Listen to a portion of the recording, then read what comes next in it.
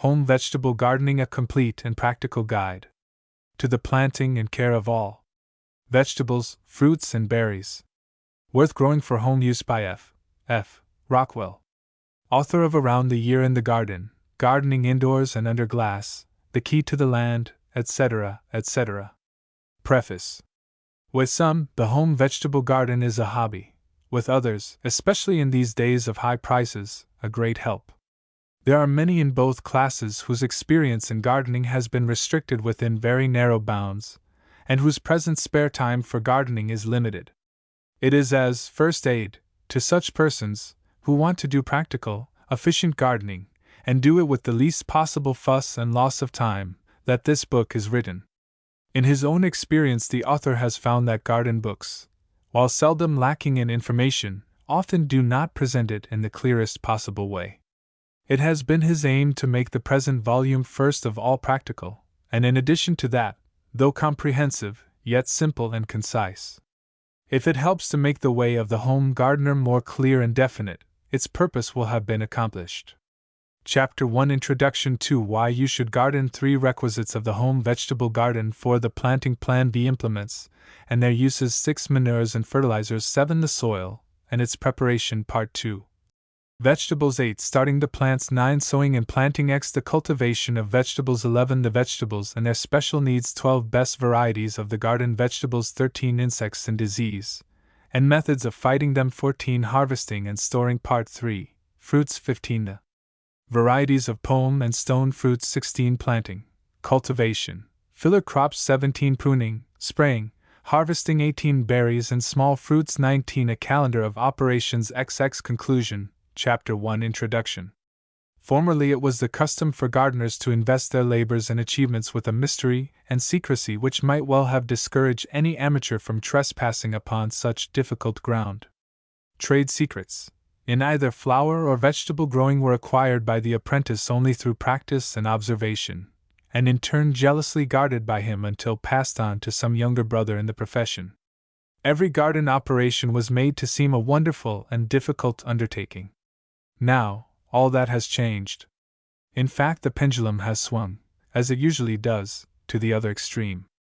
Often, if you are a beginner, you have been flatteringly told in print that you could from the beginning do just as well as the experienced gardener. My garden friend, it cannot, as a usual thing, be done. Of course, it may happen and sometimes does. You might, being a trusting lamb, go down into Wall Street with $10,000, edition note, all monetary values throughout the book are 1911 values, and make a fortune. You know that you would not be likely to. The chances are very much against you. This garden business is a matter of common sense, and the man, or the woman, who has learned by experience how to do a thing, whether it is cornering the market or growing cabbages, naturally does it better than the one who has not. Do not expect the impossible. If you do, read a poultry advertisement, and go into the hen business instead of trying to garden. I have grown pumpkins that necessitated the tearing down of the fence in order to get them out of the lot, and sometimes, though not frequently, have had to use the axe to cut through a stalk of asparagus, but I never made $17,000 in 10 months from an eggplant in a city backyard. No, if you are going to take up gardening, you will have to work, and you will have a great many disappointments. All that I, or anyone else, could put between the 2 covers of a book will not make a gardener of you. It must be learned through the fingers, and back, too, as well as from the printed page. But, after all, the greatest reward for your efforts will be the work itself, and unless you love the work, or have a feeling that you will love it, probably the best way for you is to stick to the grocer for your garden. Most things, in the course of development, change from the simple to the complex. The art of gardening has in many ways been an exception to the rule. The methods of culture used for many crops are more simple than those in vogue a generation ago. The last 50 years has seen also a tremendous advance in the varieties of vegetables, and the strange thing is that in many instances the new and better sorts are more easily and quickly grown than those they have replaced. The new lima beans are an instance of what is meant. While limas have always been appreciated as one of the most delicious of vegetables, in many sections they could never be successfully grown, because of their aversion to dampness and cold, and of the long season required to mature them. The newer sorts are not only larger and better, but hardier and earlier, and the bush forms have made them still more generally available. Knowledge on the subject of gardening is also more widely diffused than ever before, and the science of photography has helped wonderfully in telling the newcomer how to do things. It has also lent an impetus and furnished an inspiration which words alone could never have done. If one were to attempt to read all the gardening instructions and suggestions being published, he would have no time left to practice gardening at all. Why then, the reader may ask at this point, another garden book? It is a pertinent question, and it is right that an answer be expected in advance. The reason, then, is this: while there are garden books in plenty, most of them pay more attention to the content than to the form in which it is laid before the prospective gardener. The material is often presented as an accumulation of detail, instead of by a systematic and constructive plan which will take the reader step by step through the work to be done, and make clear constantly both the principles and the practice of garden making and management, and at the same time avoid every digression unnecessary from the practical point of view. Other books, again, are either so elementary as to be of little use where gardening is done without gloves, or too elaborate, however accurate and worthy in other respects, for an everyday working manual. The author feels, therefore, that there is a distinct field for the present book. And while I still have the reader by the introduction buttonhole, I want to make a suggestion or two about using a book like this. Do not, on the one hand, read it through and then put it away with the dictionary and the family Bible, and trust to memory for the instruction it may give. Do not, on the other hand, wait until you think it is time to plant a thing, and then go and look it up.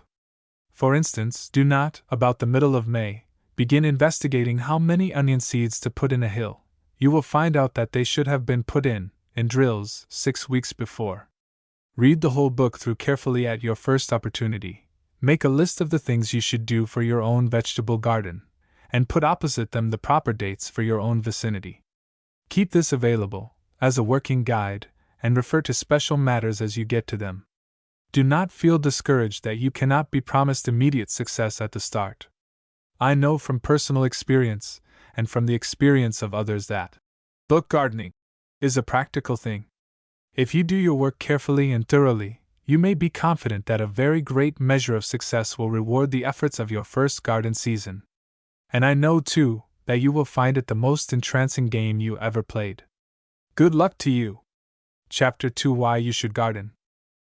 There are more reasons today than ever before why the owner of a small place should have his, or her, own vegetable garden. The days of home weaving, home cheese making, home meat packing are gone. With 1,001 other things that used to be made or done at home, they have left the fireside and followed the factory chimney. These things could be turned over to machinery. The growing of vegetables cannot be so disposed of. Garden tools have been improved, but they are still the same old one-man affairs, doing one thing, one row at a time.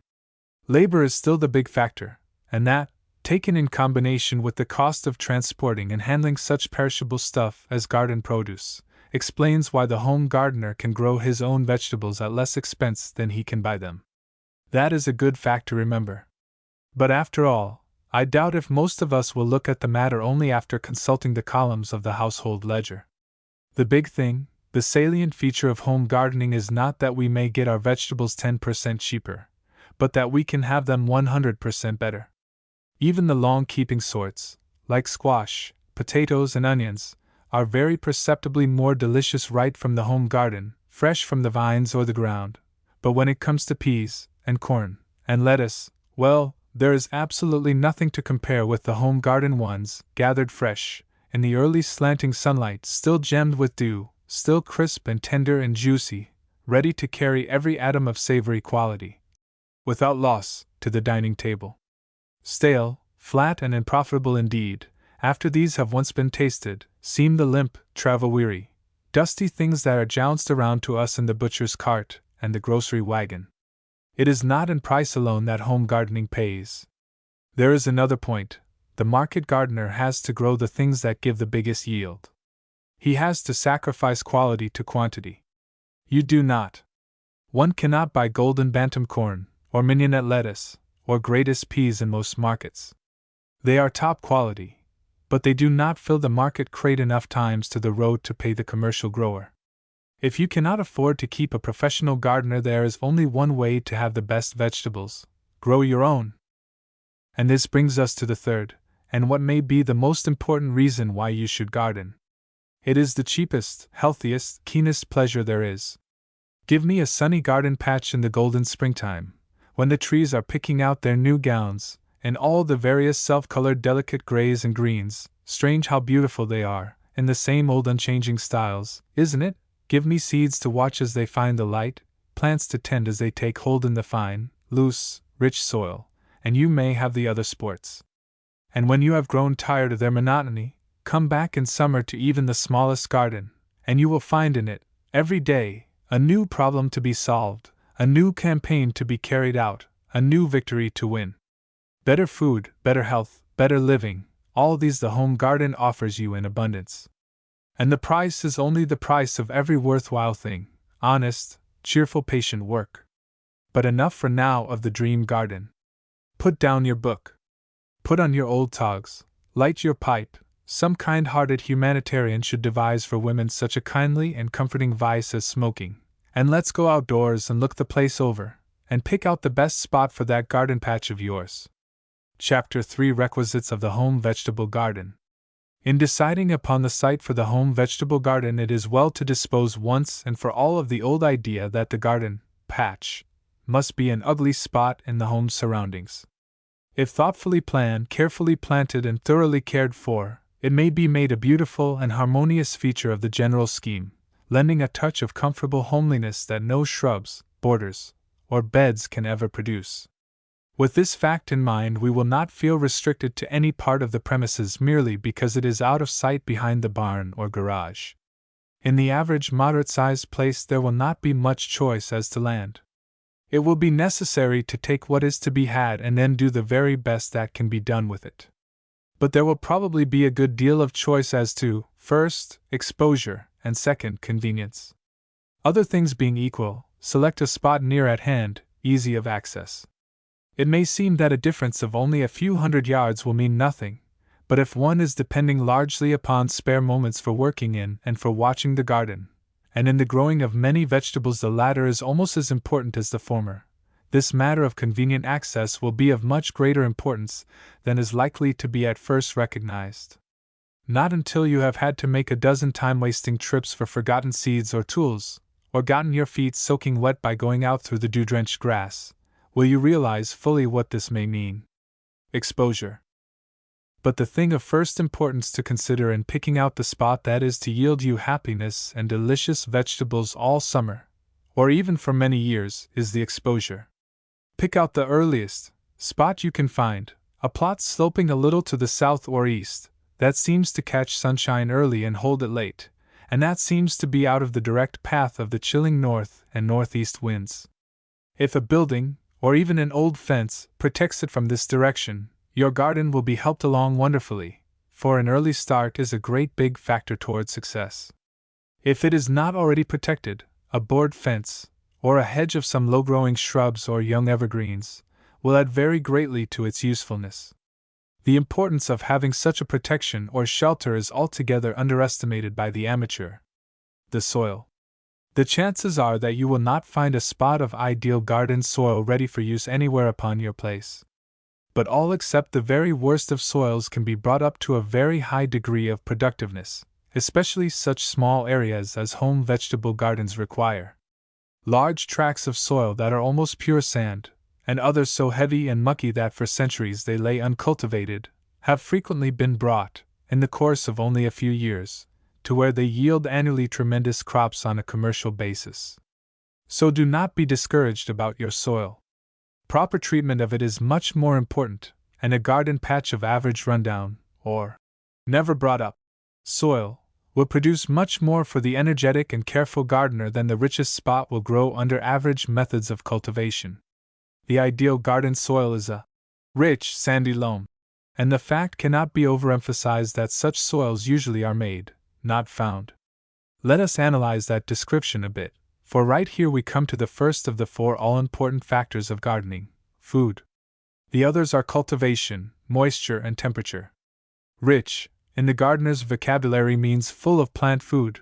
More than that, and this is a point of vital importance, it means full of plant food ready to be used at once, all prepared and spread out on the garden table, or rather in it, where growing things can at once make use of it, or what we term, in one word, available, plant food. Practically no soils in long-inhabited communities remain naturally rich enough to produce big crops. They are made rich, or kept rich, in two ways. First, by cultivation, which helps to change the raw plant food stored in the soil into available forms, and second, by manuring or adding plant food to the soil from outside sources. Sandy, in the sense here used, means a soil containing enough particles of sand so that water will pass through it without leaving it pasty and sticky a few days after a rain.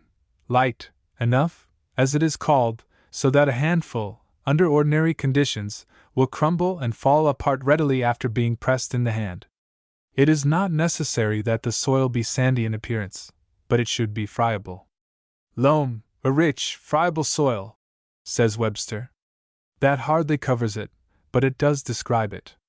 It is soil in which the sand and clay are in proper proportions, so that neither greatly predominate, and usually dark in color, from cultivation and enrichment.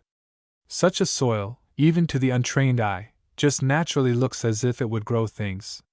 It is remarkable how quickly the whole physical appearance of a piece of well-cultivated ground will change. An instance came under my notice last fall in one of my fields, where a strip containing an acre had been 2 years in onions, and a little piece jutting off from the middle of this had been prepared for them just 1 season.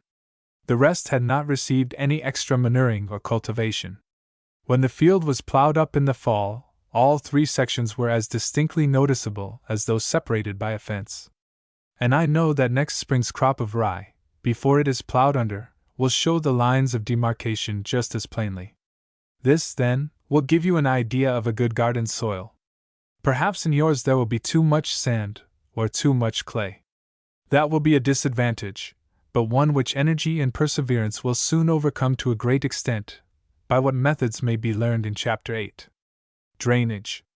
There is, however, one other thing you must look out for in selecting your garden site, and that is drainage.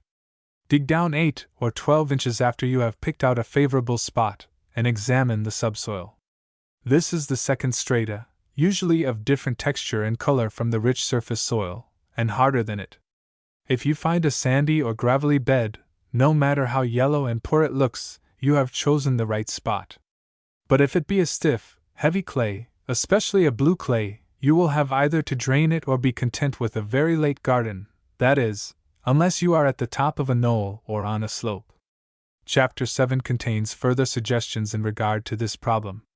Soil antecedents. There was a further reason for mentioning that strip of onion ground. It is a very practical illustration of what last year's handling of the soil means to this year's garden. If you can pick out a spot, even if it is not the most desirable in other ways, that has been well enriched or cultivated for a year or 2 previous, take that for this year's garden. And in the meantime have the spot on which you intend to make your permanent vegetable garden thoroughly fitted, and grow there this year a crop of potatoes or sweet corn, as suggested in Chapter 9. Then next year you will have conditions just right to give your vegetables a great start. Other considerations. There are other things of minor importance but worth considering, such as the shape of your garden plot, for instance. The more nearly rectangular, the more convenient it will be to work and the more easily kept clean and neat. Have it large enough, or at least open on 2 ends, so that a horse can be used in plowing and harrowing. And if by any means you can have it within reach of an adequate supply of water, that will be a tremendous help in seasons of protracted drought.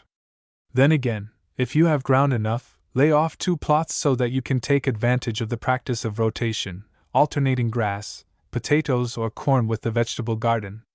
Of course, it is possible to practice crop rotation to some extent within the limits of even the small vegetable garden, but it will be much better, if possible, to rotate the entire garden patch. All these things, then, one has to keep in mind in picking the spot best suited for the home vegetable garden. It should be, if possible, of convenient access. It should have a warm exposure and be well enriched, well worked up soil, not too light nor too heavy, and by all means well drained. If it has been thoroughly cultivated for a year or two previous, so much the better. If it is near a supply of water, so situated that it can be at least plowed and harrowed with a horse, and large enough to allow the garden proper to be shifted every other year or two, still more the better. Fill all of these requirements that you can, and then by taking full advantage of the advantages you have, you can discount the disadvantages. After all, it is careful, persistent work, more than natural advantages, that will tell the story, and a good garden does not grow, it is made. Chapter 4: The Planting Plan. Having selected the garden spot, the next consideration, naturally, is what shall be planted in it. The old way was to get a few seed catalogs, pick out a list of the vegetables most enthusiastically described by the wholly disinterested seedsman, and then, when the time came, to put them in at 1 or 2 plantings, and sowing each kind as far as the seed would go. There is a better way, a way to make the garden produce more, to yield things when you want them, and in the proper proportions. All these advantages, you may suppose, must mean more work. On the contrary, however, the new way makes very much less work and makes results 100% more certain. It is not necessary even that more thought be put upon the garden, but forethought there must be. Forethought, however, is much more satisfactory than hindthought. In the new way of gardening there are 4 great helps, 4 things that will be of great assistance to the experienced gardener, and that are indispensable to the success of the beginner. They are the planting plan, the planting table, the checklist, and the garden record. Do not become discouraged at the formidable sound of that paragraph and decide that after all you do not want to fuss so much over your garden, that you are doing it for the fun of the thing anyway, and such intricate systems will not be worth bothering with. The purpose of those 4 garden helps is simply to make your work less and your returns more. You might just as well refuse to use a wheel hoe because the trowel was good enough for your grandmother's garden, as to refuse to take advantage of the modern garden methods described in this chapter. Without using them to some extent, or in some modified form, you can never know just what you are doing with your garden or what improvements to make next year.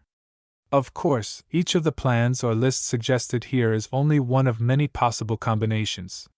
You should be able to find, or better still to construct, similar ones better suited to your individual taste, need, and opportunity. That, however, does not lessen the necessity of using some such system. It is just as necessary an aid to the maximum efficiency in gardening as are modern tools. Do not fear that you will waste time on the planting plan. Master it and use it, for only so can you make your garden time count for most in producing results. In the average small garden there is a very large percentage of waste. For 2 weeks, more string beans than can be eaten or given away, and then, for a month, none at all, for instance. You should determine ahead as nearly as possible how much of each vegetable your table will require, and then try to grow enough of each for a continuous supply, and no more. It is just this that the planting plan enables you to do. I shall describe, as briefly as possible, forms of the planting plan, planting table, checklist, and record, which I have found it convenient to use. To make the planting plan, take a sheet of white paper and a ruler and mark off a space the shape of your garden, which should be rectangular if possible, using a scale of 1/4 or 1/8 inch to the foot. Rows 50 feet long will be found a convenient length for the average home garden. In a garden where many varieties of things are grown, it will be best to run the rows the short way of the piece. We will take a 50-foot row for the purpose of illustration, though of course it can readily be changed in proportion where rows of that length cannot conveniently be made. In a very small garden it will be better to make the row, say, 25 feet long, the aim being always to keep the row a unit and have as few broken ones as possible, and still not to have to plant more of any one thing than will be needed. In assigning space for the various vegetables, several things should be kept in mind in order to facilitate planting, replanting, and cultivating the garden. These can most quickly be realized by a glance at the plan illustrated herewith. You will notice that crops that remain several years, rhubarb and asparagus, are kept at one end. Next come such as will remain a whole season, parsnips, carrots, onions, and the like. And finally those that will be used for a succession of crops, peas, lettuce, spinach. Moreover, tall-growing crops, like pole beans, are kept to the north of lower ones. In the plan illustrated, the space given to each variety is allotted according to the proportion in which they are ordinarily used. If it happens that you have a special weakness for peas, or your mother-in-law an aversion to peppers, keep these tastes and similar ones in mind when laying out your planting plan. Do not leave the planting of your garden until you are ready to put the seeds in the ground and then do it all in a rush. Do it in January, as soon as you have received the New Year's catalogs and when you have time to study over them and look up your record of the previous year. Every hour spent on the plan will mean several hours saved in the garden. The planting table is the next important system in the business of gardening, especially for the beginner. In it one can see at a glance all the details of the particular treatment each vegetable requires, when to sow, how deep, how far apart the rows should be, etc. I remember how many trips from garden to house to hunt through catalogs for just such information I made in my first 2 seasons gardening. How much time, just at the very busiest season of the whole year, such a table would have saved. 0, 5, 10, 15, 20, 25, 30, 35, 40, 45, 50. 0, pa, rhubarb 2, rs, seed bed, l. 5, y, asparagus 2, 10, pole beans 2, 15, tomatoes 1, 20, cabbage early 1, late -1, 25, broccoli 1, Brussels sprouts 1, peppers 1, eggplant 1, 30, celery 1, 35, onions 5-1/2, leeks 1/2, 40, carrots 4, 45, beets 4, 50, turnips 1-1/2, rutabaga 1/2, parsnips 1, 55, 60, corn 4, 65, 70, 75, peas 4, 80, bush beans 3, 85, lettuce 2, 90, onion sets 1, endive 1, muskmelon 6 hills, cucumber 7 hills, 95, pumpkins 4h, watermelons 5h, 100, summer squash bush 8h, 105, winter squash 5h, summer squash vine 5h, 110, A typical planting plan. The scale measurements at the left and top indicate the length and distance apart of rows. Addition distances are approximate, due to typing line constraints. The planting table prepared for one's own use should show, besides the information given, the varieties of each vegetable which experience has proved best adapted to one's own needs. The table shown herewith gives such a list, varieties which are for the most part standard favorites and all of which, with me, have proven reliable, productive, and of good quality. Other good sorts will be found described in Part 2. Such a table should be mounted on cardboard and kept where it may readily be referred to at planting time. The checklist is the counterpart of the planting table, so arranged that its use will prevent anything from being overlooked or left until too late. Prepare it ahead, sometime in January, when you have time to think of everything. Make it up from your planting table and from the previous year's record. From this list it will be well to put down on a sheet of paper the things to be done each month, or week, and cross them off as they are attended to. Without some such system it is almost a certainty that you will overlook some important things. The garden record is no less important. It may be kept in the simplest sort of way, but be sure to keep it. A large piece of paper ruled as follows, for instance, will require only a few minutes' attention each week and yet will prove of the greatest assistance in planning the garden next season. Vegetable Garden Record, 1910.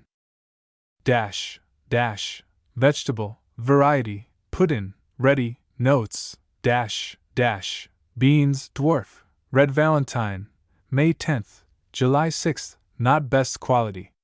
Try, other earlies, golden wax, May 15th, July 22, rusted.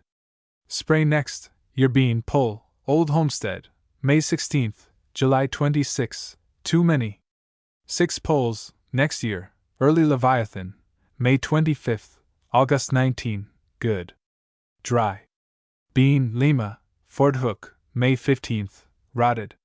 Try May 25th beet, Egyptian, April 10, June 12, roots spranglead, eclipse, April 10, June 14, better quality cabbage, Wakefield, April 9, June 20, injured by worms. Hellebore next year, etc., etc., dash, dash, dash. The above shows how such a record will be kept. Of course, only the first column is written in a head. I want to emphasize in passing, however, the importance of putting down your data on the day you plant, or harvest, or notice anything worth recording. If you let it go until tomorrow, it is very apt to be lacking next year. Try these 4 shortcuts to success, even if you have had a garden before. They will make a big difference in your garden, less work and greater results. Checklist. January 1st, send for catalogs. Make planting plan and table. Order seeds. February 1st, inside, cabbage, cauliflower, for sowing. Onions for plants. February 15th, inside, lettuce, cabbage, cauliflower, Brussels sprouts, beets. March 1st, inside, lettuce, celery, tomato, early. March 15th, inside, lettuce, tomato, Maine, eggplant, pepper, lima beans, cucumber, squash, sprout potatoes and sand. April 1st, inside, cauliflower, ensides, muskmelon, watermelon, corn. Outside, seedbed, celery, cabbage, lettuce. Onions, carrots, smooth peas, spinach, beets, chard, parsnip, turnip, radish. Lettuce, cabbage, plants. May 1st, beans, corn, spinach, lettuce, radish. May 15th, beans, limas, muskmelon, watermelon, summer squash, peas, potatoes, lettuce, radish, tomato, early, corn, limas, melon, cucumber and squash, plants. Polema, beets, corn, kale, winter squash, pumpkin, lettuce, radish. June 1st, beans, carrots, corn, cucumber, peas, summer spinach, summer lettuce, radish, eggplant, pepper, tomato, Maine plants. June 15th, beans, corn, peas, turnip, summer lettuce, radish, late cabbage, and tomato plants. July 1st, beans, endive, kale, lettuce, radish, winter cabbage, cauliflower, Brussels sprouts and celery plants. July 15th, beans, early corn, early peas, lettuce, radish. August 1st, early peas, lettuce, radish. August 15th, early peas, lettuce, radish and seedbed, forcing lettuce for fall in frames. September 1st, lettuce, radish, spinach and onions for wintering over. Note dot, this list is for planting only, the dates are approximate, see note I at the end of the chapter. Spraying and other garden operations may also be included in such a list. See Calendar of Operations at end of book. Planting table. Depth to distance apart vegetable plant 1, sow, ins. Seeds 2 rows. I. Crops remaining entire season. Asparagus, seed April May 1 2 to 4 inches. 15 inches. Asparagus, plants April 4th 1 foot 3 feet bean, pole May 15th to June 10th 2 3 feet bean, lima May 20th to June 10th 2 3 feet beet, late April August 2 3 to 4 inches. 15 inches. Carrot, late May July 1/2 2 to 3 inches. 15 inches. Corn, late May 20th to July 10th 2 3 4 feet cucumber May 10th to July 15th 1 4 feet eggplant, plants June 1st to 20th. 2 feet 30 inches. Leek April. 2 to 4 inches. 15 inches. Melon, musk May 15th to June 15th 1 4 feet melon, water May 15th to June 15th 1 6 to 8 feet onion April 1/2 to 4 inches. 15 inches. Okra May 15th to June 15th 1/2 2 feet 3 feet parsley, 4, April May 1/2 4 to 6 inches. 1 foot parsnip April 1/2 3 to 5 inches. 18 inches. Pepper, seed June 1st 1/2 3 to 6 inches. 15 inches. Pepper, plants June 1st to 20th. 2 feet 30 inches. Potatoes, Maine April 15th to June 20th 4 to 6 13 inches. 30 inches. Pumpkins May 1st to June 20th 1 to 2 6 to 8 feet 6 to 8 feet Rhubarb, plants April 2 to 3 feet 3 feet Salsify April May 1 3 to 6 inches 18 inches Squash, summer May 15th to July 1st 1 to 2 4 feet Squash, winter May 15th to June 20th 1 to 2 6 to 8 feet 6 to 8 feet Tomato, seed June 1/2 3 to 4 inches 15 inches Tomato, plants May 15th to July 20th 3 feet 3 feet Note. The index reference numbers refer to notes at end of chapter. Plus, seed 4, 50 feet, vegetable, row, varieties, plus, asparagus, seed, 1 ounce, palmetto, giant Argentine bars, mammoth asparagus, plants, 50, palmetto, giant Argentine bars, mammoth bean, pole, 1/2 point, Kentucky wonder, golden, cluster, Burger's stringless bean, lima, 1/2 point, early leviathan, giant pod, burpee, improved beet, late, 1 ounce. Crimson globe carrot, late, 1/2 ounce, Danvers. Half long, oxheart, Chantenay corn, late, 1/2 pt, Seymour's sweet orange, white evergreen, country gentleman cucumber, 1/2 ounce, early white spine, Forthook famous, Davis, perfect eggplant, plants, 25, black beauty, NY purple leek, 1/2 ounce, American flag melon, musk, 1/2 ounce, netted gem, emerald gem, hoodoo melon, water, 1/4 ounce, Cole's early sweetheart, Halbert honey onion, 1/2 ounce, prize taker, Danvers globe, Ailsa Craig, Southport red globe, mammoth, silver skin, white okra, 1/2 ounce, perfected Perkins, white velvet parsley, 1/2 ounce, emerald parsnip, 1/4 ounce, hollow crowned, improved pepper seed, 1/2 ounce, Ruby King, Chinese giant pepper, plants, 25, Ruby King, Chinese giant potatoes, Maine, 1/2 pk,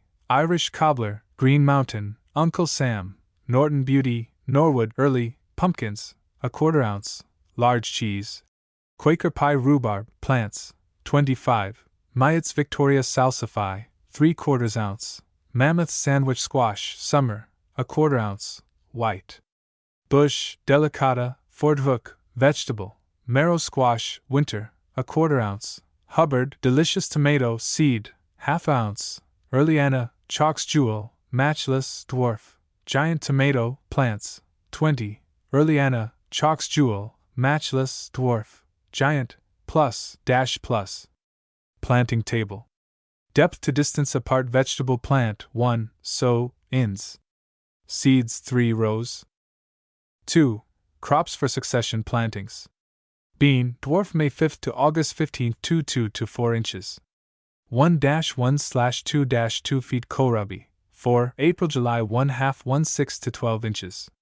1-1/2 feet lettuce, 4 April-August 1/2 1 foot 1-1/2 feet peas, smooth April 1st to August 1st 2 to 4 inches. 3 feet peas, wrinkled April 10th to July 15th 2 to 4 inches.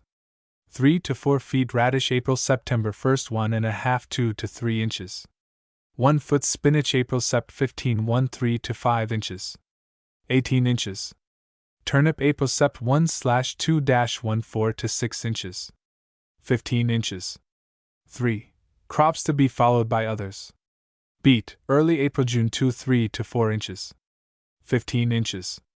Broccoli, early, 4 April 1/2 1/2 feet 2 feet Borkol, 4 April 1/2 2 feet 2.5 feet Brussels sprouts, 4 April 1/2 1/2 feet 2 feet cabbage, early, 4 April 1/2 1/2 feet 2 feet carrot April 1/2 2 to 3 inches. 15 inches. Cauliflower, 4 April 1/2 1/2 feet 2 feet calm, early May 10th to 20th 2 3 feet 3 to 4 feet onion sets April May 15 1 to 2 to 4 inches. 15 inches. Peas April 1st to May 1st 2 to 4 inches. 3 feet crops in Sector 2. 4. Crops that may follow others. Beet, late July August 3 to 4 inches. 15 inches. Borkol May June, 2, 1/2-12 feet 2.5 feet Broccoli May June, 2, 1/2-12 feet 2.5 feet Brussels sprouts May June, 2, 1/2-11.5 feet 2.5 feet Cabbage late May June, 2, 1/2-12.5 feet 2.5 feet Cauliflower May June, 2, 1/2-12 feet 2.5 feet Celery. Seed April 1st and 2nd 1 to 2 inches. 1 foot celery. Plant July 1st to August 1st. 6 inches. 3 to 4 feet endive. 4 April August 1/2 1 foot peas. Late May 15th to August 1st 2 to 3 2 to 4 inches. 4 feet crops in Sector 2. 2. Crops for succession plantings. Plus seed 4, 50 feet, vegetable, row, varieties, plus bean, dwarf, 1 point, red Valentine burpees green pod, improved refugee brittle wax, rust-proof golden wax, burpees, white wax kohlrabi, 1/4 ounce, white Vienna lettuce, 50, mignonette, Grand Rapids, May King, Big Boston, New York, Deacon, Cos, Paris white peas, smooth, 1 point, American Wonder peas, wrinkled, 1 point, Greatest, Boston unrivaled quite. Content radish, 1/2 ounce, Rapid red, crimson globe, Chinese spinach, 1/2 ounce, Swiss chard beet, long season, Victoria turnip, 1/3 ounce, white Milan, Petrowski, golden ball. 3. Crops to be followed by others. Beet early, 1 ounce, Edmonds early Mao broccoli, early, 35, early white French borkol, 25, dwarf Scotch curled Brussels sprouts, 35, Dalkeith, Danish prize cabbage early, 35, Wakefield, Glory of Inquisition, early summer, Succession, Savoy carrot, 1/2 ounce, Golden ball, early scarlet horn cauliflower, 35, Burpee's best early, Snowball, Seafoam, dry weather corn, early, 1/3 point, Golden bantam, Peepo day, Cory onion sets, 2 points, peas, 1 point. Crops in Sector 2. 4. Crops that may follow others. Beet late, 1 ounce, Crimson globe borkol, 25, dwarf Scotch curled broccoli, 25, early white French Brussels sprouts, 35, Dalkeith, Danish prize cabbage, late, 25, Succession, Danish ballhead drumhead cauliflower, 25, as above, Savoy, Mammoth rock, red, celery, seed, 1 ounce, white plume, golden self-blanching, winter queen celery, plant, 100, white plume, golden self-blanching, winter queen endive, 1/2 ounce, broad-leaved Batavian, giant fringe peas, late, 1 point. Greatest. Crops in Sector 2. Reference notes from the tables. 1 in the vicinity of New York City. Each 100 miles north or south will make a difference of 5 to 7 days later or earlier. 2. This is for sowing the seed. It will take 3 to 6 weeks before plants are ready. Hence the advantage of using the seed bed. For instance, you can start your late cabbage about June 15th, to follow the first crop of peas, which should be cleared off by the 10th of July. 3 distances given are those at which the growing plants should stand, after thinning. Seed in drills should be sown several times as thick. 4. Best started in seedbed, and afterward transplanted, but may be sown when wanted and afterward thinned to the best plants. Chapter 5. Implements and their uses. It may seem to the reader that it is all very well to make a garden with a pencil, but that the work of transferring it to the soil must be quite another problem, and one entailing so much work that he will leave it to the professional market gardener. He possibly pictures to himself some bent-kneed and stoop-shouldered man with the hoe, and decides that after all there is too much work in the garden game. What a revelation would be in store for him if he could witness one day's operations in a modern market garden! Very likely indeed not a hoe would be seen during the entire visit. Modern implements, within less than a generation, have revolutionized gardening. This is true of the small garden as certainly as of the large one. In fact, in proportion I am not sure but that it is more so, because of the second wonderful thing about modern garden tools, that is, the low prices at which they can be bought, considering the enormous percentage of labor saved in accomplishing results. There is nothing in the way of expense to prevent even the most modest gardener acquiring, during a few years, by the judicious expenditure of but a few dollars annually, a very complete outfit of tools that will handsomely repay their cost. While some garden tools have been improved and developed out of all resemblance to their original forms, others have changed little in generations, and in probability will remain ever with us. There is a thing or two to say about even the simplest of them, however, especially to anyone not familiar with their uses. There are tools for use in every phase of horticultural operations: for preparing the ground, for planting the seed, for cultivation, for protecting crops from insects and disease, and for harvesting. First of all comes the ancient and honorable spade, which, for small garden plots, borders, beds, etc., must still be relied upon for the initial operation in gardening, breaking up the soil. There are several types, but any will answer the purpose. In buying a spade, look out for two things: see that it is well strapped up the handle in front and back, and that it hangs well. In spading up ground, especially soil that is turfy or hard, the work may be made easier by taking a strip not quite twice as wide as the spade, and making diagonal cuts so that one vertical edge of the spade at each thrust cuts clean out to where the soil has already been dug. The wide-tined spading fork is frequently used instead of the spade, as it is lighter and can be more advantageously used to break up lumps and level off surfaces. In most soils it will do this work as well, if not better, than the spade, and has the further good quality of being serviceable as a fork too, thus combining two tools in one. It should be more generally known and used. With the ordinary fork, used for handling manure and gathering up trash, weeds, etc., every gardener is familiar. The type with oval, slightly upcurved tines, 5 or 6 in number, and a D handle, is the most convenient and comfortable for garden use. For areas large enough for a horse to turn around in, use a plow. There are many good makes. The swivel type has the advantage of turning all the furrows one way, and is the best for small plots and sloping ground. It should turn a clean, deep furrow. In deep soil that has long been cultivated, plowing should, with few exceptions, be down at least to the subsoil, and if the soil is shallow it will be advisable to turn up a little of the subsoil, at each plowing, not more than an inch, in order that the soil may gradually be deepened. In plowing sod it will be well to have the plow fitted with a coulter, which turns a miniature furrow ahead of the plowshare, thus covering under all sods and grass and getting them out of the way of harrows and other tools to be used later. In plowing under tall-growing green manures, like rye, a heavy chain is hung from the evener to the handle, thus pulling the crop down into the furrow so that it will all be covered under. Where drainage is poor it will be well to break up the subsoil with a subsoil plow, which follows in the wake of the regular plow but does not lift the subsoil to the surface. Tools for preparing the seedbed. The spade or spading fork will be followed by the hoe, or hook, and the iron rake, and the plow by one or more of the various types of harrow. The best type of hoe for use after the spade is the wide, deep-bladed type. In most soils, however, this work may be done more expeditiously with the hook or prong hoe, see illustration. With this the soil can be thoroughly pulverized to a depth of several inches. In using either, be careful not to pull up manure or trash turned under by the spade, as all such material if left covered will quickly rot away in the soil and furnish the best sort of plant food.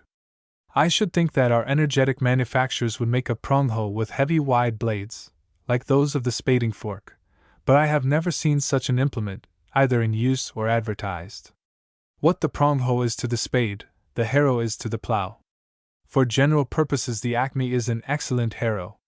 It is adjustable, and for ground at all mellow will be the only one necessary. Set it, for the first time over, to cut in deep, and then, set for leveling, it will leave the soil in such excellent condition that a light hand raking, or, for large areas, the meeker smoothing harrow, will prepare it for the finest of seeds, such as onions and carrots.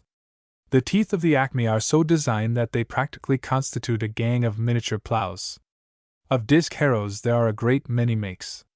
The salient feature of the disc type is that they can tear up no manure, grass or trash, even when these are but partly turned under by the plow. For this reason it is especially useful on sod or other rough ground.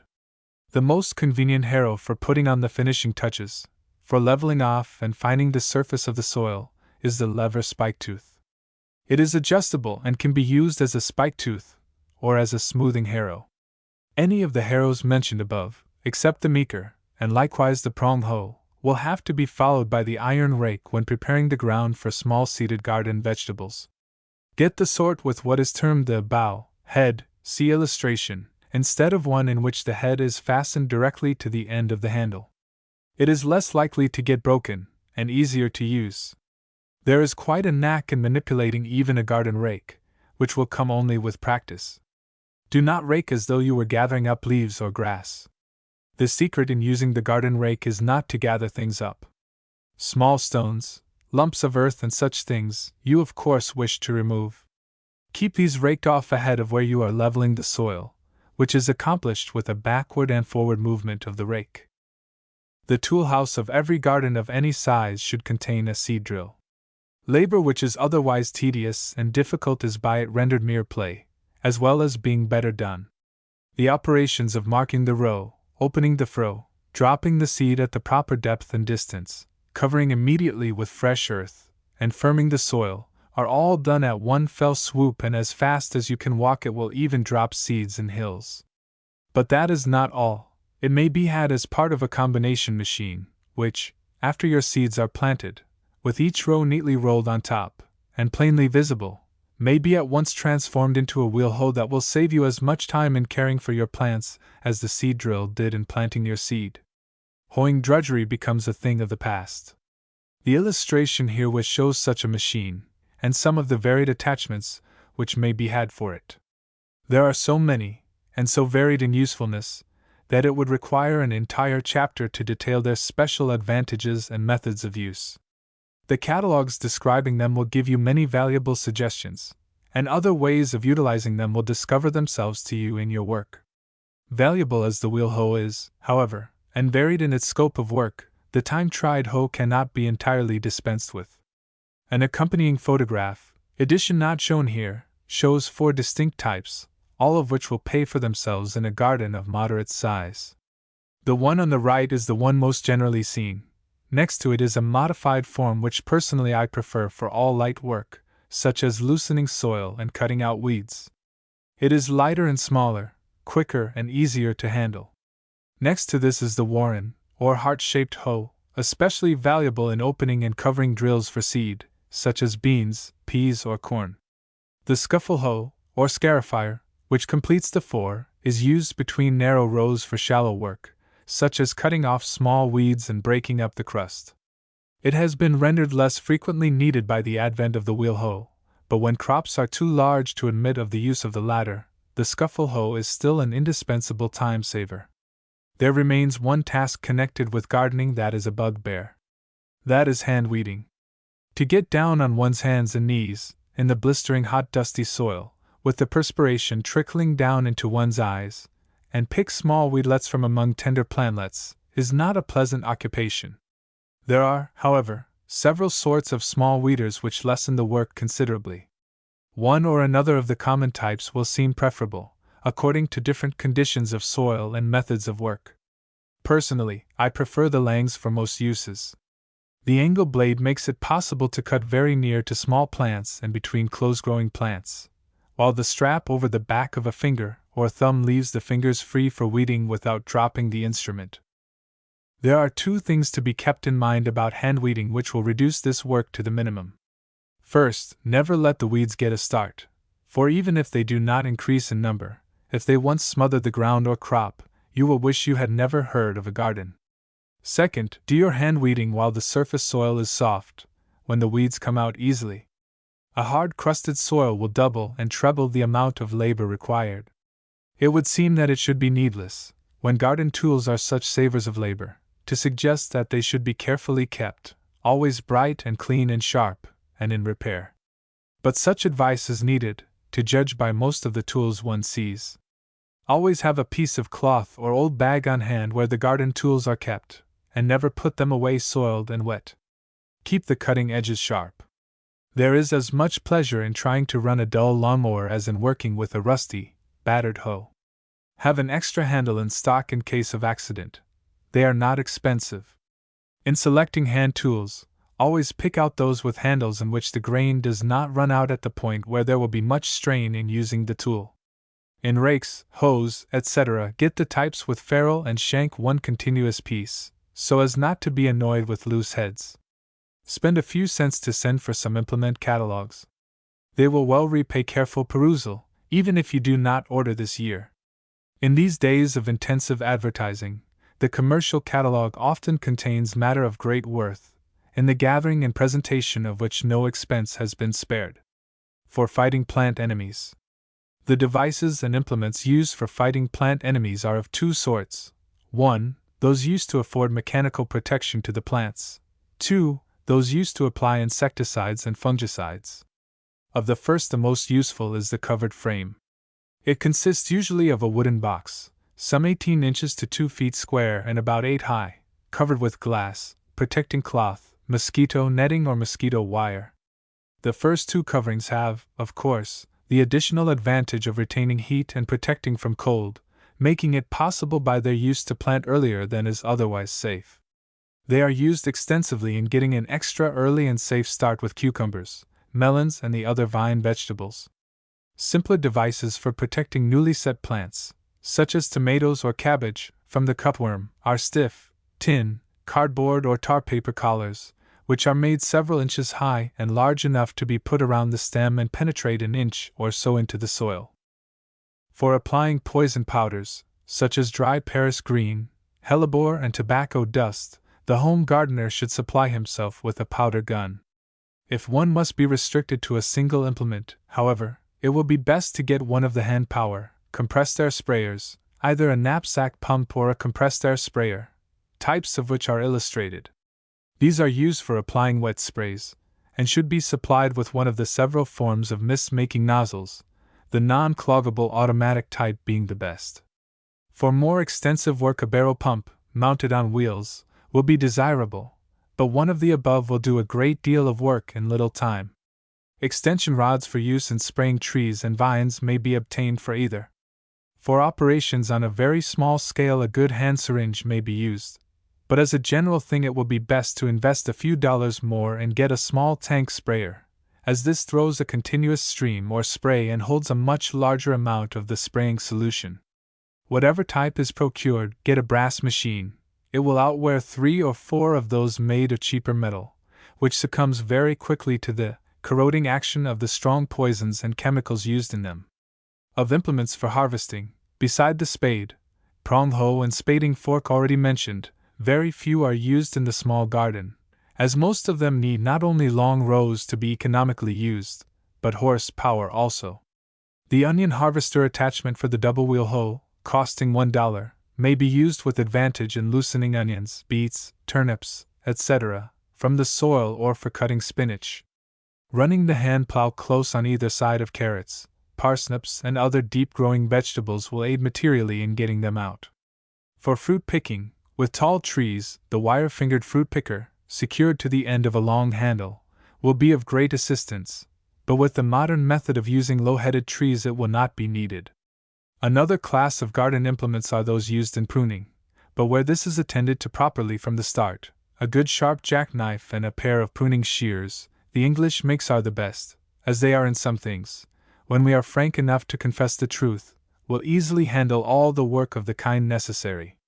Still another sort of garden device is that used for supporting the plants, such as stakes, trellises, wires, etc. Altogether too little attention usually is given these, as with proper care and storing over winter they will not only last for years, but add greatly to the convenience of cultivation and to the neat appearance of the garden. Various contrivances are illustrated in the seed catalogs, and many may be homemade, such as a stake trellis for supporting beans. As a final word to the intending purchaser of garden tools, I would say, first thoroughly investigate the different sorts available, and when buying, do not forget that a good tool or a well-made machine will be giving you satisfactory use long after the price is forgotten, while a poor one is a constant source of discomfort. Get good tools, and take good care of them. And let me repeat that a few dollars a year, judiciously spent for tools afterward well cared for, will soon give you a very complete set, and add to your garden profit and pleasure. Chapter 6. manures, and fertilizers. To a very small extent, garden vegetables get their food from the air. The amount obtained in this way, however, is so infinitesimal that from the practical standpoint it need not be considered at all. Practically speaking, your vegetables must get all their food from the garden's soil. This important garden fact may seem self-evident, but if one may judge by their practice, amateur gardeners very frequently fail to realize it. The professional gardener must come to realize it for the simple reason that if he does not, he will go out of business. Without an abundant supply of suitable food, it is just as impossible to grow good vegetables as it would be to train a winning football team on a diet of sweet cider and angel cake. Without plenty of plant food, all the care, coddling, coaxing, cultivating, spraying, and worrying you may give will avail little. The soil must be rich or the garden will be poor. Plant food is of as many kinds, or, more accurately speaking, in as many forms, as is food for human beings.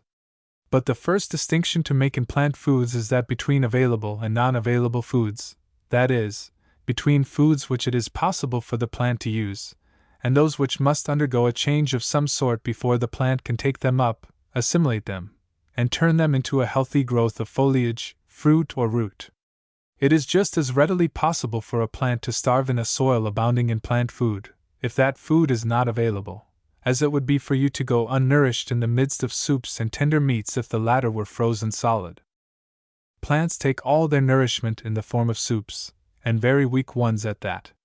Plant food to be available must be soluble to the action of the feeding root tubes, and unless it is available it might, as far as the present benefiting of your garden is concerned, just as well not be there at all. Plants take up their food through innumerable and microscopic feeding rootlets, which possess the power of absorbing moisture and furnishing it, distributed by the plant juices, or sap, to stem, branch, leaf, flower, and fruit. There is one startling fact which may help to fix these things in your memory. It takes from 300 to 500 pounds of water to furnish food for the building of 1 pound of dry plant matter.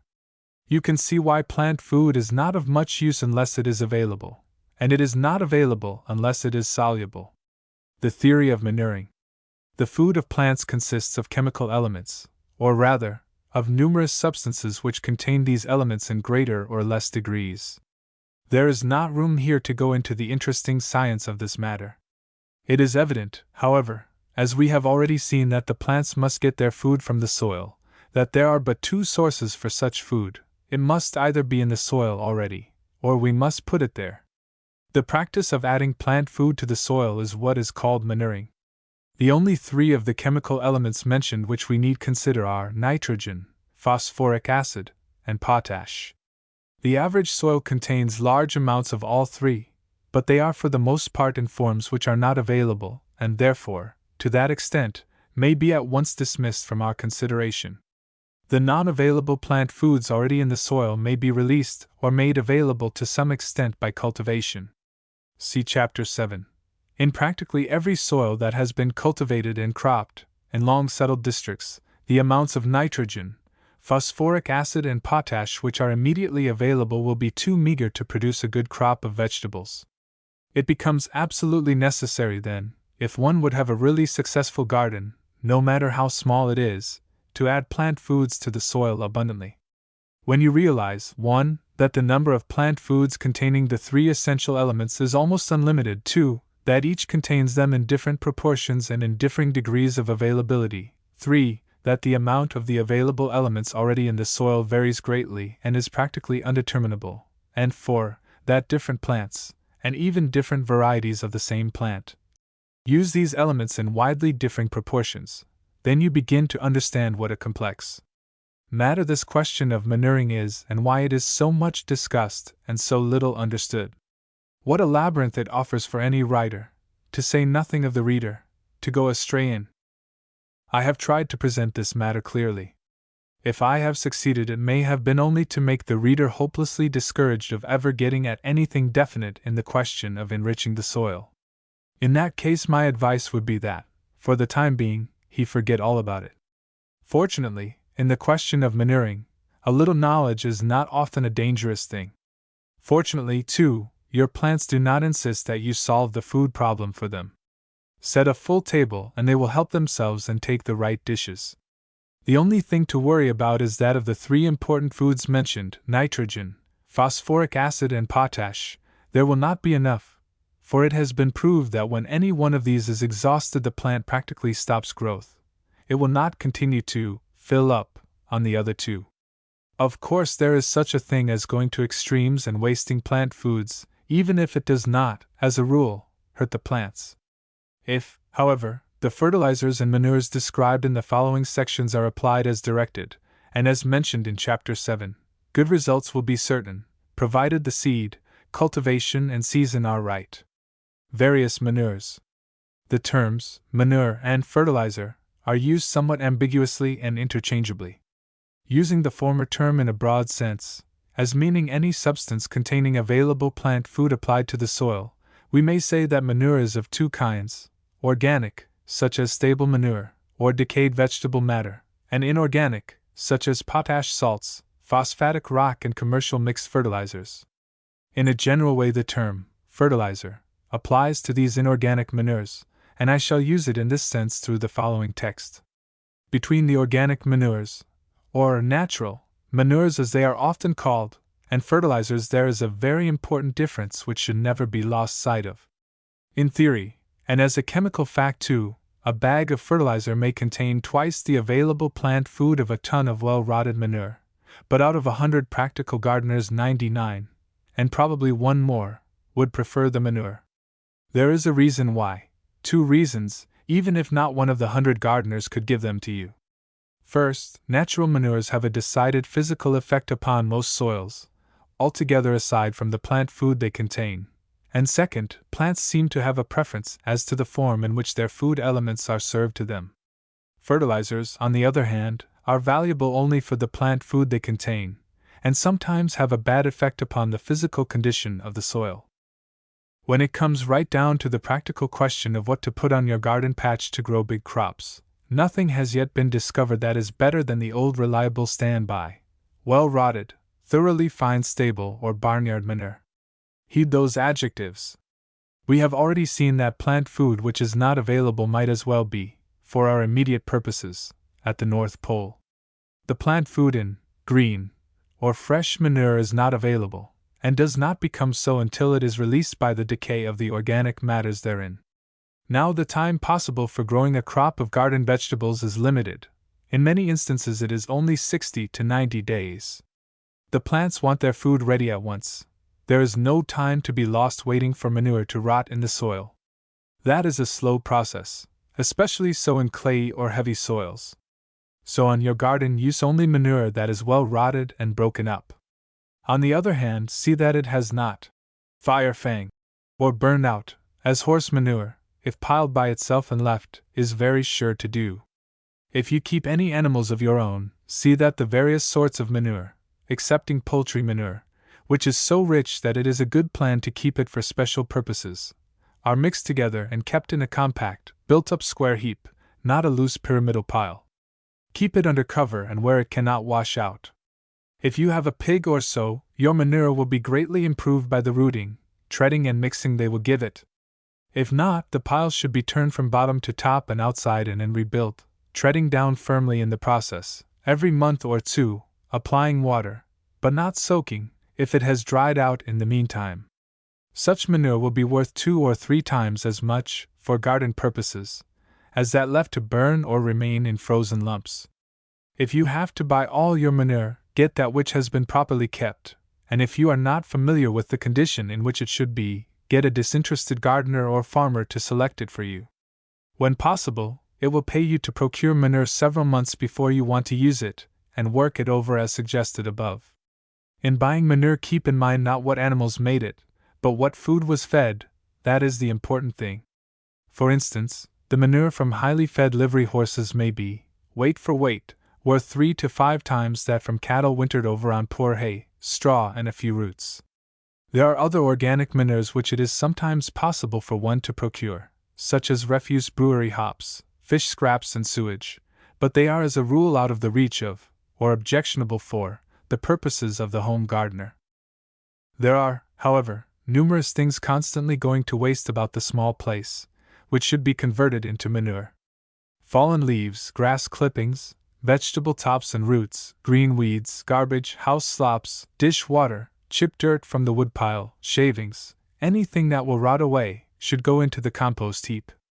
These should be saved, under cover if possible, in a compact heap and kept moist, never soaked, to help decomposition.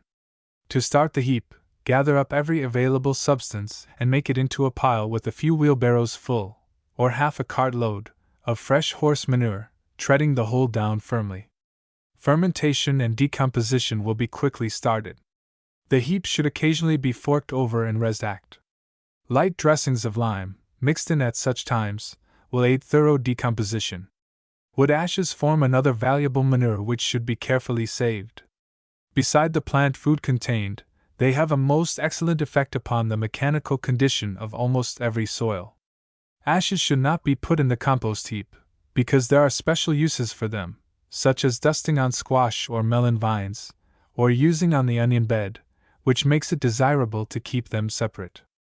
Wood ashes may frequently be bought for 50 cents a barrel, and at this price a few barrels for the home garden will be a good investment. Coal ashes contain practically no available plant food, but are well worth saving to use on stiff soils, for paths, etc. Value of green manuring. Another source of organic manures, altogether too little appreciated, is what is termed green manuring, the plowing under of growing crops to enrich the land. Even in the home garden, this system should be taken advantage of whenever possible. In farm practice, clover is the most valuable crop to use for this purpose, but on account of the length of time necessary to grow it, it is useful for the vegetable garden only when there is sufficient room to have clover growing on, say, 1/2 acre plot, while the garden occupies, for 2 years, another ½ acre, and then changing the two about. This system will give an ideal garden soil, especially where it is necessary to rely for the most part upon chemical fertilizers. There are, however, for crops valuable for green manuring the garden, even where the same spot must be occupied year after year: rye, field corn, field peas, or cowpeas in the south, and crimson clover. After the 1st of September, sow every foot of garden ground cleared of its last crop, with winter rye. Sow all ground cleared during August with crimson clover and buckwheat, and mulch the clover with rough manure after the buckwheat dies down. Sow field peas or corn on any spots that would otherwise remain unoccupied 6 weeks or more. All these are sown broadcast, on a freshly raked surface. Such a system will save a very large amount of plant food which otherwise would be lost, will convert unavailable plant food into available forms while you wait for the next crop, and add humus to the soil, concerning the importance of which see Chapter 7. Chemical fertilizers. I am half tempted to omit entirely any discussion of chemical fertilizers, to give a list of them, tell how to apply them, and let the why and wherefore go. It is, however, such an important subject, and the home gardener will so frequently have to rely almost entirely upon their use, that probably it will be best to explain the subject as thoroughly as I can do it in very limited space. I shall try to give the theory of scientific chemical manuring in one paragraph. We have already seen that the soil contains within itself some available plant food. We can determine by chemical analysis the exact amounts of the various plant foods, nitrogen, phosphoric acid, potash, etc., which a crop of any vegetable will remove from the soil. The idea in scientific chemical manuring is to add to the available plant foods already in the soil just enough more to make the resulting amounts equal to the quantities of the various elements used by the crop grown. In other words, available plant food elements in the soil plus equals amounts of food elements available chemical food elements in matured crops supplied in fertilizers. That was the theory, a very pretty and profound one. The discoverers of it imagined that all agriculture would be revolutionized, all farm and garden practice reduced to an exact science, all older theories of husbandry and tillage thrown by the heels together upon the scrap heap of outworn things. Science was to solve at one fell swoop all the age-old problems of agriculture. And the whole thing was all right in every way but one: it didn't work. The unwelcome and obdurate fact remained that a certain number of pounds of nitrogen, phosphoric acid and potash, about 33, in a ton of good manure would grow bigger crops than would the same number of pounds of the same elements in a bag of chemical fertilizer. Nevertheless, this theory, while it failed as the basis of an exact agricultural science, has been developed into an invaluable guide for using all manures, and especially concentrated chemical manures. And the above facts, if I have presented them clearly, will assist the home gardener in solving the fertilizer problems which he is sure to encounter. Various fertilizers. What are termed the raw materials from which the universally known mixed fertilizers are made up are organic or inorganic substances which contain nitrogen, phosphoric acid, or potash in fairly definite amounts. Some of these can be used to advantage by themselves. Those practical for use by the home gardener I mention. The special uses to which they are adapted will be mentioned in Part 2, under the vegetables for which they are valuable. Ground bone is rich in phosphate and lasts a long time. What is called raw bone is the best. Bone dust, or bone flour, is finely pulverized. It will produce quick results, but does not last as long as the coarser forms. Cottonseed meal is one of the best nitrogenous fertilizers for garden crops. It is safer than nitrate of soda in the hands of the inexperienced gardener, and decays very quickly in the soil. Peruvian guano, in the pure form, is now practically out of the market. Lower grades, less rich in nitrogen especially, are to be had, and also fortified guano, in which chemicals are added to increase the content of nitrogen. It is good for quick results. Nitrate of soda, when properly handled, frequently produces wonderful results in the garden, particularly upon quick-growing crops. It is the richest in nitrogen of any chemical generally used, and a great stimulant to plant growth. When used alone, it is safest to mix with an equal bulk of light dirt, or some other filler. If applied pure, be sure to observe the following rules or you may burn your plants. 1. Pulverize all lumps. 2. See that none of it lodges upon the foliage. 3. Never apply when there is moisture upon the plants. 4. Apply in many small doses, say 10 to 20 pounds at a time for 50 by 100 feet of garden. It should be put on so sparingly as to be barely visible, but its presence will soon be denoted by the moist spot, looking like a big raindrop, which each particle of it makes in the dry soil. Nitrate of soda may also be used safely in solution, at the rate of 1 pound to 12 gallons of water. I describe its use thus at length because I consider it the most valuable single chemical which the gardener has at command. Muriate and sulfate of potash are also used by themselves as sources of potash, but as a general thing it will be best to use them in combination with other chemicals as described under home mixing. Lime will be of benefit to most soils. It acts largely as an indirect fertilizer, helping to release other food elements already in the soil, but in non-available forms. It should be applied once in 3 to 5 years, at the rate of 75 to 100 bushels per acre, after plowing, and thoroughly harrowed in. Apply as long before planting as possible, or in the fall. Mixed fertilizers. Mixed fertilizers are of innumerable brands, and for sale everywhere. It is little use to pay attention to the claims made for them.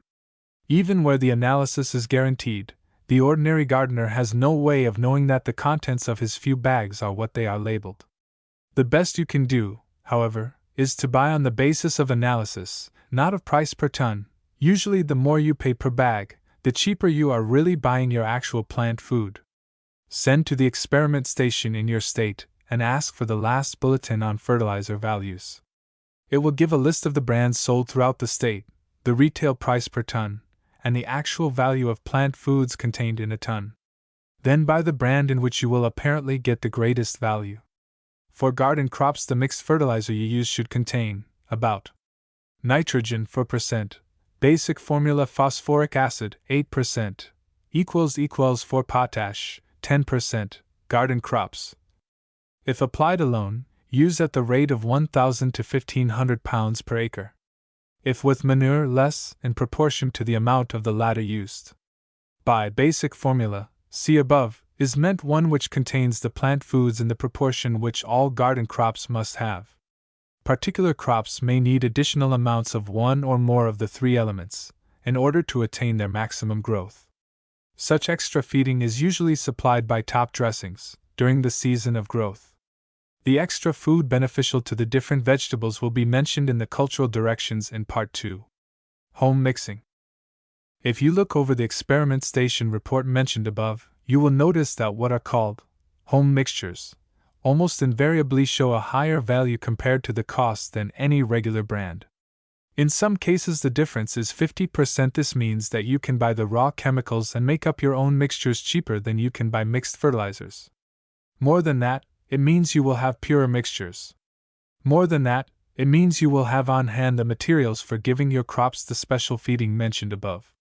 The idea widely prevails, thanks largely to the fertilizer companies, that home mixing cannot be practically done, especially upon a small scale. From both information and personal experience, I know the contrary to be the case. With a tight floor or platform, a square-pointed shovel, and a coarse wire screen, there is absolutely nothing impractical about it. The important thing is to see that all ingredients are evenly and thoroughly mixed. A scale for weighing will also be a convenience. Further information may be had from the firms which sell raw materials, or from your experiment station. Applying manures. The matter of properly applying manure, even on the small garden, is also of importance. In amount, from 15 to 25 cords, or 60 to 100 cartloads, will not be too much, although if fertilizers are used to help out, the manure may be decreased in proportion. If possible, take it from the heap in which it has been rotting, and spread evenly over the soil immediately before plowing. If actively fermenting, it will lose by being exposed to wind and Sunday if green, or in cold weather, it may be spread and left until plowing is done. When plowing, it should be completely covered under, or it will give all kinds of trouble in sowing and cultivating. Fertilizers should be applied, where used to supplement manure or in place of it, at from 500 to 1,500 pounds per acre, according to grade and other conditions. It is sown on broadcast, after plowing, care being taken to get it evenly distributed. This may be assured by sowing half while going across the piece, and the other half while going lengthwise of it. When used as a starter, or for top dressings, as mentioned in connection with the basic formula, it may be put in the hill or row at time of planting, or applied on the surface and worked in during the growth of the plants. In either case, especially with highly concentrated chemicals, care must be taken to mix them thoroughly with the soil and to avoid burning the tender roots. This chapter is longer than I wanted to make it, but the problem of how best to enrich the soil is the most difficult one in the whole business of gardening, and the degree of your success in growing vegetables will be measured pretty much by the extent to which you master it. You cannot do it at one reading. Reread this chapter, and when you understand the several subjects mentioned, in the brief way which limited space made necessary, pursue them farther in one of the several comprehensive books on the subject. It will well repay all the time you spend upon it. Because, from necessity, there has been so much of theory mixed up with the practical in this chapter, I shall very briefly recapitulate the directions for just what to do, in order that the subject of manuring may be left upon the same practical basis governing the rest of the book. To make your garden rich enough to grow big crops, buy the most thoroughly worked over and decomposed manure you can find. If it is from grain-fed animals, and if pigs have run on it, it will be better yet. If possible, buy enough to put on at the rate of about 20 cords to the acre. If not, supplement the manure, which should be plowed under, with 500 to 1,500 pounds of high-grade mixed fertilizer, analyzing nitrogen 4%, phosphoric acid 8%, potash 10%. The quantity in proportion to the amount of manure used, and spread on broadcast after plowing and thoroughly harrowed in. In addition to this general enrichment of the soil, suitable quantities of nitrate of soda, for nitrogen, bone dust, or acid phosphate, for phosphoric acid, and sulfate of potash, for potash, should be bought for later dressings, as suggested in cultural directions for the various crops. If the instructions in the above paragraph are followed out, you may rest assured that your vegetables will not want for plant food and that, if other conditions are favorable, you will have maximum crops. Chapter 7: The Soil and its Preparation. Having considered, as thoroughly as the limited space available permitted, the matter of plant foods, we must proceed to the equally important one of how properly to set the table, on or rather in which they must be placed, before the plants can use them. As was noted in the first part of the preceding chapter, most tillable soils contain the necessary plant food elements to a considerable extent, but only in a very limited degree in available forms. They are locked up in the soil larder, and only after undergoing physical and chemical changes may be taken up by the feeding roots of plants. They are unlocked only by the disintegration and decomposition of the soil particles, under the influence of cultivation, or mechanical breaking up, and the access of water, air, and heat. The great importance of the part the soil must play in every garden operation is therefore readily seen. In the first place, it is required to furnish all the plant food elements, some 7 in number, beside the 3 nitrogen, phosphoric acid, and potash already mentioned. In the second, it must hold the moisture in which these foods must be either dissolved or suspended before plant roots can take them up. The soil is naturally classified in 2 ways: first, as to the amount of plant food contained; second, as to its mechanical condition, the relative proportions of sand, decomposed stone, and clay, of which it is made up, and also the degree to which it has been broken up by cultivation. The approximate amount of available plant food already contained in the soil can be determined satisfactorily only by experiment. As before stated, however, almost without exception they will need liberal manuring to produce good garden crops. I shall therefore not go further into the first classification of soils mentioned. Of soils, according to their variation in mechanical texture, I shall mention only the 3 which the home gardener is likely to encounter. Rocks are the original basis of all soils, and according to the degree of fineness to which they have been reduced, through centuries of decomposition by air, moisture, and frost, they are known as gravelly, sandy, or clay soils. Clay soils are stiff, wet, heavy, and usually cold. For garden purposes, until properly transformed, they hold too much water, are difficult to handle, and are late. But even if there be no choice but a clay soil for the home garden, the gardener need not be discouraged. By proper treatment it may be brought into excellent condition for growing vegetables, and will produce some sorts, such as celery, better than any warm, light garden soil. The first thing to do with the clay soil garden is to have it thoroughly drained. For the small amount of ground usually required for a home garden, this will entail no great expense. Under ordinary conditions, a half-acre garden could be underdrained for from $25 to $50, probably nearer the first figure. The drains, round drain tile, with collars, should be placed at least 3 feet deep, and if they can be put 4, it will be much better. The lines should be, for the former depth, 20 to 30 feet apart, according to character of the soil. If 4 feet deep, they will accomplish just as much if put 30 to 50 feet apart, so it pays to put them in deep. For small areas 2.5-inch land tile will do. The round style gives the best satisfaction and will prove cheapest in the end. The outlet should of course be at the lowest point of land, and all drains, main and laterals, should fall slightly, but without exception, toward this point. Before undertaking to put in the drains, even on a small area, it will pay well to read some good book on the subject, such as Draining for Profit and Draining for Health, by Waring. But drain, if your land requires it. It will increase the productiveness of your garden at least 50 to 100%. And such an increase, as you can readily see, will pay a very handsome annual dividend on the cost of draining. Moreover, the draining system, if properly put in, will practically never need renewal. On land that has a stiff or clay subsoil, it will pay well to break this up, thus making it more possible for the water to soak down through the surface soil rapidly, by using the subsoil plow. See Chapter 5. The third way to improve clay soils is by using coarse vegetable manures, large quantities of stable manures, ashes, chips, sawdust, sand, or any similar materials, which will tend to break up and lighten the soil mechanically. Lime and land plaster are also valuable, as they cause chemical changes which tend to break up clay soils. The fourth thing to do in treating a garden of heavy soil is to plow, ridging up as much as possible, in the fall, thus leaving the soil exposed to the pulverizing influences of weather and frost. Usually it will not need replowing in the spring.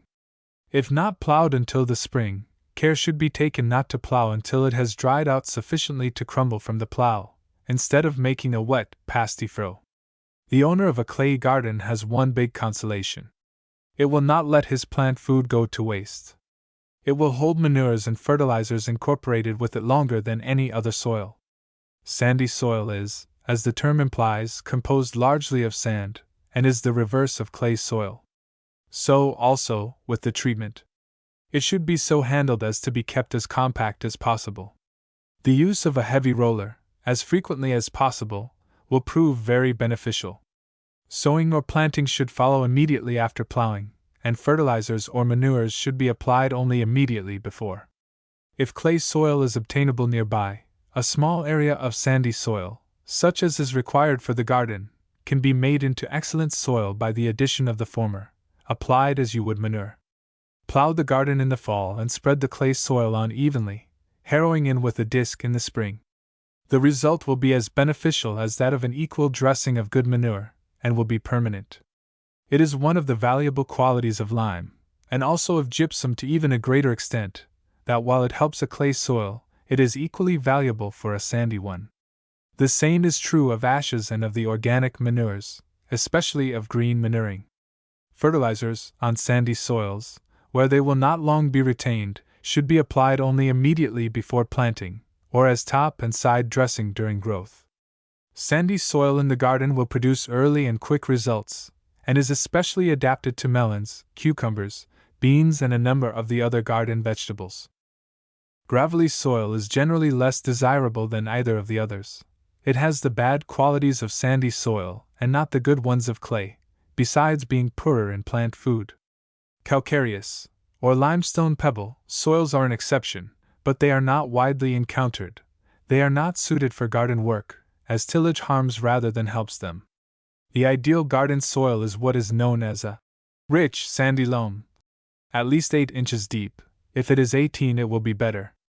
It contains the proper proportions of both sand and clay, and further has been put into the best of mechanical condition by good tilth. That last word brings us to a new and very important matter.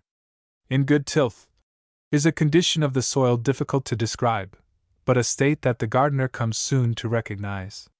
Ground, continually and properly cultivated, comes soon to a degree of fineness and lightness at once recognizable. Rain is immediately absorbed by it, and does not stand upon the surface. It does not readily clog or pack down. It is crumbly and easily worked, and until your garden is brought to this condition you cannot attain the greatest success from your efforts. I emphasized properly cultivated. That means that the soil must be kept well supplied with humus, or decomposed vegetable matter, either by the application of sufficient quantities of organic manures, or by green manuring, or by resting under grass, which produces a similar result from the amount of roots and stubble with which the soil is filled when the sod is broken up.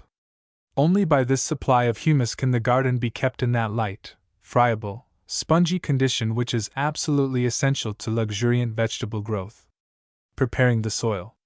Unless your garden be a very small one indeed, it will pay to have it plowed rather than dug up by hand. If necessary, arrange the surrounding fence as suggested in the accompanying diagram, to make possible the use of a horse for plowing and harrowing. As suggested in the chapter on implements, if there is not room for a team, the one-horse plow, spring-tooth and spike-tooth cultivators, can do the work in very small spaces. If, however, the breaking up of the garden must be done by hand, have it done deeply, down to the subsoil, or as deep as the spading fork will go. And have it done thoroughly, every spadeful turned completely, and every inch dug. It is hard work, but it must not be slighted. Plowing. If the garden can be plowed in the fall, by all means have it done. If it is in sod, it must be done at that time if good results are to be secured the following season. In this latter case, plow a shallow furrow 4 to 6 inches deep and turning flat, as early as possible in the fall, turning under a coating of horse manure, or dressing of lime, and then going over it with a smoothing harrow or the short blades of the acme, to fill in all crevices. The object of the plowing is to get the sods rotted thoroughly before the following spring, then apply manure and plow deeply, 6 to 12 inches, according to the soil. Where the old garden is to be plowed up, if there has not been time to get in one of the cover crops suggested elsewhere in this text, plow as late as possible, and in ridges. If the soil is light and sandy, fall plowing will not be advisable. In beginning the spring work it is customary to put on the manure and plow but once. But the labor of double plowing will be well repaid, especially on a soil likely to suffer from drought, if the ground be plowed once deeply, before the manure is spread on, and then cross-plowed just sufficiently to turn the manure well under, say 5 or 6 inches. On stiff lands, and especially for root crops, it will pay if possible to have the subsoil plow follow the regular plow. This is, of course, for thoroughly rotted and fine manure. If coarse, it had better be put under at one plowing, making the best of a handicap. If you have arranged to have your garden plowed by the job, be on hand to see that no shirking is done. By taking furrows wider than the plow can turn completely, it is possible to cut and cover, so that the surface of a piece will look well enough, when in reality it is little better than half plowed. Harrowing. That is the first step toward the preparation of a successful garden out of the way. Next comes the harrowing. If the soil after plowing is at all stiff and lumpy, get a disc harrow if you can. On clay soils, a cutaway. See implements. On the average garden soil, however, the acme will do the work of pulverizing in fine shape. If, even after harrowing, the soil remains lumpy, have the man who is doing your work get a horse roller somewhere, and go over the piece with that. The roller should be used also on very sandy and light soils, after the first harrowing, or after the plowing, if the land turns over mellow, to compact it. To follow the first harrowing, or the roller, use a smoothing harrow, the acme set shallow, or a brush fining. This treatment will reduce to a minimum the labor of finally preparing the seed or plant bed with the iron rake, or, on large gardens, with the meeker harrow. After the finishing touches, the soil should be left so even and smooth that you can with difficulty bring yourself to step on it. Get it like a table, and then you are ready to begin gardening. Whatever implements are used, do not forget the great importance of making the soil thoroughly fine, not only at the surface, but as far as possible below, even under the necessity of repetition. I want to emphasize this again by stating the 4 chief benefits of this thorough pulverization. First, it adds materially in making the plant foods in the soil available for use. Secondly, it induces the growing plants to root deeply, and thus to a greater extent to escape the drying influence of the sun. Thirdly, it enables the soil to absorb rain evenly, where it falls, which would otherwise either run off and be lost altogether, or collect in the lower parts of the garden.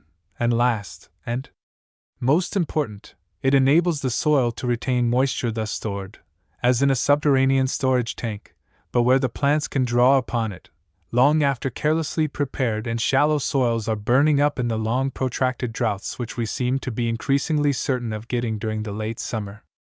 Prepare your garden deeply, thoroughly, carefully, in addition to making it rich, and you may then turn to those more interesting operations outlined in the succeeding sections, with the well-founded assurance that your thought and labor will be rewarded by a garden so remarkably more successful than the average garden is, that all your extra painstaking will be richly repaid. Part 2, Vegetables, Chapter 8. Starting the plants. This beautifully prepared garden spot, or rather the plant food in it, is to be transformed into good things for your table, through the ever-wonderful agency of plant growth.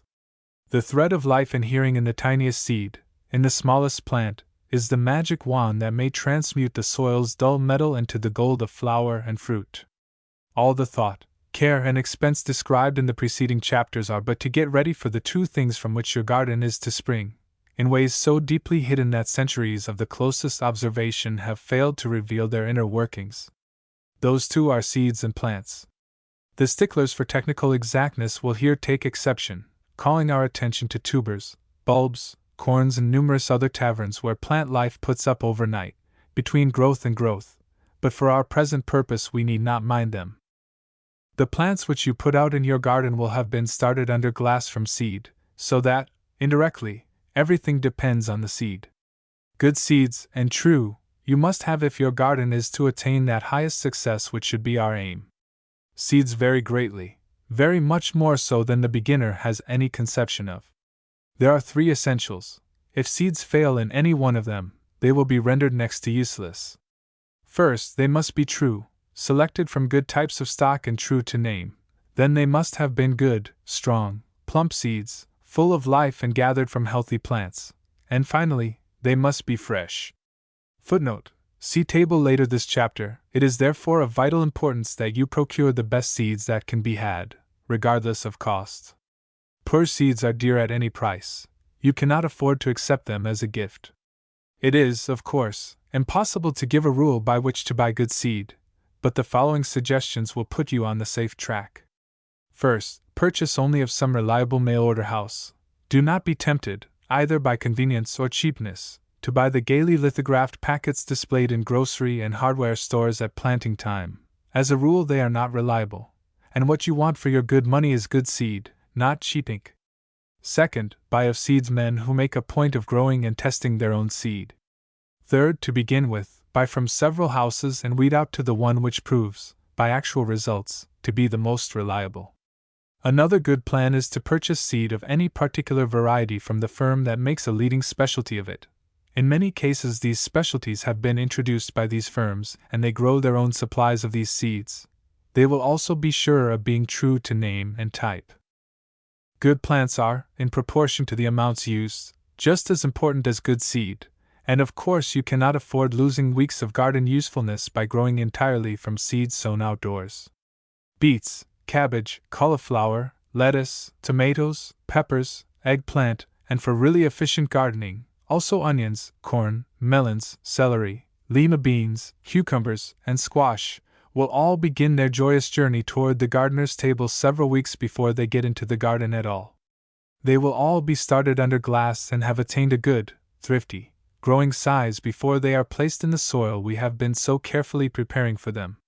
It is next to impossible to describe a good, vegetable plant, but he who gardens will come soon to distinguish between the healthy, short-jointed, deep-colored plant which is ready to take hold and grow, and the soft, flabby, or too succulent, drawn-up growth of plants which have been too much pampered, or dwarfed, weazened specimens which have been abused and starved. He will learn that a dozen of the former will yield more than 50 of the latter. Plants may be bought of the florist or market gardener. If so, they should be personally selected some time ahead, and gotten some few days before needed for setting out, so that you may be sure to have them properly hardened off, and in the right degree of moisture for transplanting, as will be described later. By far the more satisfactory way, however, is to grow them yourself. You can then be sure of having the best of plants in exactly the quantities and varieties you want. They will also be on hand when conditions are just right for setting them out. For the ordinary garden, all the plants needed may be started successfully in hotbeds and cold frames. The person who has had no experience with these has usually an exaggerated idea of their cost and of the skill required to manage them.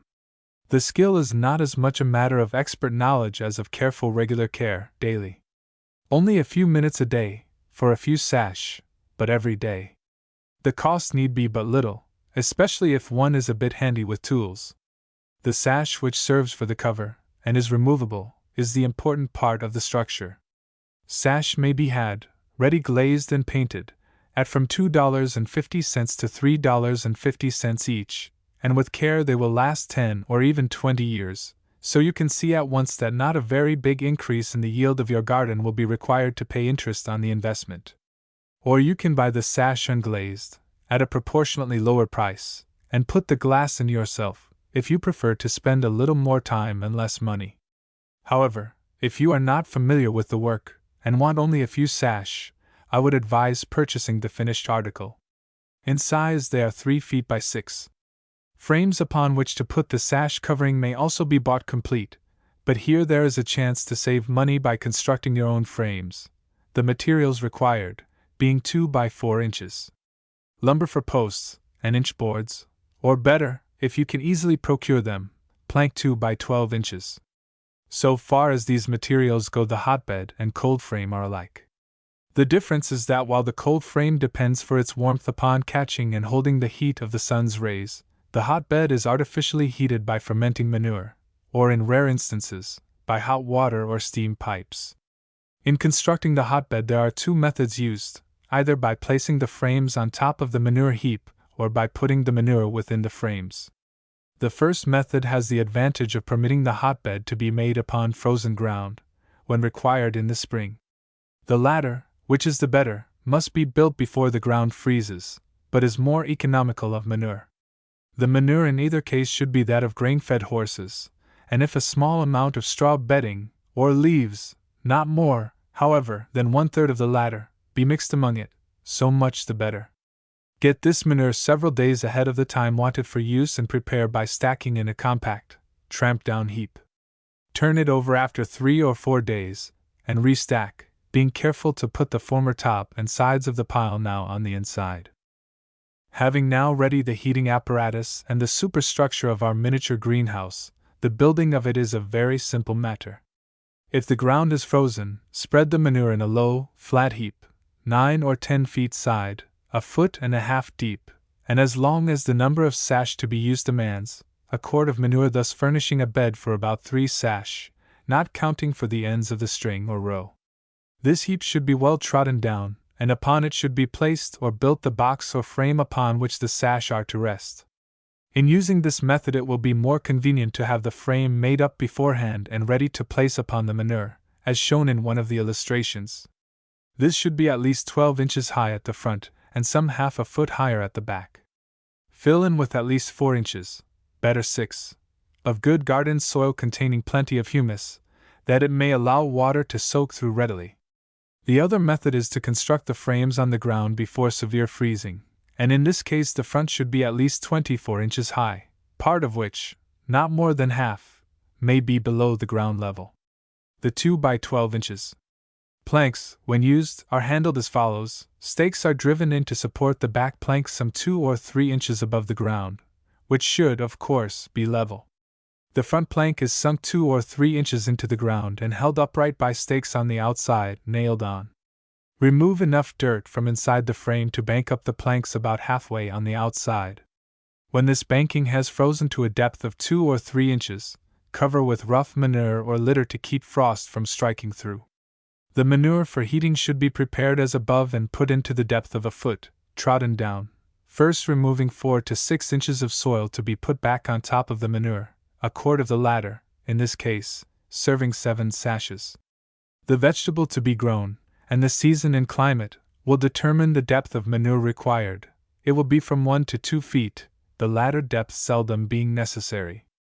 It must not be overlooked that this manure, when spent for heating purposes, is still as good as ever to enrich the garden, so that the expense of putting it in and removing it from the frames is all that you can fairly charge up against your experiment with hotbeds, if you are interested to know whether they really pay.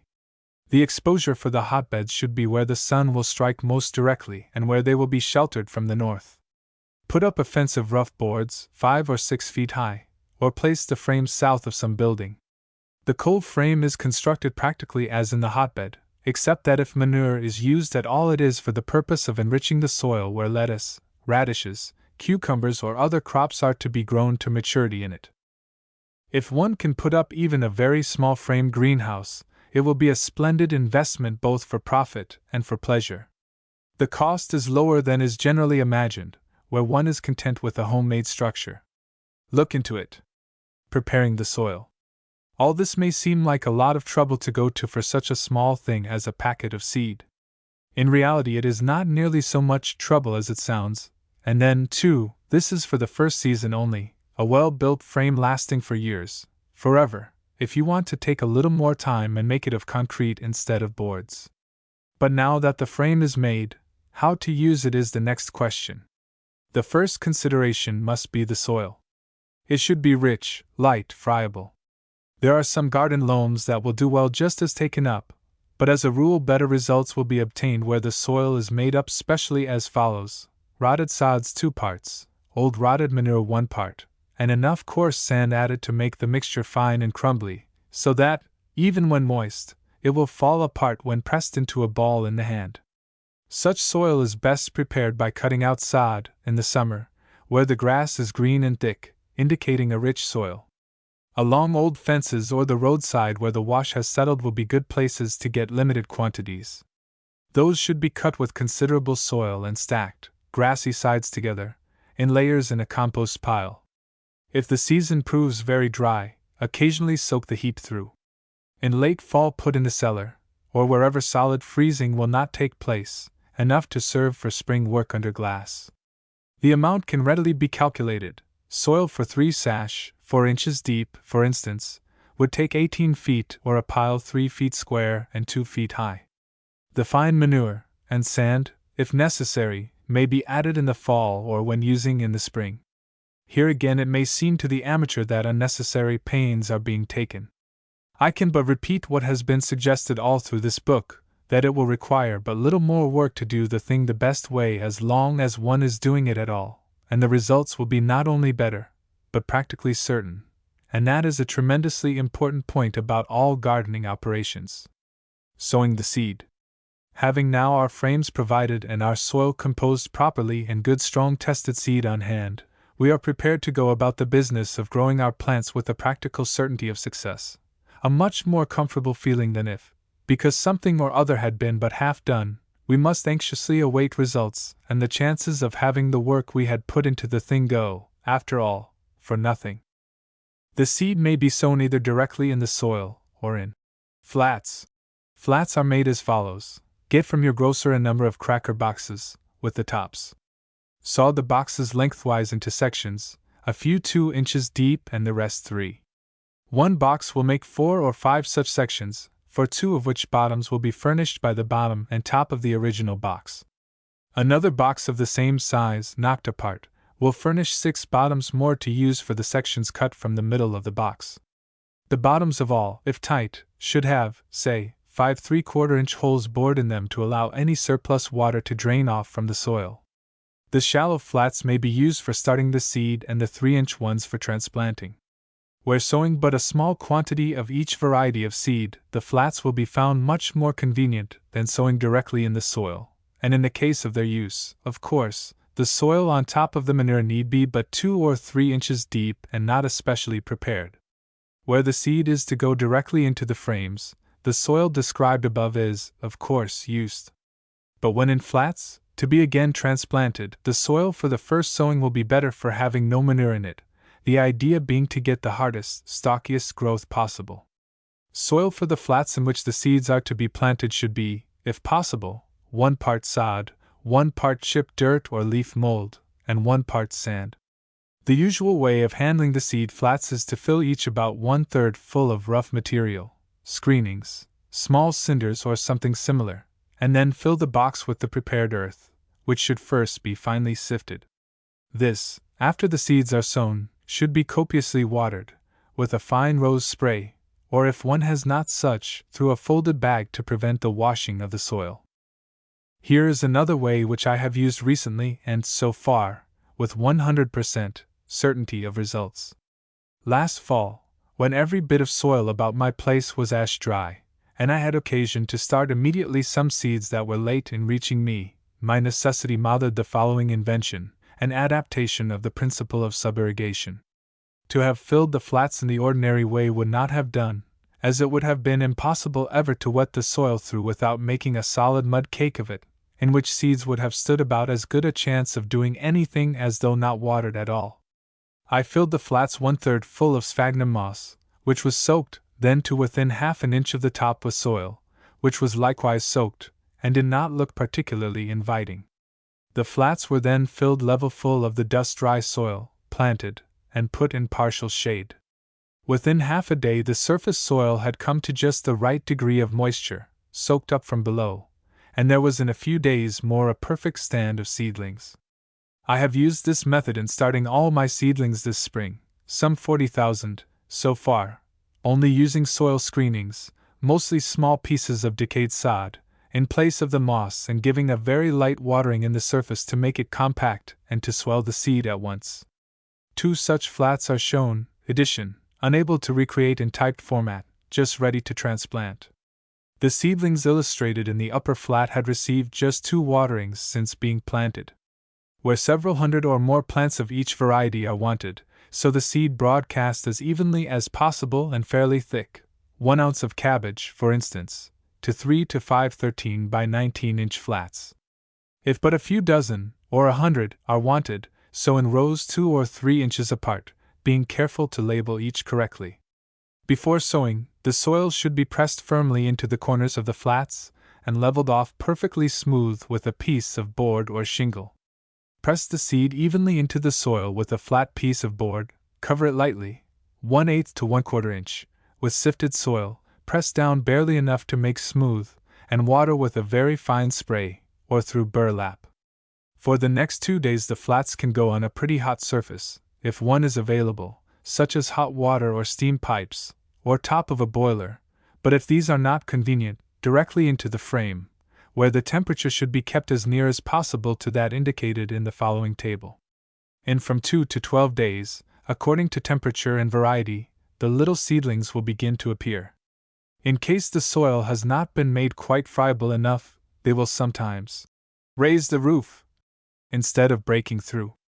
If so, see that the surface is broken up at once, with the fingers and a careful watering, as otherwise many of the little plants may become bent and lanky in a very short time. From now on until they are ready to transplant, a period of some 3 or 4 weeks, is the time when they will most readily be injured by neglect. There are things you will have to look out for, and your attention must be regular to the matters of temperature, ventilation, and moisture. Vegetable date to sow seed will best temperature to keep germinate, about beets February 15th to April 1st 5 years 55 degrees broccoli February 15th to April 1st 5 years 55 degrees Brussels sprouts February 15th to April 1st 7 years 55 degrees cabbage February 1st to April 1st 7 years 55 degrees cauliflower February 1st to April 1st 7 years 55 degrees celery February 15th to April 1st 8 years 50 degrees corn April 1st to May 1st 2 years 65 degrees cucumber Mar. May 15th 1 10 years 75 degrees eggplant Mar. April 1st 15 7 years 75 degrees kohlrabi Mar. April 1st 1 7 years 55 degrees lettuce February 15th to April 1st 5 years 55 degrees melon. Musk April 1st to May 1st 7 years 75 degrees melon. Water April 1st to May 1st 7 years 75 degrees okra Mar. April 15th 3 years 65 degrees onion January March 15th 3 years 50 degrees pepper Mar. April 1st 5 years 75 degrees squash Mar. April 15th 7 years 75 degrees tomato Mar. April 1st 5 years 75 degrees. The temperatures required by the different varieties will be indicated by the table above. It should be kept as nearly as possible within 10 degrees lower and 15 higher, in the sun, than given. If the nights are still cold, so that the mercury goes near zero, it will be necessary to provide mats or shutters, see illustrations, to cover the glass at night. Or, better still, for the few earliest frames, have double glass sash, the dead air space making further protection unnecessary. Ventilation. On all days when the temperature within the frame runs up to 60 to 80 degrees, according to variety, give air, either by tilting the sash up at the end or side, and holding in position with a notched stick, or, if the outside temperature permits, strip the glass off altogether. Watering. Keep a close watch upon the conditions of the soil, especially if you are using flats instead of planting directly in the soil. Wait until it is fairly dry, never until the plants begin to wilt, however, and then give a thorough soaking, all the soil will absorb. If at all possible, do this only in the morning, up to 11 o'clock, on a bright sunny day. Plants in the seedling state are subject to damping off, a sudden disease of the stem tissue just at or below the soil, which either kills the seedlings outright, or renders them worthless. Some authorities claim that the degree of moisture or dampness has nothing to do with this trouble. I am not prepared to contradict them, but as far as my own experience goes, I am satisfied that the drier the stems and leaves can be kept, so long as the soil is in good condition, the better. I consider this one of the advantages of the suburgation method of preparing the seed flats, described above. Transplanting. Under this care, the little seedlings will come along rapidly. When the second true leaf is forming, they will be ready for transplanting or pricking off, as it is termed in garden parlance. If the plants are at all crowded in the boxes, this should be done just as soon as they are ready, as otherwise they will be injured by crowding and more likely to damp off. Boxes similar to the seed flats, but an inch deeper, are provided for transplanting. Fill these with soil as described for frames, sifted through a coarse screen, chicken wire size, and mixed with 1/3 rotted manure. Or place an inch of manure, which must be so thoroughly rotted that most of the heat has left, in the bottom, and fill in with soil. Find or construct a table or bench of convenient height, upon which to work. With a flat piece of stick or one of the types of transplanting forks, lift from the seedling box a clump of seedlings, dirt and all, clear to the bottom. Hold this clump in one hand and with the other gently tear away the seedlings, one at a time, discarding all crooked or weak ones. Never attempt to pull the seedlings from the soil in the flats, as the little rootlets are very easily broken off. They should come away almost intact. Water your seed flats the day previous to transplanting, so that the soil will be in just the right condition, either wet enough to make the roots sticky nor dry enough to crumble away. Take the little seedling by the stem between thumb and forefinger, and with a small round pointed stick or dibber, or with the forefinger of the other hand, make a hole to receive the roots and about half the length, more if the seedlings are lanky, of the stem. As the seedling drops into place, the tips of both thumbs and forefingers, by one quick, firm movement, compress the earth firmly both down on the roots and against the stem, so that the plant sticks up firmly and may not be readily pulled out. Of course, there is a knack about it which cannot be put into words. I could have pricked off 100 seedlings in the time I am spending in trying to describe the operation, but a little practice will make one reasonably efficient at it. In my own work this spring, I have applied the suburigation idea to this operation also. The manure placed in the bottom of the boxes is thoroughly watered and an inch of soil put in and watered also, and the box then filled and the plants pricked in. By preparing a number of flats at one time, but little additional work is required, and the results have convinced me that the extra trouble is well worth while. Of the early cabbage and cauliflower, not 2 plants in 1,000 have dropped out. Ordinarily about 100 plants are put in a 13 by 19 inch flat, but if one has room and is growing only a few plants for home use, somewhat better plants may be had if 50 or 75 are put in. In either case, keep the outside rows close to the edges of the flats, as they will have plenty of room anyway. When the flat is completed, jar the box slightly to level the surface, and give a thorough watering at once, being careful, however, to bend down the plants as little as possible. Set the flats close together on a level surface, and if the weather is bright, shade from the sun during the middle of the day for 2 or 3 days. From now on, keep at the required temperature and water thoroughly on bright mornings as often as the soil in the flats gets on the dry side, as gardeners say, indicated by the whitening and crusting of the surface. Above all, give all the air possible while maintaining the necessary temperature. The quality of the plants will depend more upon this than anything else in the way of care. Whenever the temperature allows, strip off the sash and let the plants have the benefit of the rains. A good rain seems to do them more good than any watering. Should your plants of cabbage, lettuce, beets, or cauliflower by any chance get frozen, do not give them up for lost, for the chances are that the following simple treatment will pull them through. In the first place, shade them thoroughly from the sun. In the second, drench them with cold water, the coldest you can get. If you have to break the ice for it, so much the better. Try, however, to prevent its happening again, as they will be less able to resist subsequent injury. In hot weather, where watering and ventilation are neglected, the plants will sometimes become infested with the green aphis, which under such conditions multiplies with almost incredible rapidity.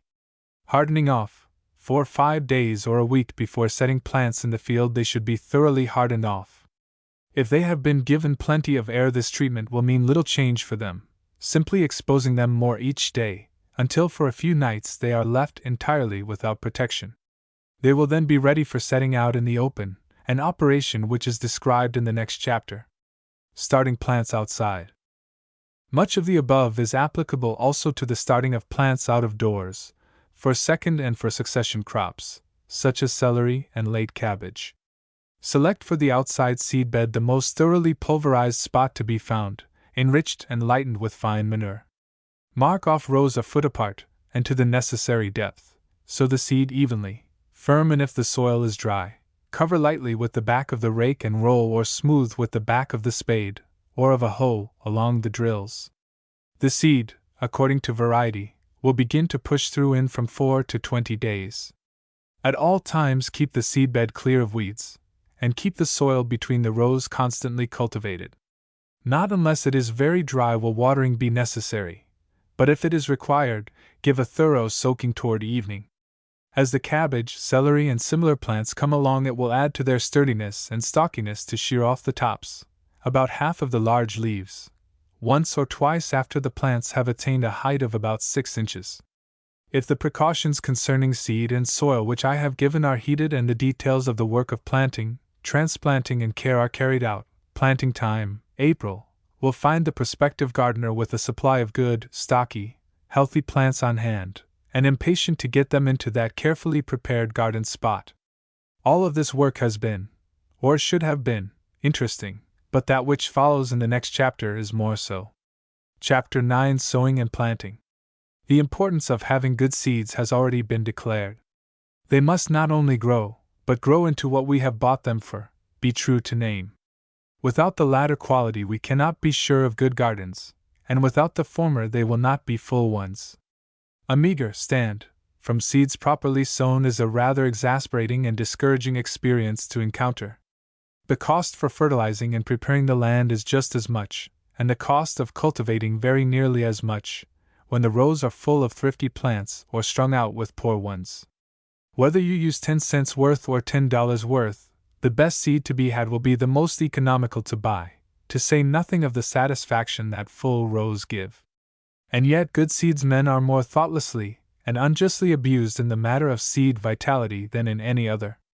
Inexperienced gardeners seem universally to have the conviction that the only thing required in seed sowing is to cover the seed with soil. What sort of soil it is, or in what condition, or at what depth or temperature the seed is planted, are questions about which they do not trouble themselves to think. 2 conditions, moisture and warmth, are necessary to induce germination of seeds, no matter how full of life they may be, and as was shown in the preceding chapter, the different varieties have some choice as to the degree of each, especially of temperature. This means, of course, that some common sense must be used in planting, and when planting outdoors, where we cannot regulate the temperature to our need, we simply must regulate our seed sowing to its dictates, no matter how impatient we may be. To ensure the best possible germination, and thus the best gardening, we must, first of all then, settle the question of temperature when sowing out of doors. For practical work it serves to divide the garden vegetables into 2 groups, though in planting, the special suggestions in the following chapter should be consulted. When to sow outdoors. Sow from the end of March to the beginning of May, or when plum and peach trees bloom, the following. Beet, cabbage, carrot, cauliflower, celery, endive, kale, kohlrabi, lettuce, onions, parsley, parsnip, peas, radish, spinach, turnip, watercress. Sow from the beginning of May to the middle of June, or when apple trees bloom, the following. Beans, corn, cucumber, melon, musk melon, water okra, pumpkin, squash, tomato. Getting the seed to sprout, however, is only the first step in the game. They must be provided with the means of immediately beginning to grow. This means that they should not be left to germinate in loosely packed soil, full of air spaces, ready to dry out at the first opportunity, and to let the tiny seed roots be shriveled up and die. The soil should touch the seed, be pressed close about it on all sides, so that the first tiny tap root will issue immediately into congenial surroundings where it can instantly take hold. Such conditions can be found only in a seedbed fine but light enough to pack, reasonably rich and sufficiently moist, and where, in addition to this, the seed has been properly planted. Methods of planting. The seedbed, as it is called, is the surface prepared to receive the seed, whether for a patch of radishes or an acre of onions. For crops to be sown directly where they are to go, the chapter on preparation of the soil takes us to this point, and as stated at the conclusion of that chapter, the final preparation of the bed should be made only immediately prior to its use. Having, then, good seeds on hand and the soil properly prepared to receive them, the only problem remaining is what way they shall be put in. The different habits of growth characteristic of different plants make it patent at the outset that there must be different methods of planting, for very evidently a cabbage, which occupies but 3 or 4 square feet of space and stays in one place to make a head, will not require the same treatment as a winter squash, roaming all over the garden and then escaping under the fence to hide some of its best fruit in the tall grass outside. The 3 systems of planting usually employed are known as drills, rows, and hills. I do not remember ever seeing a definition giving the exact distinctions between them, and in horticultural writing they seem to be used, to some extent at least, interchangeably. As a rule, drills refer to the growing of plants continuously in rows, such as onions, carrots, or spinach. Rows refer to the growing of plants at fixed distances apart in the rows, such as cabbage or potatoes, the cultivation, except hand weeding and hoeing, being all done in one direction, as with drills.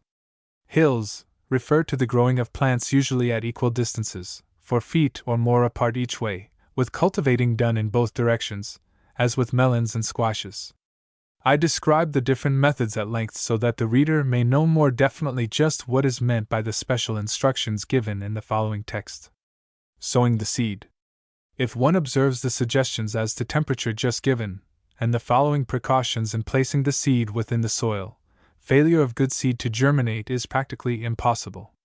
In the first place, plant on a freshly prepared surface, always just before a rain if possible, except in the case of very small seeds, when just after a rain will be better.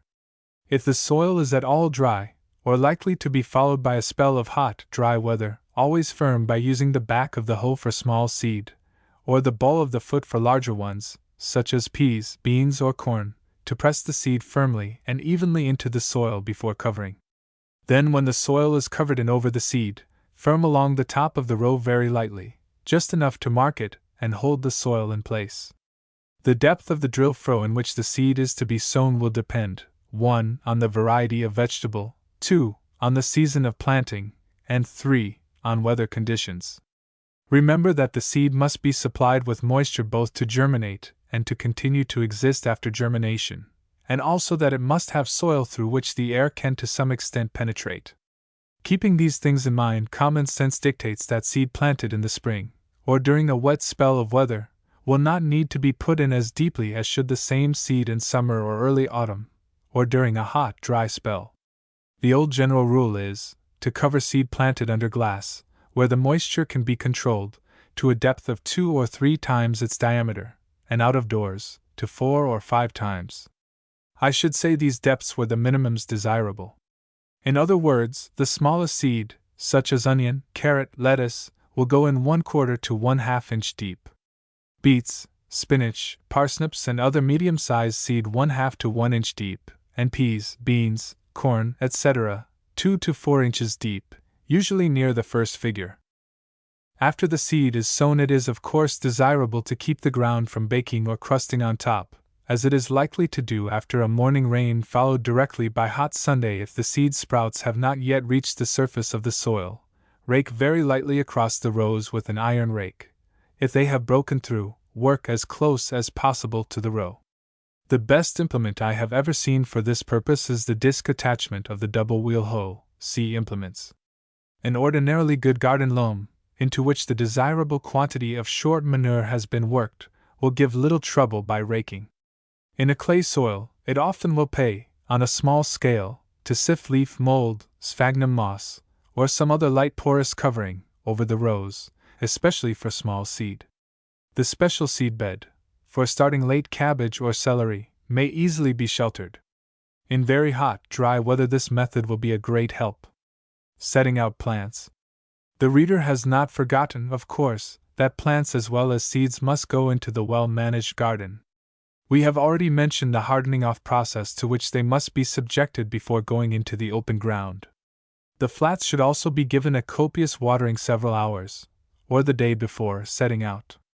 All being ready, with your rows made straight and marked off at the correct distances, lift out the plants with a trowel or transplanting fork, and tear or cut them apart with a knife, keeping as much soil as possible with each ball of roots. Distribute them at their positions, but not so many at a time that any will dry out before you get them in place. Get down on your hands and knees, and straddling the row, proceed to set. With the left hand, or a trowel or dibber if the ground is not soft. Make a hole large enough to take the roots and the better part of the stem. Place the plant in position and firm into place by bearing down with the backs of the knuckles, on either side. Proceed so to the end of the row, being careful to keep your toes from undoing your good work behind you, and then finish the job by walking back over the row, still further firming in each plant by pressing down the soil at either side of the stem simultaneously with the balls of the feet. When all the rows are completed, go over the surface with the iron rake, and you will have a job thoroughly done and neatly finished.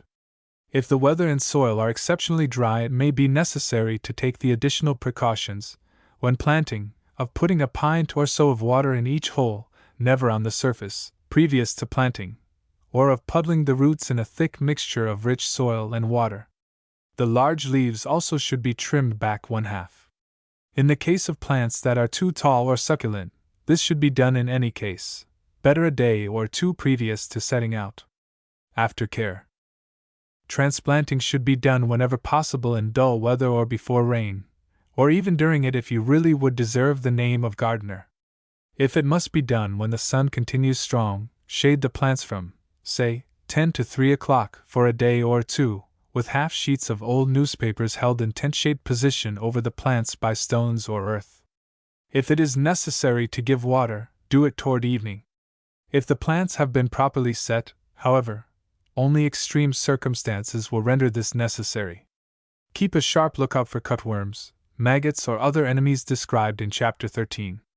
And above all, cultivate. Never let the soil become crusted, even if there is not a weed in sight. Keep the soil loosened up, for that will keep things growing. Chapter 10: The Cultivation of Vegetables. Before taking up the garden vegetables individually, I shall outline the general practice of cultivation, which applies to all. The purposes of cultivation are 3: to get rid of weeds, and to stimulate growth by 1. Letting air into the soil and freeing unavailable plant food, and 2. By conserving moisture.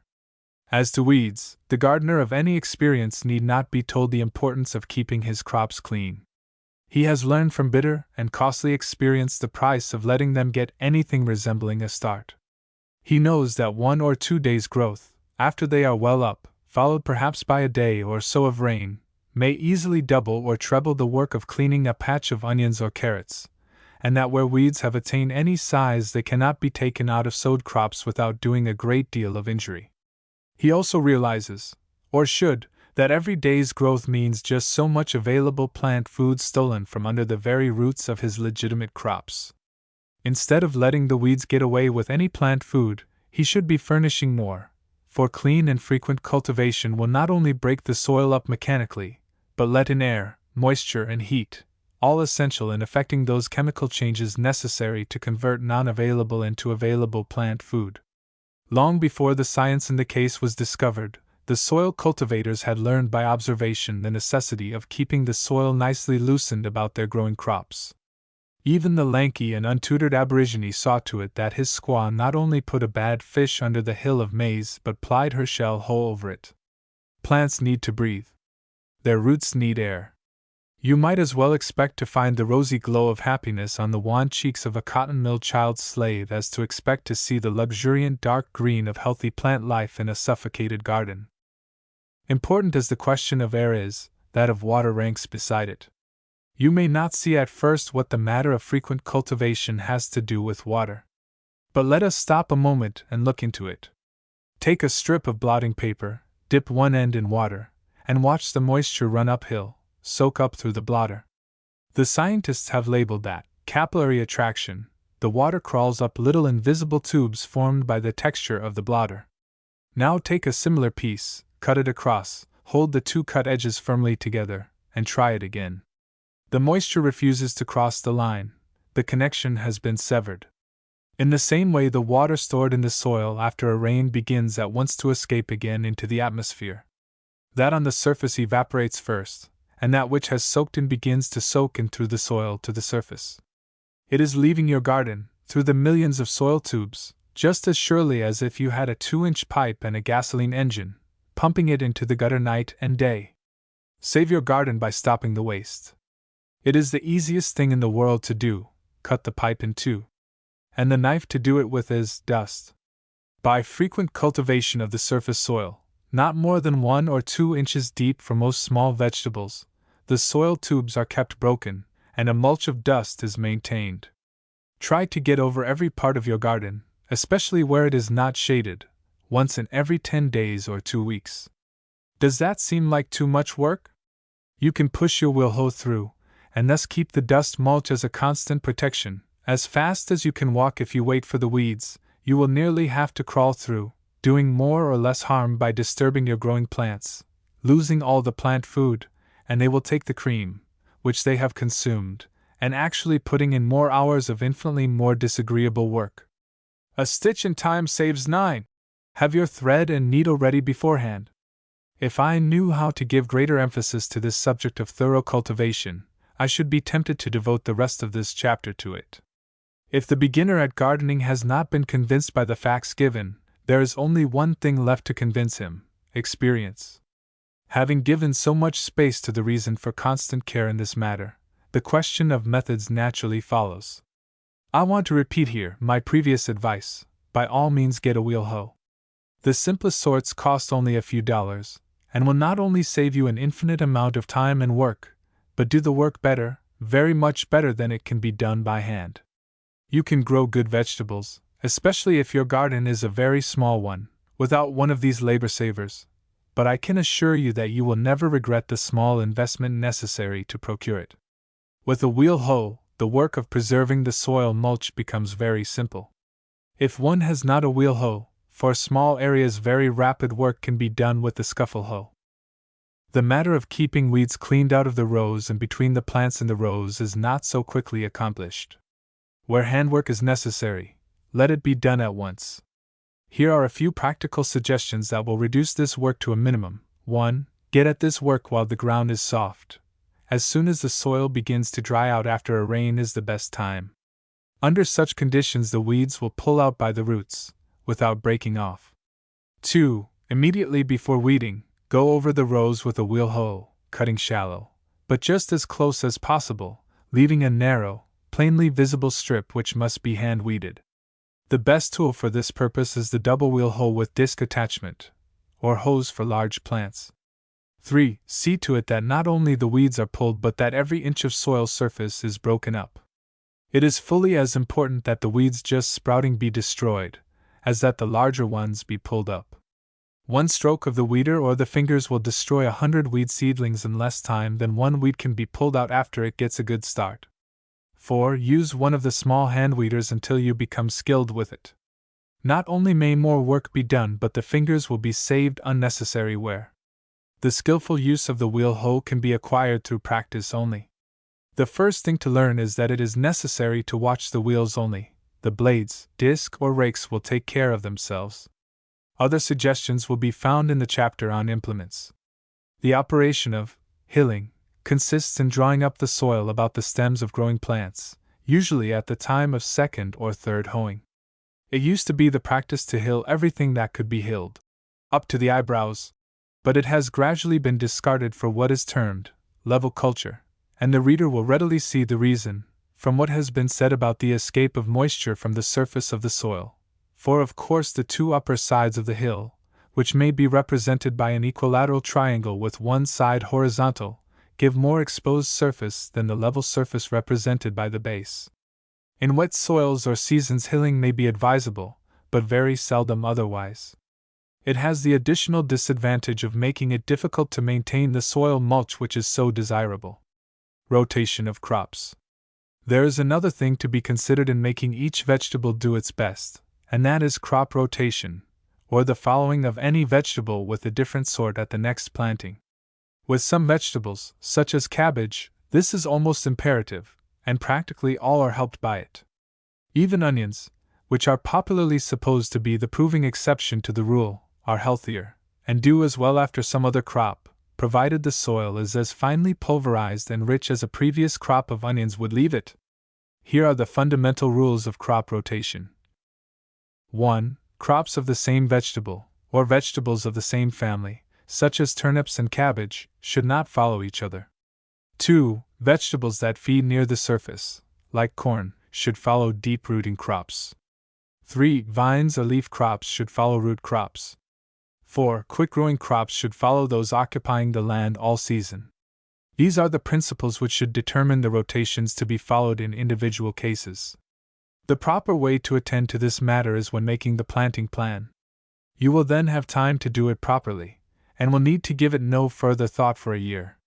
With the above suggestions in mind, and put to use, it will not be difficult to give the crops mentioned in the following chapter those special attentions which are needed to make them do their very best. Chapter 11: The Vegetables and Their Special Needs.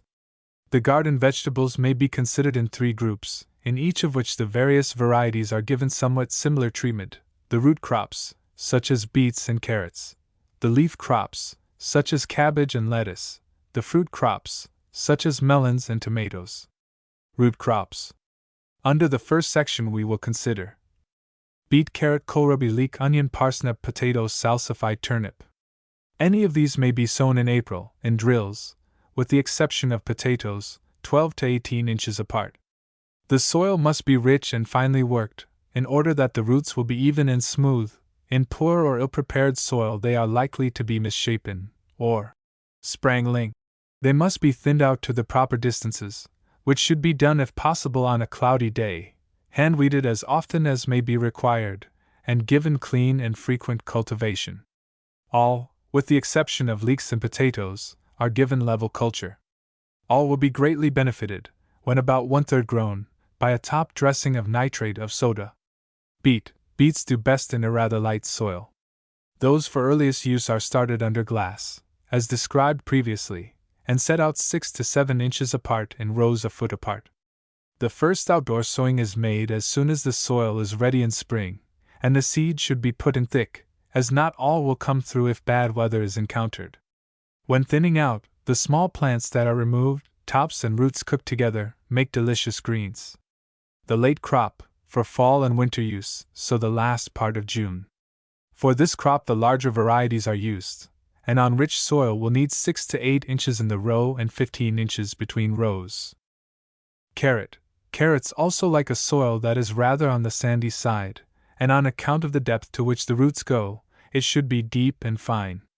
The quality will be better if the soil is not too rich. A few for extra early use may be grown in the hotbeds or frame.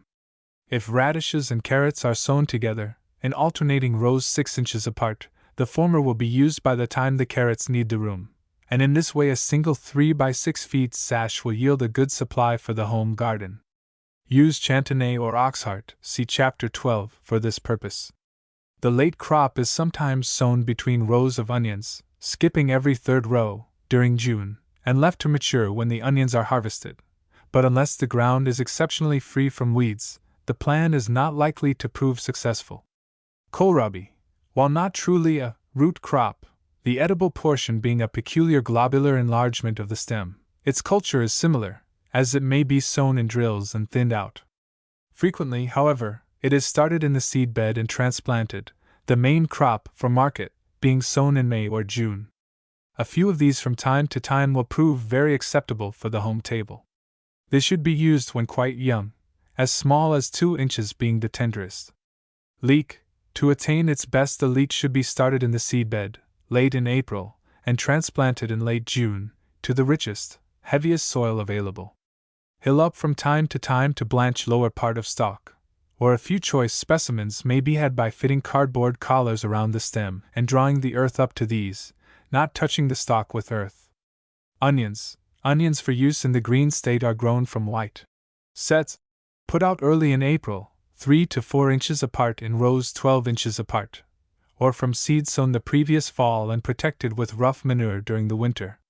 These will be succeeded by the crop from prickers, or seedlings started under glass in January or February. As onions are not transplanted before going to the garden, sow directly in the soil rather than in flats. It is safest to cover the bed with 1/2 inch to 1 inch of coarse sand, and sow the seed in this. To get stocky plants, trim back twice, taking off the upper half of leaves each time, and trim back the roots 1/2 to 2/3 at the time of setting out, which may be any time after the middle of April. These in turn will be succeeded by onions coming from the crops sown from seed in the open. The above is for onions eaten raw in the green state when less than half grown. For the main crop for bulbs, the home supply is best grown from prickers as described above. Prize Taker and Gibraltar are mostly used for this purpose, growing to the size of the large Spanish onions sold at grocery stores. For onions to be kept for late winter and spring use, grow from seed, sowing outdoors as early as possible. No vegetable needs a richer or more perfectly prepared soil than the onion, and especial care must be taken never to let the weeds get a start. They are gathered after the tops dry down and wither, when they should be pulled, put in broad rows for several days in the sun, and then spread out flat, not more than 4 inches deep, under cover with plenty of light and air. Before severe freezing, store in slatted barrels, as described in Chapter 14. Parsnip, sow as early as possible, in deep rich soil, but where no water will stand during fall and winter. The seed germinates very slowly, so the seed bed should be very finely prepared. They will be ready for use in the fall, but are much better after the first frosts. For method of keeping, see Chapter 14. Potato. If your garden is a small one, buy your main supply of potatoes from some nearby farmer, first trying half a bushel or so to be sure of the quality. Purchase in late September or October when the crop is being dug and the price is low. For an extra early and choice supply for the home garden, start a peck or so in early March, as follows. Select an early variety, seed of good size and clean, cut to pieces containing 1 or 2 eyes, and pack closely together on end in flats of coarse sand. Give these full light and heat, and by the middle to end of April they will have formed dense masses of roots, and nice, strong, stocky sprouts, well leaved out. Dig out furrows 2.5 feet apart, and incorporate well-rotted manure in the bottom, with the soil covering this until the furrow is left 2 to 3 inches deep. Set the sprouted tubers, pressing firmly into the soil, about 12 inches apart, and cover in, leaving them thus 3 to 4 inches below the surface. Keep well cultivated, give a light top dressing of nitrate of soda, and surprise all your neighbors. This system has not yet come extensively into use, but is practically certain of producing excellent results. For the main crop, if you have room, cut good seed to 1 or 2 eyes, leaving as much of the tuber as possible to each piece, and plant 13 inches apart in rows 3 feet apart.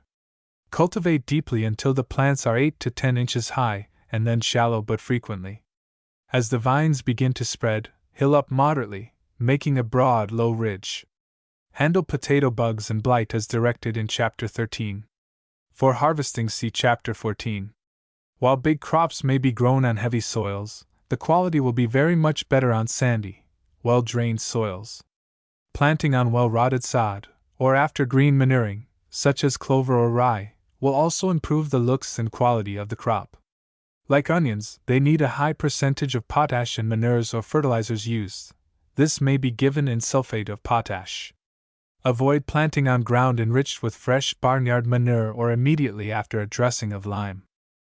Salsify. The vegetable oyster, or salsify, is to my taste the most delicious root vegetable grown. It is handled practically in the same way as the parsnip, but needs, if possible, ground even more carefully prepared, in order to keep the main root from sprangling. If a fine light soil cannot be had for planting, it will pay to hoe or hand plow furrows where the drills are to be. Not many will be needed, and put in specially prepared soil, in which the seed may get a good start. Radish. To be of good crisp quality, it is essential with radishes to grow them just as quickly as possible. The soil should be rather sandy and not rich in fresh manure or other nitrogenous fertilizers, as this tends to produce an undesirable amount of leaves at the expense of the root. If the ground is at all dry, give a thorough wetting after planting, which may be on the surface, as the seeds germinate so quickly that they will be up before the soil has time to crust over. Gypsum or land plaster, sown on white and worked into the soil, will improve both crop and quality. They are easily raised under glass, in autumn or spring in frames, requiring only 40 to 50 degrees at night. It is well to plant in the hotbed, after a crop of lettuce. Or sow as a double crop, as suggested under carrots.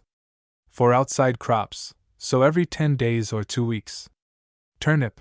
While turnips will thrive well on almost any soil, the quality, which is somewhat questionable at the best, will be much better on sandy or even gravelly soil. Avoid fresh manures as much as possible, as the turnip is especially susceptible to scab and worms. They are best when quite small, and for the home table a succession of sowing, only a few at a time, will give the best results. Leaf crops. Under leaf crops are considered also those of which the stalk or the flower heads form the edible portion, such as celery and cauliflower. Asparagus, Brussels sprouts, cabbage, cauliflower, celery, endive, kale, lettuce, parsley, rhubarb, spinach. The quality of all these will depend largely upon growing them rapidly and without check from the seed bed to the table. They are all great nitrogen consumers and therefore take kindly to liberal supplies of yard manure, which is high in nitrogen. For celery, the manure is best applied to some preceding crop, such as early cabbage. The others will take it straight. Most of these plants are best started under glass or in the seedbed and transplanted later to permanent positions. They will all be helped greatly by a top dressing of nitrate of soda, worked into the soil as soon as they have become established.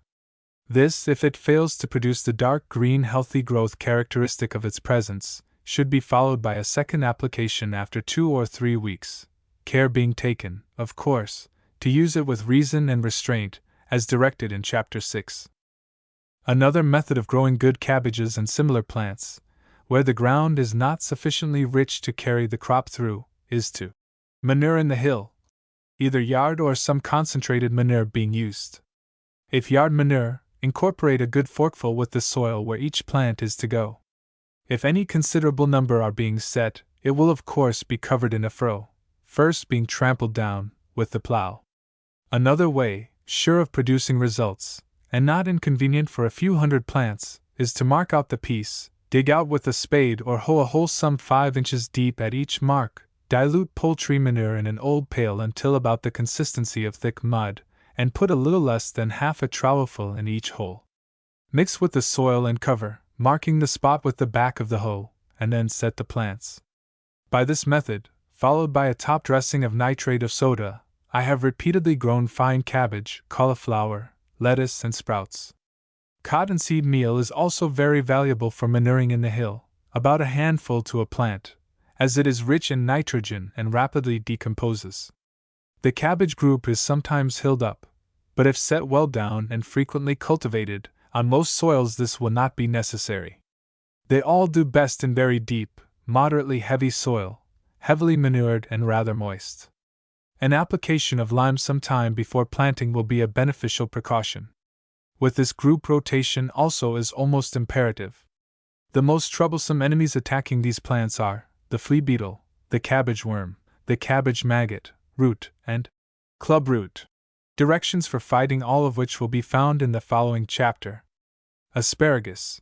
Asparagus is rightly esteemed one of the very best spring vegetables.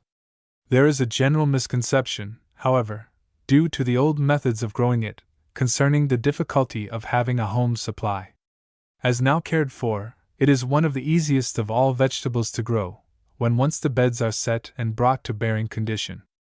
Nor is it difficult to make the bed, and the only reason why asparagus is not more universally found in the home garden, beside that mentioned above, is because one has to wait a year for results.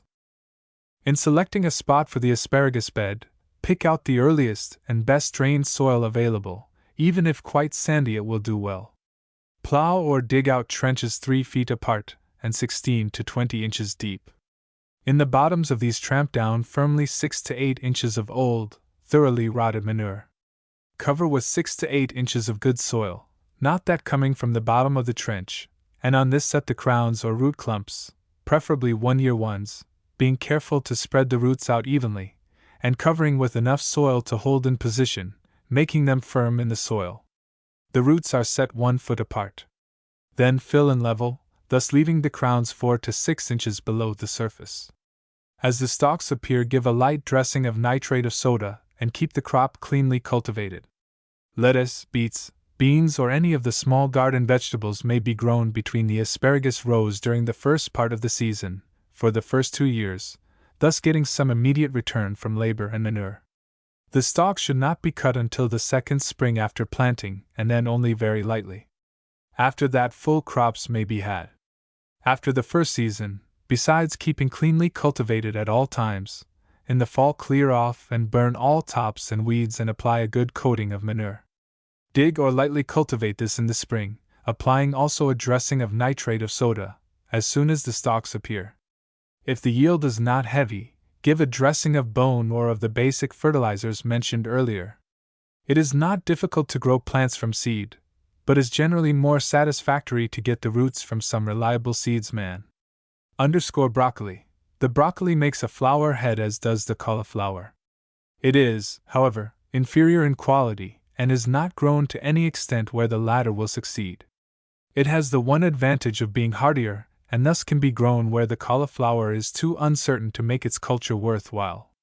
For culture directions, see cauliflower. Brussels sprouts.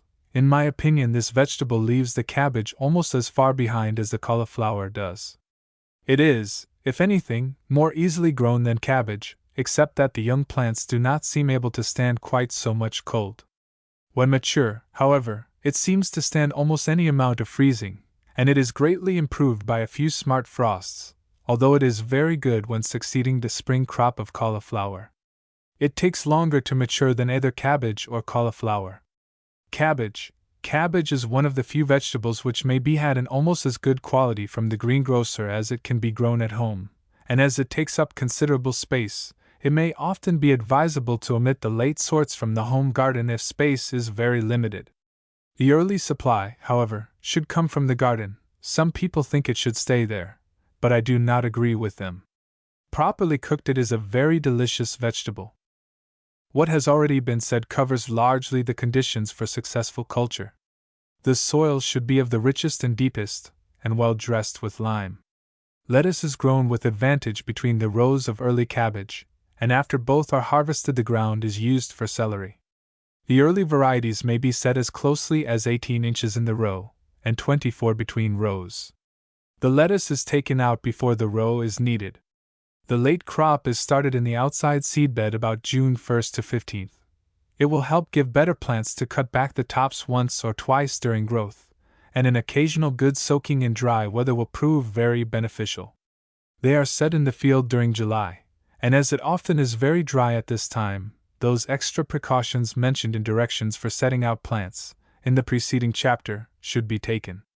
If the newly set plants are dusted with wood ashes, it will be a wise precaution against insect pests. Cauliflower. The cauliflower is easily the queen of the cabbage group, also it is the most difficult to raise. 1. It is the most tender, and should not be set out quite so early. 2. It is even a ranker feeder than the cabbage, and just before heading up will be greatly improved by applications of liquid manure. 3. It must have water, and unless the soil is a naturally damp one, irrigation, either by turning the hose on between the rows, or directly around the plants, must be given. 2 or 3 times should be sufficient. 4. The heads must be protected from the sun. This is accomplished by tying up the points of leaves, so as to form a tent, or breaking them, snap the midrib only, and folding them down over the flower. 5. They must be used as soon as ready, for they deteriorate very quickly. Take them while the head is still solid and firm, before the little flower tips begin to open out. Celery. This is another favorite vegetable which has a bad reputation to live down. They used to plant it at the bottom of a 12-inch trench and spend all kinds of unnecessary labor over it. It can be grown perfectly well on the level and in the average home garden. As to soil, celery prefers a moist one, but it must be well drained. The home supply can, however, be grown in the ordinary garden, especially if water may be had in case of injurious drought. For the early crop, the best sorts are the white plume and golden self-blanching. Seed is sown in the last part of February or first part of March. The seed is very fine, and the greatest pains must be taken to give the best possible treatment. The seed should be pressed into the soil and barely covered with very light soil, half sifted leaf mold or moss. Never let the boxes dry out, and as soon as the 3rd or 4th leaf comes, transplant. Cut back the outside leaves, and set as deeply as possible without covering the crown. The roots also, if long, should be cut back. This trimming of leaves and roots should be given at each transplanting, thus assuring a short, stocky growth. Culture of the early crop. after setting out, is easier than that for the winter crop. There are two systems. 1. The plants are set in rows 3 or 4 feet apart, 6 inches in the row, and blanched, either by drawing up the earth in a hill and working it in about the stalks with the fingers. This operation is termed handling, or else by the use of boards laid on edge along the rows, on either side. 2. The other method is called the new celery culture, and in it the plants are set in beds 8 inches apart each way, 10 or 12 inches for large varieties, the idea being to make the tops of the plants supply the shade for the blanching. This method has two disadvantages. It requires extra heavy manuring and preparation of soil, and plenty of moisture, and even with this aid the stalks never attain the size of those grown in rows. The early crop should be ready in August. The quality is never so good as that of the later crops. For the main or winter crop, sow the seed about April 1st. The same extra care must be taken as in sowing under glass. In hot, dry weather, shade the beds, never let them dry out. Transplant to second bed as soon as large enough to develop root system, before setting in the permanent position. When setting in late June or July, be sure to put the plants in up to the hearts, not over, and set firmly. Give level clean culture until about August 15th, when, with the hoe, wheel hoe or cultivator, earth should be drawn up along the rows, followed by handling. The plants for early use are trenched, see Chapter 14, but that left for late use must be banked up, which is done by making the hills higher still, by the use of the spade. For further treatment see Chapter 14. Care must be taken not to perform any work in the celery patch while the plants are wet. Corn salad or Pheticus. This salad plant is not largely grown. It is planted about the middle of April and given the same treatment as spinach. Chicory. This also is little grown. The whitloaf, a kind now being used, is however much more desirable. Sow in drills, thin to 5 or 6 inches, and in August or September, earth up, as with early celery, to blanch the stalks, which are used for salads, or boiled. Cut back roots, planted in boxes of sand placed in a moderately warm dark place and watered, send up a growth of tender leaves, making a fine salad. Chervil. Curled chervil is grown the same as parsley and used for garnishing or seasoning. The root variety resembles the stump-rooted carrot, the quality being improved by frost. Sow in April or September. Treat like parsnip. Chives. Leaves are used for imparting an onion flavor. A clump of roots set put will last many years. Cress. Another salad little grown in the home garden. To many, however, its spicy, pungent flavor is particularly pleasing. It is easily grown, but should be planted frequently, about every 2 weeks. Sow in drills, 12 to 14 inches apart. Its only special requirement is moisture. Water is not necessary, but if a bed can be started in some clean stream or pool, it will take care of itself. Upland cress or peppergrass grows in ordinary garden soil, being one of the very first salads. Sow in April, in drills 12 or 14 inches apart. It grows so rapidly that it may be had in 5 or 6 weeks. Sow frequently for succession, as it runs to seed very quickly. Chard, see _spinach. Dandelion _, this is an excellent greens, but as the crop is not ready until second season from planting it is not grown as much as it should be. Sow the seed in April, very shallow. It is well to put in with it a few lettuce or turnip seed to mark the rows. Drills should be 1 foot apart, and plants thin to 8 to 12 inches. The quality is infinitely superior to the wild dandelion, and may be still further improved by blanching. If one is content to take a small crop, a cutting may be made in the fall, the same season as the sowing. Endive. This salad vegetable is best for fall use. Sow in June or July, in drills 18 to 24 inches apart, and thin to 10 to 12 inches. To be fit for use it must be blanched, either by tying up with raffia in a loose bunch, or by placing 2 wide boards in an inverted V shape over the rows, and in either case be sure the leaves are dry when doing this. Kale. Kale is a non-heading member of the cabbage group, used as greens, both in spring and winter. It is improved by frost, but even then is a little tough and heavy. Its chief merit lies in the fact that it is easily had when greens of the better sorts are hard to get, as it may be left out and cut as needed during winter, even from under snow. The fall crop is given the same treatment as late cabbage. Siberian kale is sown in September and wintered over like spinach. Lettuce. Lettuce is grown in larger quantities than all the other salad plants put together. By the use of hotbeds, it may be had practically the year round.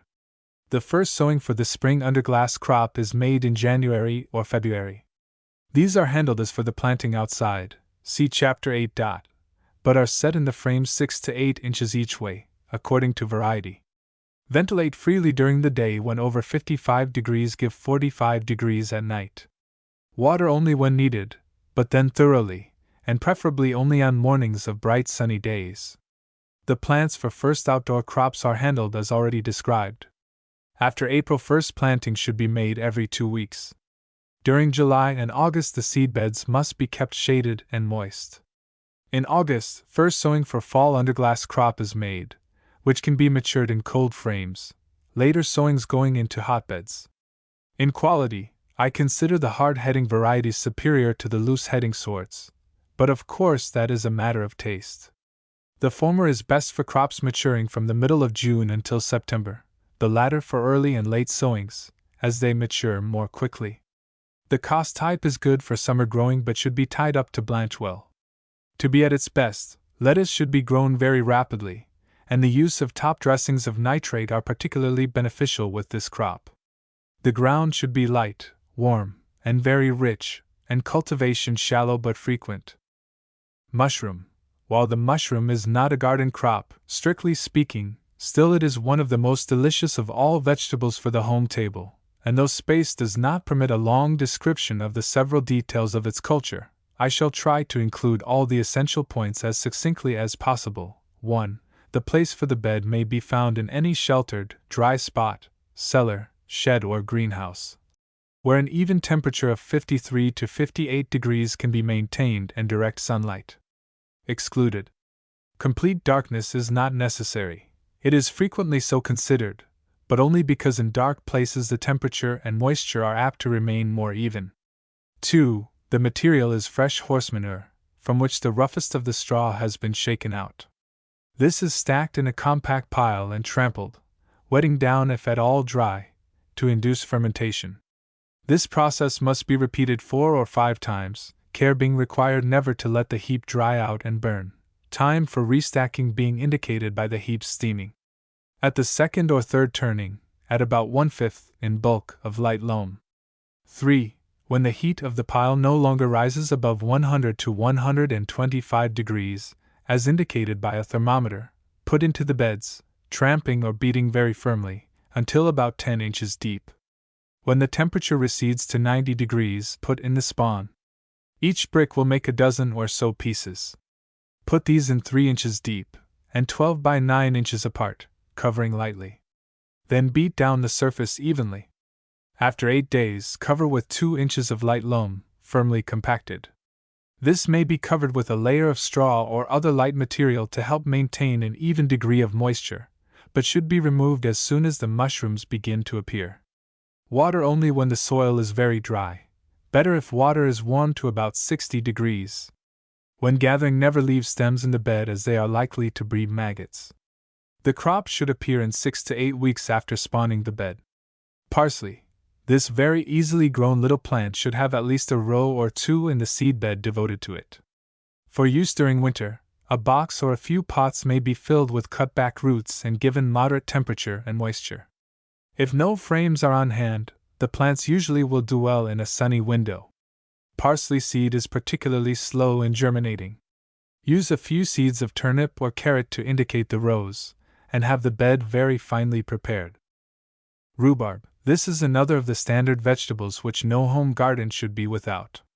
For the bed, pick out a spot where the roots can stay without interfering with the plowing and working of the garden. Next, the asparagus bed, if in a good early location, will be as good as any. 1 short row will supply a large family. The bed is set either with roots or young plants, the former being the usual method. The ground should first be made as deep and rich as possible. If poor, dig out the rows, which should be 4 or 5 feet apart, to a depth of 2 feet or more, and work in a foot of good manure, refilling with the best of the soil excavated. Set the roots about 4 feet apart in the row, the crowns being about 4 inches below the surface.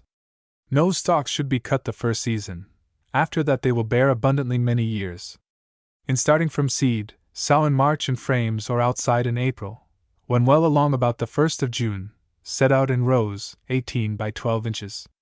By the following April they will be ready for their permanent position. Manuring in the fall, as with asparagus, to be worked in the spring, is necessary for good results. I know of no crop which so quickly responds to liberal dressings of nitrate of soda, applied first just as growth starts in the spring. The seed stalks should be broken off as fast as they appear, until late in the season. Sea kale, when better known in this country, sea kale will be given a place beside the asparagus and rhubarb, for, like them, it may be used year after year. Many believe it superior in quality to either asparagus or cauliflower. It is grown from either seed or pieces of the root, the former method being probably the more satisfactory. Sow in April, in drills 14 inches apart, thinning to 5 or 6. Transplant in the following spring as described for rhubarb, but setting 3 feet apart each way.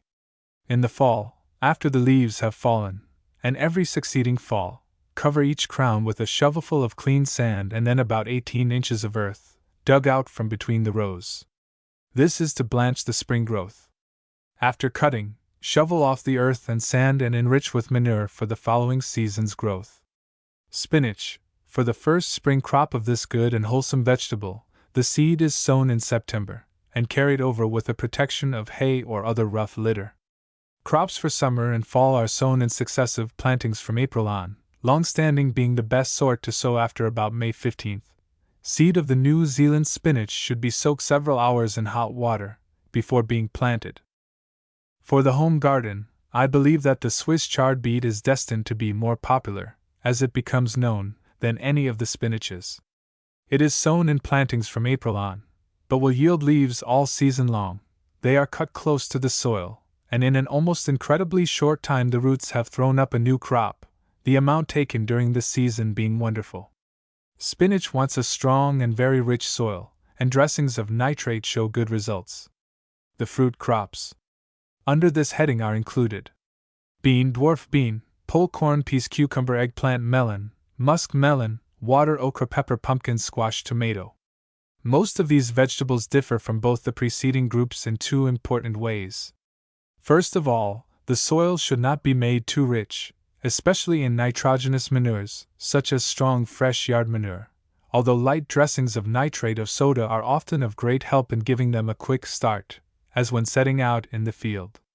Second, they are warm weather loving plants, and nothing is gained by attempting to sow or set out the plants until all danger from late frosts is over, and the ground is well warmed up. Peas, of course, are an exception to this rule, and to some extent the early beans. Third, they require much more room and are grown for the most part in hills. Light, warm, quick, sandy to gravelly soils, and old, fine, well-rotted manure, applied generally in the hill besides that plowed under, make the best combination for results. Such special hills are prepared by marking off, digging out the soil to the depth of 8 to 10 inches, and 18 inches to 2 feet square, and incorporating several forkfuls of the compost. A little guano, or better still cottonseed meal, say 1/2 to 1 gill of the former, or a gill of the latter, mixed with the compost when putting into the hill, will also be very good. Hills to be planted early should be raised an inch or 2 above the surface, unless they are upon sloping ground. The greatest difficulty in raising all the vine fruits, melons, etc., is in successfully combating their insect enemies, the striped beetle, the borer, and the flat, black stink bug, being the worst of these. Remedies will be suggested in the next chapter. But for the home garden, where only a few hills of each will be required, by far the easiest and the only sure way of fighting them will be by protecting with bottomless boxes, large enough to cover the hills, and covered with mosquito netting, or better, plant protecting cloth, which has the additional merit of giving the hills an early start. These boxes may be easily made of 1/2 by 8-inch boards, or from ordinary cracker boxes, such as used for making flats. Plants so protected in the earlier stages of growth will usually either not be attacked, or will, with the assistance of the remedies described in the following chapter, be able to withstand the insect's visits. Beans. Dwarf beans are one of the most widely liked of all garden vegetables, and one of the most easily grown. They are very particular about only one thing: not to have a heavy wet soil. The dwarf or bush sorts are planted in double or single drills, 18 to 24 inches apart, and for the first sowing not much over an inch deep. Later plantings should go in 2 to 3 inches deep, according to soil. Ashes or some good mixed fertilizer high in potash, applied and well mixed in at time of planting, will be very useful. As the plants gain size, they should be slightly hilled, to help hold the stalks up firmly. Never work over or pick from the plants while they are wet. The dwarf limas should not be planted until 10 to 14 days later than the early sorts. Be sure to put them in edgeways, with the eye down, and when there is no prospect of immediate rain, or the whole planting is fairly sure to be lost. Beans. Pole. The pole varieties should not go in until about the time for the limas. Plant in specially prepared hills, see above, 10 to 20 seeds, and when well up thin, leaving 3 to 5. Poles are best set when preparing the hills. A great improvement over the old-fashioned pole is made by nailing building laths firmly across 2 by 3 inches. Posts 7 or 8 feet high, see illustration. To secure extra early pods on the poles, pinch back the vines at 5 feet high. Corn. For extra early ears, corn may easily be started on sod, as directed for cucumbers. Be sure, however, not to get into the open until danger from frost is over, usually at least 10 days after it is safe for the first planting, which is seldom made before May 1st. Frequent, shallow cultivation is a prime necessity in growing this crop. When well up, thin to 4 stalks to a hill, usually 5 to 7 kernels being planted. A slight hilling when the tassels appear will be advisable. Plant frequently for succession crops. The last sowing may be made as late as the first part of July if the seed is well firmed in, to assure immediate germination. Sweet corn for the garden is frequently planted in drills, about 3 feet apart, and thinning to 10 to 12 inches. Cucumber. This universal favorite is easily grown if the striped beetle is held at bay. For the earliest fruits, start on sod in the frames. Cut out sods 4 to 6 inches square, where the grass indicates rich soil. Pack close together in the frame, grass side down, and push 7 or 8 seeds into each, firmly enough to be held in place, covering with about 1½ inches of light soil. Water thoroughly and protect with glass or cloth, taking care to ventilate, as described in Chapter 8. Set out in prepared hills after danger of frost is over. Outside crop is planted directly in the hills, using a dozen or more seeds and thinning to 3 or 4. Eggplant. The eggplant is always started under glass, for the northern states, and should be twice transplanted, the second time into pots, to be of the best size when put out. This should not be until after tomatoes are set, as it is perhaps the tenderest of all garden vegetables as regards heat. The soil should be very rich and as moist as can be selected. If dry, irrigating will be necessary. This should not be delayed until the growth becomes stunted, as sudden growth then induced is likely to cause the fruit to crack. Watch for potato bugs on your eggplants. They seem to draw these troublesome beetles as a magnet does iron filings, and I have seen plants practically ruined by them in one day. As they seem to know there will not be time to eat the whole fruit, they take pains to eat into the stems. The only sure remedy is to knock them off with a piece of shingle into a pan of water and kerosene. Eggplants are easily burned by Paris green, and that standard remedy cannot be so effectively used as on other crops. Hellebore or arsenate of lead is good. As the season of growth is very limited, it is advisable, besides having the plants as well developed as possible when set out, to give a quick start with cottonseed meal or nitrate, and liquid manure later is useful, as they are gross feeders. The fruits are ready to eat from the size of a turkey egg to complete development. Melon. Musk. The culture of this delicious vegetable is almost identical with that of the cucumber. If anything, it is more particular about having light soil. If put in soil at all heavy, at the time of preparing the hill, add sand and leaf mold to the compost, the hills made at least 3 feet square, and slightly raised. This method is also of use in planting the other vine crops. Melon, water. In the warm southern states, watermelons may be grown cheaply, and they are so readily shipped that in the small home gardens it will not pay to grow them, for they take up more space than any other vegetable, with the exception of winter squash. The one advantage of growing them, where there is room, is that better quality than that usually to be bought may be obtained. Give them the hottest spot in the garden and a sandy, quick soil. Use a variety recommended for your particular climate. Give the same culture as for muskmelon, except that the hills should be at least 6 to 10 feet apart each way. By planting near the edge of the garden, and pinching back the vines, room may be saved and the ripening up of the crop made more certain. Okra.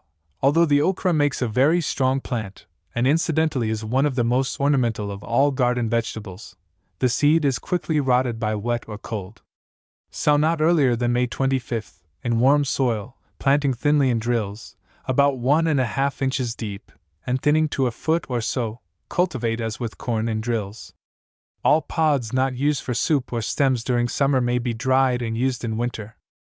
Peas. With care in making successive sowings, peas may be had during a long season.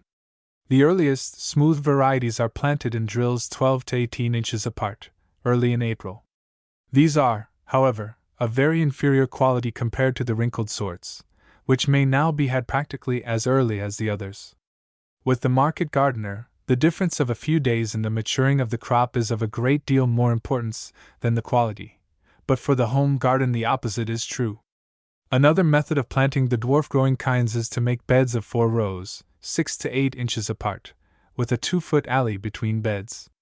The tall-growing sorts must be supported by brush or in other ways, and are put about 4 feet apart in double rows, 6 inches apart.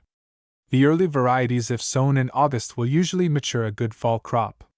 The early plantings should be made in light, dry soil and but 1 inch deep, the later ones in deep loam. In neither case should the ground be made too rich, especially in nitrogen, and it should not be wet when the seed is planted. Pepper. A dozen pepper plants will give abundance of pods for the average family. The varieties have been greatly improved within recent years in the quality of mildness. The culture recommended for eggplant is applicable also to the pepper. The main difference is that, although the pepper is very tender when young, the crop maturing in the autumn will not be injured by considerable frost. Pumpkin, the sugar, or pie varieties of the pumpkin are the only ones used in garden culture, and these only where there is plenty of ground for all other purposes. The culture is the same as that for late squashes, which follows. Squash. For the earliest squash the bush varieties of scallop are used, to be followed by the summer crookneck and other summer varieties, best among which are the Fordhook and Delicata. For all, hills should be prepared as described at the beginning of this section, and in addition it is well to mix with manure a shovelful of coal ashes, used to keep away the borer, to the attack of which the squash is particularly liable. The cultivation is the same as that used for melons or cucumbers, except that the hills for the winter sorts must be at least 8 feet apart, and they are often put 12. Tomato. For the earliest crop, tomatoes are started about March 1st. They should be twice transplanted, and for best results the second transplanting should be put into pots, or into the frames, setting 6 to 8 inches each way. They are not set out until danger of frost is over, and the ground should not be too rich. Old manure used in the hill, with a dressing of nitrate at setting out, or a few days after, will give them a good start. According to variety, they are set 3 to 5 feet apart, 4 feet, where staking or trellising is given, as it should always be in garden culture, will be as much as the largest growing plants require. It will pay well, both for quality and quantity of fruit, to keep most of the suckers cut or rubbed off. The ripening of a few fruits may be hastened by tying paper bags over the bunches, or by picking and ripening on a board in the hot Sunday for ripening fruit after frost. See Chapter 14.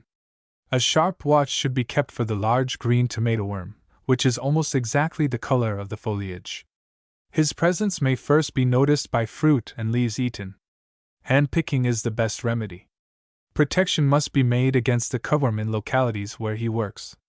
All the above, of course, will be considered in connection with the tabulated information as to dates, depths and distances for sowing, quantities, etc., given in the table in Chapter 4, and is supplemented by the information about insects, diseases, and harvesting given in chapters 13 and 14, and especially in the chapter on varieties which follows, and which is given separately from the present chapter in order that the reader may the more readily make out a list, when planning his garden, or making up his order sheet for the seedsman.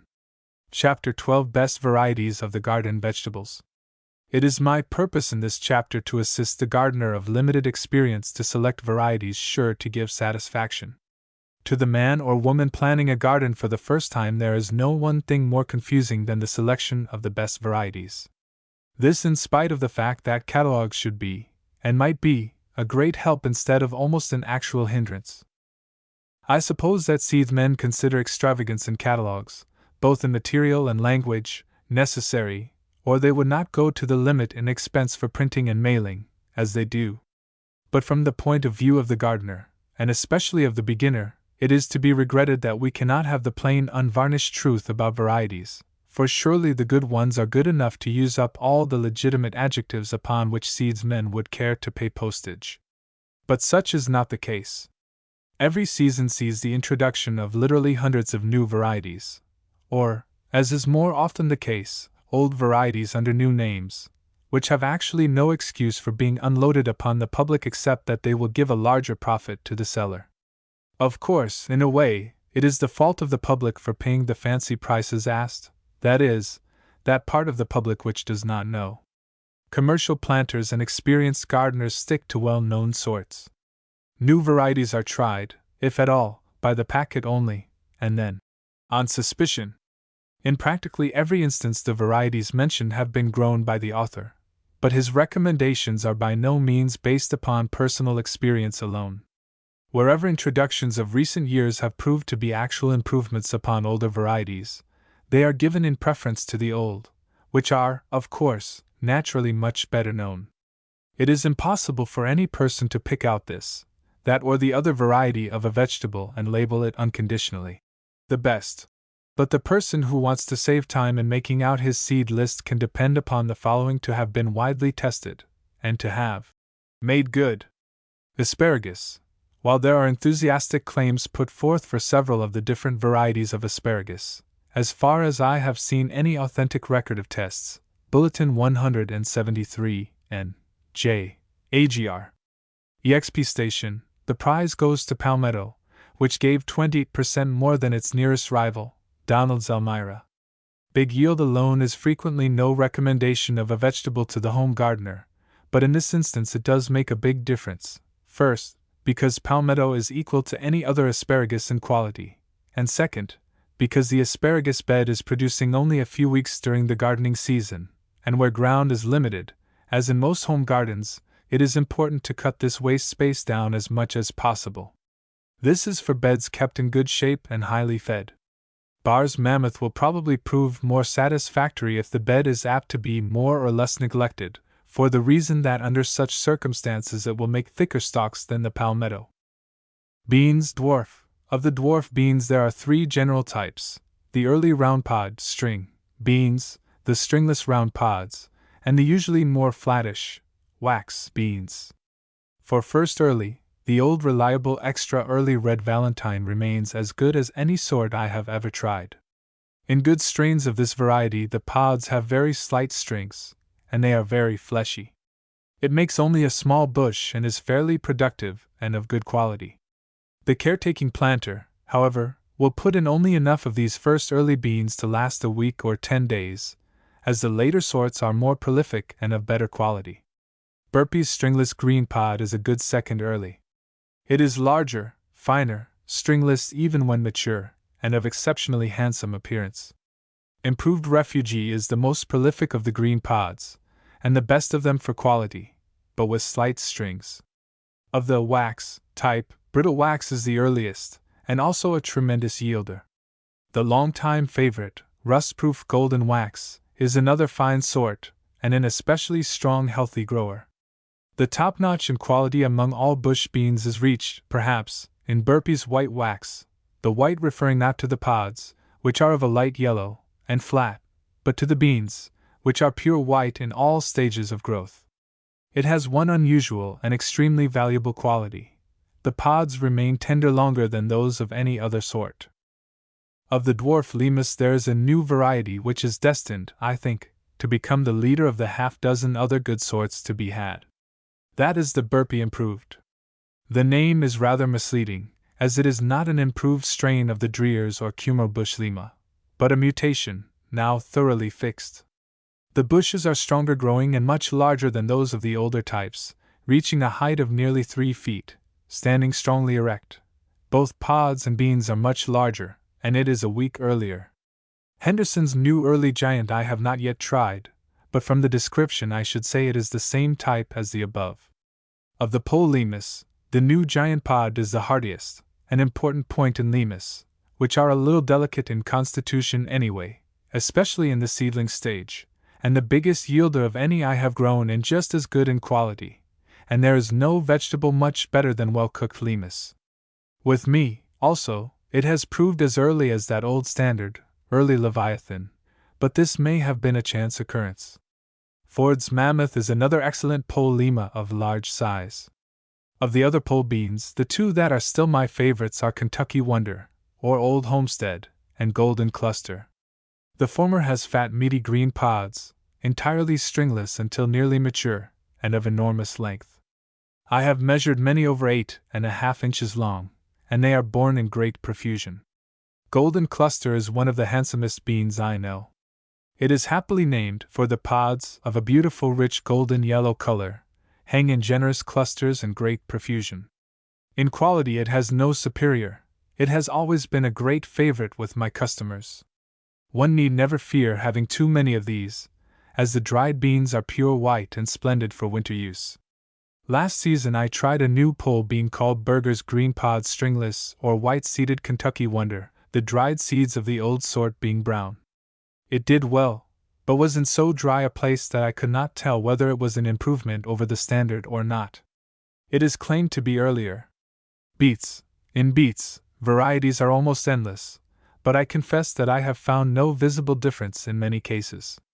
Edmund's Early and Early Model are good for first crops. The Egyptian strains, though largely used for market, have never been as good in quality with me. For the main crop I like Crimson Globe.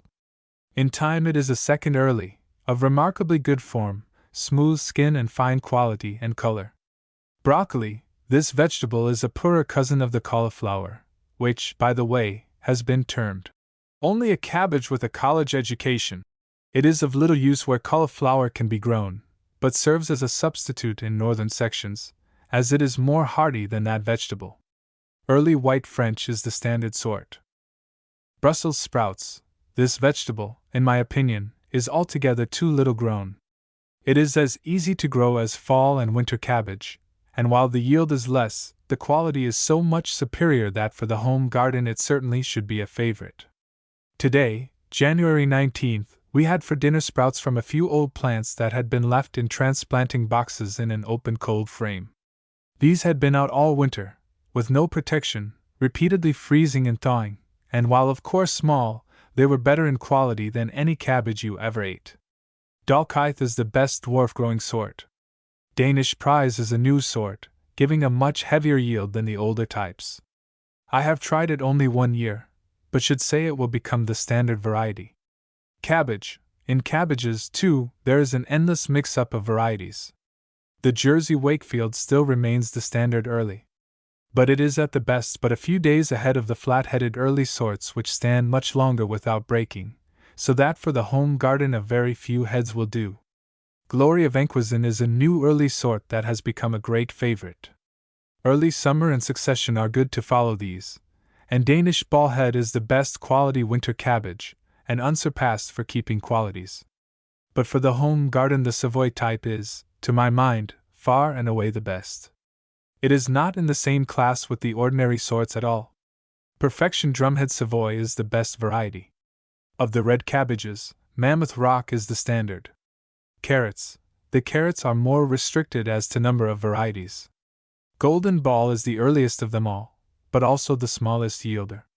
Early Scarlet Horn is the standard early, being a better yielder than the above.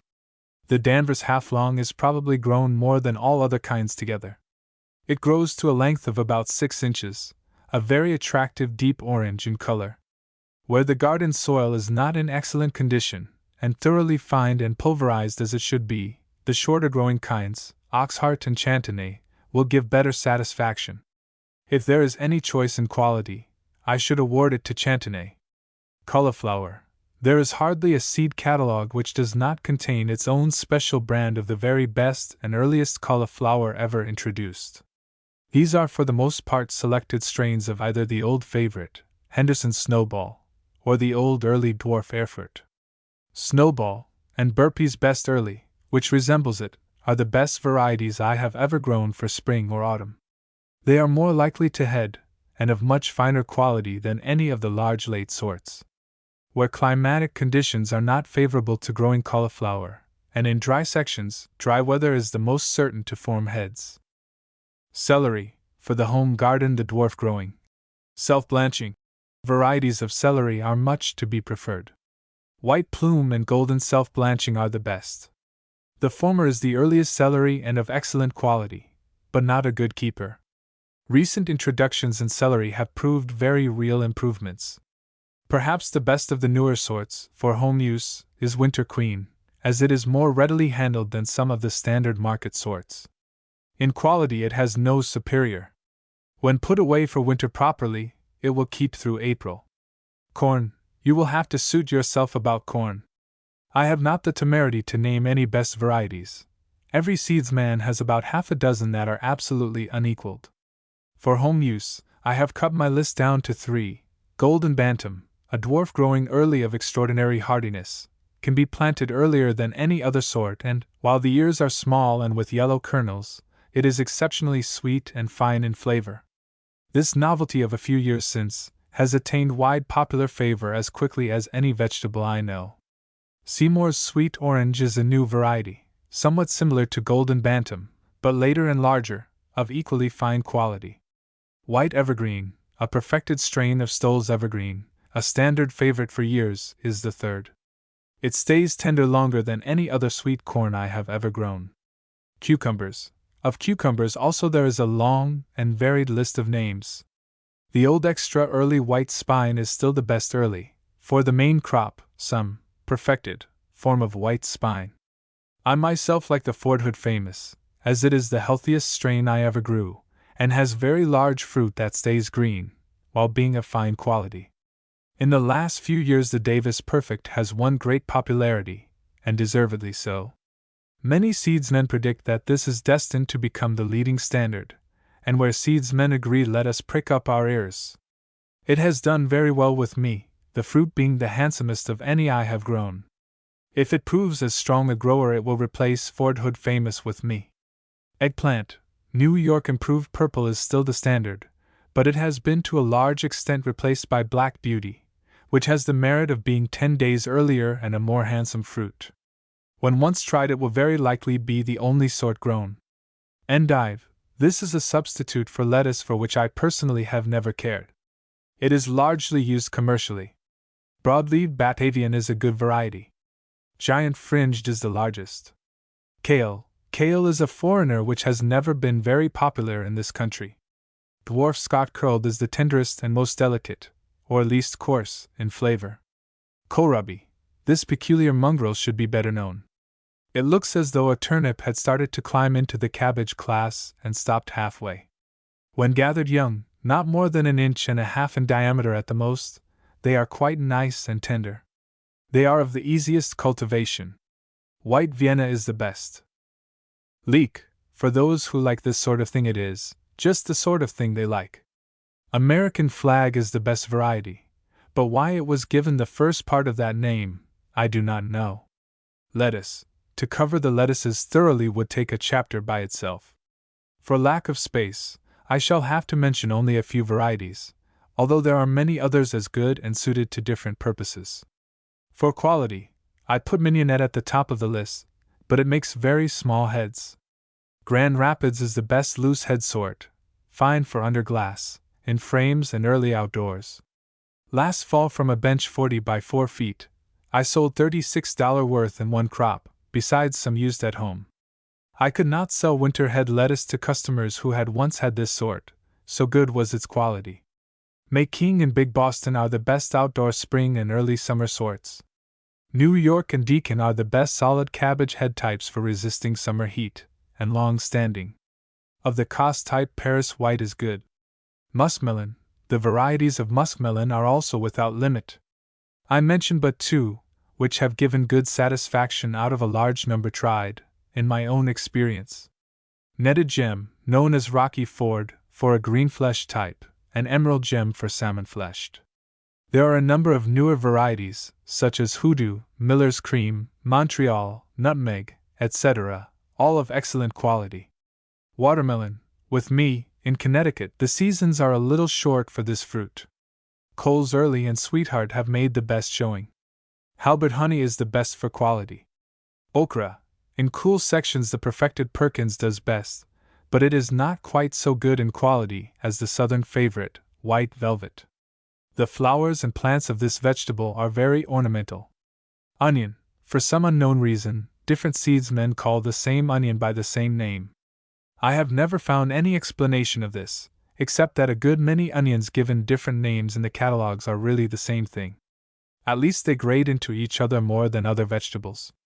With me, Prize Taker is the only sort now grown in quantity, as I have found it to out-yield all other yellows, and to be a good keeper. It is a little milder in quality than the American yellows, Danvers and Southport Globe. When started under glass and transplanted out in April, it attains the size and the quality of the large Spanish onions of which it is a descendant. Wethersfield Red is the standard flat red, but not quite so good in quality or for keeping as Southport Red Globe. Of the whites I like best Mammoth's Silver Skin. It is ready early and the finest in quality, to my taste, of all the onions, but not a good keeper. Ailsa Craig, a new English sort now listed in several American catalogs, is the best to grow for extra fancy onions, especially for exhibiting. It should be started in February or March under glass. Parsley, Emerald is a large growing, beautifully colored and mild flavored sort, well worthy of adoption. Parsnip. This vegetable is especially valuable because it may be had at perfection when other vegetables are scarce. Hollow Crown. Improved, of course, is the best. Peas are worse than corn. You will find enough exclamation points in the pea sections of catalogs to train the vines on. If you want to escape brain fag and still have as good as the best, if not better, plant Gratis, or Prosperity, for early and second early, Boston Unrivaled, an improved form of Telephone, for main crop, and Gratis for autumn. These two peas are good yielders, free growers, and of really wonderfully fine quality. They need bushing, but I have never found a variety of decent quality that does not. Pepper, Ruby King is the standard, large, red, mild pepper, and as good as any. Chinese Giant is a newer sort, larger but later. The flesh is extremely thick and mild. On account of this quality, it will have a wider range of use than the older sorts. Pumpkins, the old large cheese, and the newer Quaker pie, are as prolific, hardy, and fine in quality and sweetness as any. Potato, Bovie is a good early garden sort, but without the best of culture is very small. Irish Cobbler is a good early white. Green Mountain is a universal favorite for main crop in the East, a sure yielder and heavy crop potato of excellent quality. Uncle Sam is the best quality potato I ever grew. Baked, they taste almost as rich as chestnuts. Radish. I do not care to say much about radishes. I do not like them. They are, however, universal favorites. They come round, half long, long and tapering, white, red, white-tipped, crimson, rose, yellow-brown and black, and from the size of a button to over a foot long by 15 inches in circumference, the latter being the new Chinese or celestial. So you can imagine what a revel of varieties the seedsmen may indulge in. I have tried many, and cut my own list down to two: Rapid Red, probably an improvement of the old standard, Scarlet Button, and Crimson Globe, or Giant, a big, rapid, healthy grower of good quality, and one that does not get corky. A little land plaster or gypsum, worked into the soil at time of planting, will add to both appearance and quality in radishes. Spinach. The best variety of spinach is Swiss chard beet, see below. If you want the real sort, use Long Season, which will give you cuttings long after other sorts have run to seed. New Zealand will stand more heat than any other sort. Victoria is a newer variety, for which the claim of best quality is made. In my own trial I could not notice very much difference. It has, however, thicker and savoyed leaves. Salsify, this is, to my taste, the most delicious of all root vegetables. It will not do well in soil not deep and finely pulverized, but a row or two for home use can be had by digging and fining before sowing the seed. It is worth extra work. Mammoth sandwich is the best variety. Squash. Of this fine vegetable there are no better sorts for the home garden than the little delicata and fordhook. Vegetable marrow is a fine English sort that does well in almost all localities. The best of the newer large vine sorts is the delicious. It is of finer quality than the well-known Hubbard. For earliest use, try a few plants of white or yellow bush scalloped. They are not so good in quality as either delicata or fordhook, which are ready within a week or so later. The latter are also excellent keepers and can be had, by starting plants early and by careful storing, almost from June to June. Tomato. If you have a really hated enemy, give him a dozen seed catalogs and ask him to select for you the best 4 tomatoes. But unless you want to become criminally involved, send his doctor around the next morning. A few years ago I tried over 40 kinds. A good many have been introduced since, some of which I have tried. I am prepared to make the following statements. Earliana is the earliest quality tomato, for light warm soils, that I have ever grown. Chalk's Jewel, the earliest for heavier soils. Bonnie best early resembles it. Matchless is a splendid main crop sort. Ponderosa is the biggest and best quality, but it likes to split. There is one more sort, which I have tried 1 year only, so do not accept my opinion as conclusive. It is the result of a cross between Ponderosa and Dwarf Champion, one of the strongest growing sorts. It is called Dwarf Giant. The fruits are tremendous in size and in quality unsurpassed by any. The vine is very healthy, strong and stocky. I believe this new tomato will become the standard main crop for the home garden.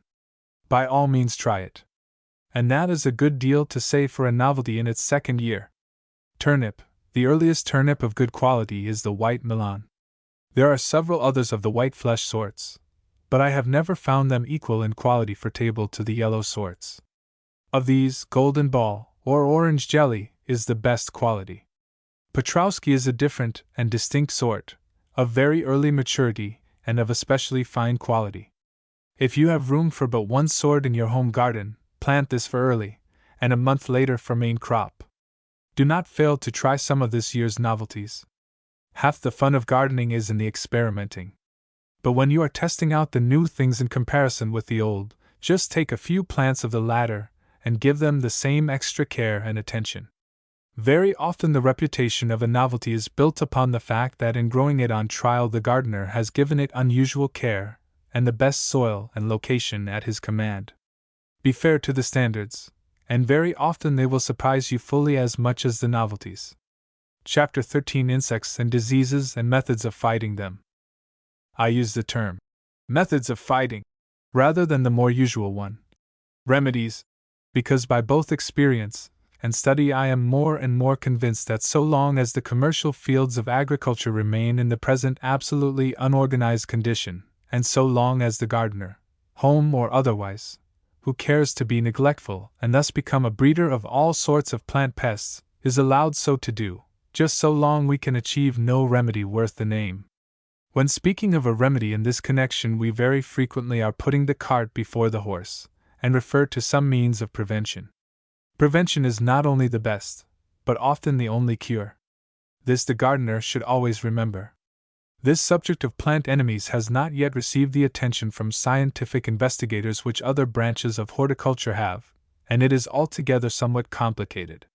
Before taking up the various insects and diseases, the following analysis and list will enable the reader to get a general comprehension of the whole matter. Plant enemies are of 2 kinds: 1. Insects, and 2. Diseases. The former are of 2 kinds: A. Insects which chew or eat the leaves or fruit, B. Insects which suck the juices therefrom. The diseases also are of 2 kinds: A. Those which result from the attack of some fungus, or germ. B. Those which attack the whole organism of the plant and are termed constitutional. Concerning these latter, practically nothing is known. It will be seen at once, of course, that the remedy to be used must depend upon the nature of the enemy to be fought. We can therefore reduce the matter to a simple classification as follows. Plant enemies. Insects class. Eating a sucking bee. Diseases. Parasitical C. Constitutional D. Remedies. Mechanical number covered boxes. 1 collars. 2 cards. 3. Destructive hand picking. 4 kerosene emulsion. 5 whale oil soap. 6 miscible oils. 7 tobacco dust. 8 carbolic acid emulsion. 9 corrosive sublimate. 10 Bordeaux mixture. 11 poisonous Paris green. 12 arsenate of lead. 13 hellebore. 14. It will be of some assistance, particularly as regards quick reference, to give the following table, which shows at a glance the method of fighting any enemy, the presence of which is known or anticipated. While this may seem quite a formidable list, in practice many of these pests will not appear, and under ordinary circumstances the following 6 remedies out of those mentioned will suffice to keep them all in check, if used in time: covered boxes, hand picking, kerosene emulsion, tobacco dust, Bordeaux mixture, arsenate of lead. Enemy, attacking, class, remedy, aphis, plant lice, cabbage and other plants. B. 5, 8, 6, especially under glass, asparagus beetle, asparagus. A. 13, 12 asparagus rust, asparagus. C. 11 black rot, cabbage and the cabbage. D. 10 group, borers, squash. B. 4 caterpillars, cabbage group. A. 12, 14 for caterpillars, tomato. A. 4 clubroot, cabbage group. C.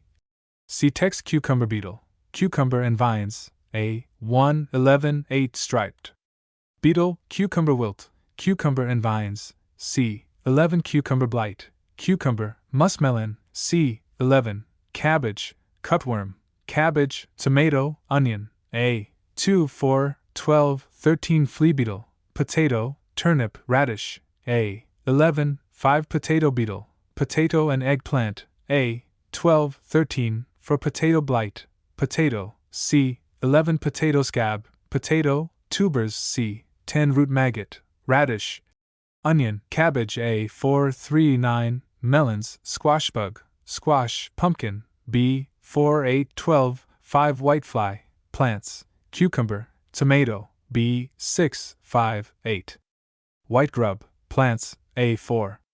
However, that the home gardener may be prepared to meet any contingency, I shall take up in brief detail the plant enemies mentioned and the remedies suggested. Aphis, the small, soft green plant lice.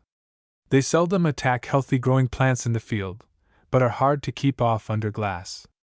If once established, it will take several applications to get rid of them. Use kerosene or soap emulsion or tobacco dust. There are also several trademarked preparations that are good. Aphine, which may be had of any seed house, has proved very effective in my own work, and it is the pleasantest to use that I have so far found. Asparagus beetle. This pest will give little trouble on cleanly cultivated patches. Thorough work with arsenate of lead, 1 to 25, will take care of it. Black rot. This affects the cabbage group, preventing heading, by falling of the leaves. In clean, thoroughly limed soil, with proper rotations, it is not likely to appear. The seed may be soaked, in cases where the disease has appeared previously, for 15 minutes in a pint of water in which one of the corrosive sublimate tablets, which are sold at drug stores, is dissolved. Borers. This borer is a flattish, white grub, which penetrates the main stem of squash or other vines near the ground and seems to sap the strength of the plant, even when the vines have attained a length of 10 feet or more. His presence is first made evident by the wilting of the leaves during the noonday heat. Coal ashes mixed with the manure in the hill is claimed to be a preventative. Another is to plant some early squash between the hills prepared for the winter crop, and not to plant the latter until as late as possible. The early squash vines, which act as a trap, are pulled and burned. Last season, almost half the vines in one of my pieces were attacked after many of the squashes were large enough to eat. With a little practice, I was able to locate the borer's exact position, shown by a spot in the stalk where the flesh was soft and of a slightly different color.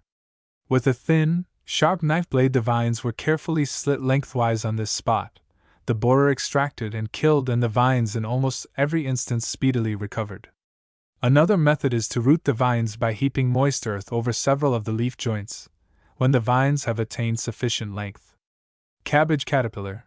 This small green worm, which hatches upon the leaves and in the forming heads of cabbage and other vegetables of the cabbage group, comes from the eggs laid by the common white or yellow butterfly of early spring. Pick off all that are visible, and spray with kerosene emulsion if the heads have not begun to form. If they have, use hellebore instead. The caterpillar or worm of tomatoes is a large, green, voracious one. Hand-picking is the only remedy. Clubroot. This is a parasitical disease attacking the cabbage group, especially in ground where these crops succeed each other. Line both soil and seedbed, at least a fall before planting, unless using a special agricultural lime. The crop infested is sometimes carried through by giving a special dressing of nitrate of soda, guano, or other quick-acting powerful fertilizer, and hilled high with moist earth, thus giving a special stimulation and encouraging the formation of new roots. While this does not in any way cure the disease, it helps the crop to withstand its attack. When planting again, be sure to use crop rotation and to set plants not grown in infested soil. Cucumber beetle.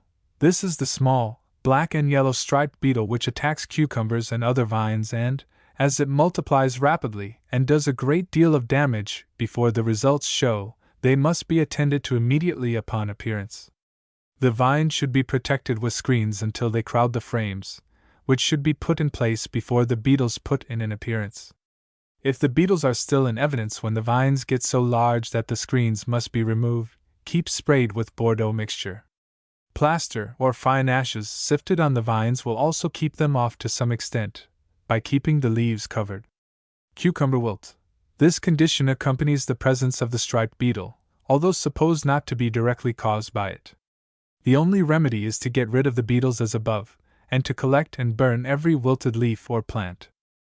Cucumber blight or mildew is similar to that which attacks muskmelons, the leaves turning yellow, dying in spots, and finally drying up altogether. Where there is reason to fear an attack of this disease, or upon the first appearance, spray thoroughly with Bordeaux, May 5, 50, and repeat every 10 days or so. The spraying seems to be more effective on cucumbers than on melons. Cutworm. The cutworm is perhaps the most annoying of all garden pests. Others do more damage, but none is so exasperating. He works at night, attacks the strongest, healthiest plants, and is content simply to cut them off, seldom, apparently, eating much or carrying away any of the severed leaves or stems, although occasionally I have found such bits, especially small onion tops, dragged off and partly into the soil. In small gardens the quickest and best remedy is hand-picking. As the worms work at night they may be found with a lantern, or very early in the morning. In daytime by digging about in the soil wherever a cut is found, and by careful search, they can almost invariably be turned out. As a preventive, and a supplement to hand-picking, a poison bait should be used. This is made by mixing bran with water until a mash is made, to which is added a dusting of Paris green or arsenate of lead, sprayed on thickly and thoroughly worked through the mass. This is distributed in small amounts, a tablespoonful or so to a place along the row or near each hill or plant, just as they are coming up or set out. Still another method, where only a few plants are put out, is to protect each by a collar of tin or tar paper. Flea beetle. This small, black or striped hard-shelled mite attacks potatoes and young cabbage, radish and turnip plants. It is controlled by spraying with kerosene emulsion or Bordeaux. Potato beetle. The striped Colorado beetle, which invariably finds the potato patch, no matter how small or isolated. Paris green, dry or sprayed, is the standard remedy. Arsenate of lead is now largely used. On small plots hand-picking of old bugs and destruction of eggs, which are laid on underside of leaves, is quick and sure. Potato blight. Both early and late forms of blight are prevented by Bordeaux, May 5, 50, sprayed every 2 weeks. Begin early, when plants are about 6 inches high. Potato scab, plant on new ground. Soak the seed in solution prepared as directed under number 10, which C. Allow no treated tubers to touch bags, boxes, bins, or soil where untreated ones have been kept. Root maggot. This is a small white grub, often causing serious injury to radishes, onions, and the cabbage group. Liming the soil and rotation are the best preventives. Destroy all infested plants, being sure to get the maggots when pulling them up. The remaining plants should be treated with a gill of strong caustic lime water, or solution of muriate of potash poured about the root of each plant, first removing an inch or so of earth. In place of these solutions, carbolic acid emulsion is sometimes used, or 8 to 10 drops of bisulfide of carbon are dropped into a hole made near the roots with the dibber and then covered in. Extra stimulation, as directed for clubroot, will help carry the plants through. Squash bug. This is the large, black, flat stink bug, so destructive of squash and the other running vines. Protection with frames or hand picking are the best home garden remedies. The old bugs may be trapped under boards and by early vines. The young bugs, or sap-sucking nymphs, are the ones that do the real damage. Heavy tobacco dusting or kerosene emulsion will kill them. White fly. This is the most troublesome under glass, where it is controlled by fumigation, but occasionally is troublesome on plants and tomato and cucumber vines. The young are scab-like insects and do the real damage. Spray with kerosene emulsion or whale oil soap. White grub or muckworm. When lawns are infested, the sod must be taken up, the grubs destroyed, and new sward made. When the roots of single plants are attacked, dig out, destroy the grubs, and, if the plant is not too much injured, reset. The remedies given in the table above are prepared as follows. Mechanical remedies. 1. Covered boxes. These are usually made of half-inch stuff, about 8 inches high, and covered with mosquito netting, wire, or protecting cloth, the latter having the extra advantage of holding warmth overnight. 2. Collars are made of old cans with the bottoms removed, cardboard or tarred paper, large enough to go over the plant and an inch or so into the ground. 3. Cards are cut and fitted close around the stem and for an inch or so upon the ground around it, to prevent maggots going down the stem to the root. Not much used. Destructive remedies. 4. Hand picking is usually very effective, and if performed as follows, not very disagreeable. Fasten a small tin can securely to a wooden handle and fill 1/3 full of water and kerosene. Make a small wooden paddle, with one straight edge and a rather sharp point. By using this in the right hand and the pan in the left, the bugs may be quickly knocked off. Be sure to destroy all eggs when hand picking is used. 5. Kerosene emulsion is used in varying strengths. For method of preparing, see Chapter 17. 6 and 7. For use of whale oil soap and miscible oils, see Chapter 17. 8. Tobacco dust. This article varies greatly. Most sorts are next to worthless, but a few of the brands especially prepared for this work, and sold usually at $3 per 100 pounds, which will last 2 ordinary home gardens a whole season, are very convenient to use, and effective. Apply with a duster, like that described in implements. 9. Carbolic acid emulsion, 1 pint crude acid, 1 pound, soap and 1 gallon. Water. Dissolve the soap in hot water, add balance of water and pump into an emulsion, as described for kerosene emulsion. 10. Corrosive sublimate is used to destroy scab on potatoes for seed by dissolving 1 ounce in 7 gallons of water. The same result is obtained by soaking for 30 minutes in a solution of commercial formalin, at the rate of 1 gill to 15 gallons of water. 11. Bordeaux mixture, see Chapter 17. Poisonous remedies. 12. Paris green. This is the standard remedy for eating bugs and worms. With a modern dusting machine, it can be put on dry, early in the morning when the dew is still on. Sometimes it is mixed with plaster. For tender plants easily burned by the pure powder, and where dusting is not convenient, it is mixed with water at the rate of 1 pound to 50 to 100 gallons, and used as a spray. In mixing, make a paste of equal quantities of the powder and quicklime, and then mix thoroughly in the water. It must be kept stirred up when using. 13. Arsenate of lead. This has two advantages over Paris green: it will not burn the foliage, and it will stay on several times as long. Use from 4 to 10 pounds in 100 gallons of water. Mix well and strain before putting in sprayer.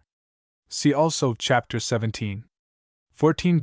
Hellebore, a dry, white powder used in place of numbers 12 or 13 on vegetables or fruit that is soon to be eaten. For dusting, use 1 pound hellebore to 5 of plaster or flour. For watering or spraying, at rate of 1 pound to 12 gallons of water. Precautions. So much for what we can do in actual hand-to-hand, or rather hand-to-mouth, conflict with the enemy.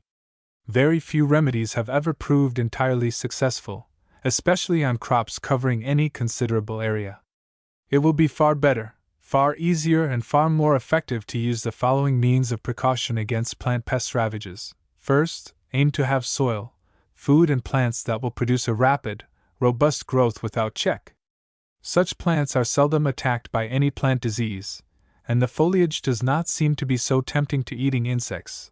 Besides which, of course, the plants are much better able to withstand their attack if they do come. Second, give clean, frequent culture and keep the soil busy. Do not have old weeds and refuse lying around for insects and eggs to be sheltered by. Burn all leaves, stems, and other refuse from plants that have been diseased. Do not let the ground lie idle, but by continuous cropping keep the bugs, caterpillars, and eggs constantly rooted out and exposed to their natural enemies. Third, practice crop rotation. This is of special importance where any root disease is developed. Fourth, watch closely and constantly for the first appearance of trouble. The old adages, "Eternal vigilance is the price of peace," and "A stitch in time saves 9," are nowhere more applicable than to this matter. And last, and of extreme importance, be prepared to act at once. Do not give the enemy an hour's rest after his presence is discovered. In almost every case it is only by having time to multiply that damage amounting to anything will be done. If you will keep on hand, ready for instant use, a good hand sprayer and a modern powder gun, a few covered boxes, tobacco dust, arsenate of lead, and materials for kerosene emulsion and Bordeaux mixture, and are not afraid to resort to hand-picking when necessary, you will be able to cope with all the plant enemies you are likely to encounter. The slight expense necessary, considering that the two implements mentioned will last for years with a little care, will pay as handsome a dividend as any garden investment you can make. Chapter 14. Harvesting and Storing. It is a very common thing to allow the garden vegetables not used to rot on the ground, or in it. There is a great deal of unnecessary waste in this respect, for a great many of the things so neglected may just as well be carried into winter, and will pay a very handsome dividend for the slight trouble of gathering and storing them. A good frost-proof, cool cellar is the best and most convenient place in which to store the surplus product of the home garden. But lacking this, a room partitioned off in the furnace cellar and well ventilated, or a small empty room, preferably on the north side of the house, that can be kept below 40 degrees most of the time, will serve excellently. Or some of the most bulky vegetables, such as cabbage and the root crops, may be stored in a prepared pit made in the garden itself. As it is essential that such a pit be properly constructed, I shall describe one with sufficient detail to enable the home gardener readily to construct it. Select a spot where water will not stand. Put the vegetables in a triangular-shaped pile, the base 3 or 4 feet wide, and as long as required. Separate the different vegetables in this pile by stakes about 2 feet higher than the top of the pile, and label them. Then cover with a layer of clean straw or bog hay, and over this 4 inches of soil, dug up 3 feet back from the edges of the pile.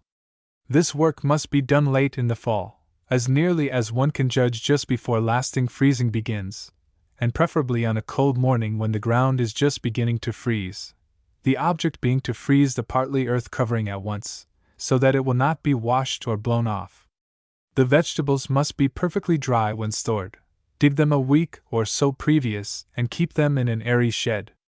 As soon as this first layer of earth is partly frozen, but before it freezes through, put on another thick layer of straw or hay and cover with 12 inches of earth, keeping the pile as steep as possible, a slightly clay soil that may be beaten down firmly into shape with a spade, being best.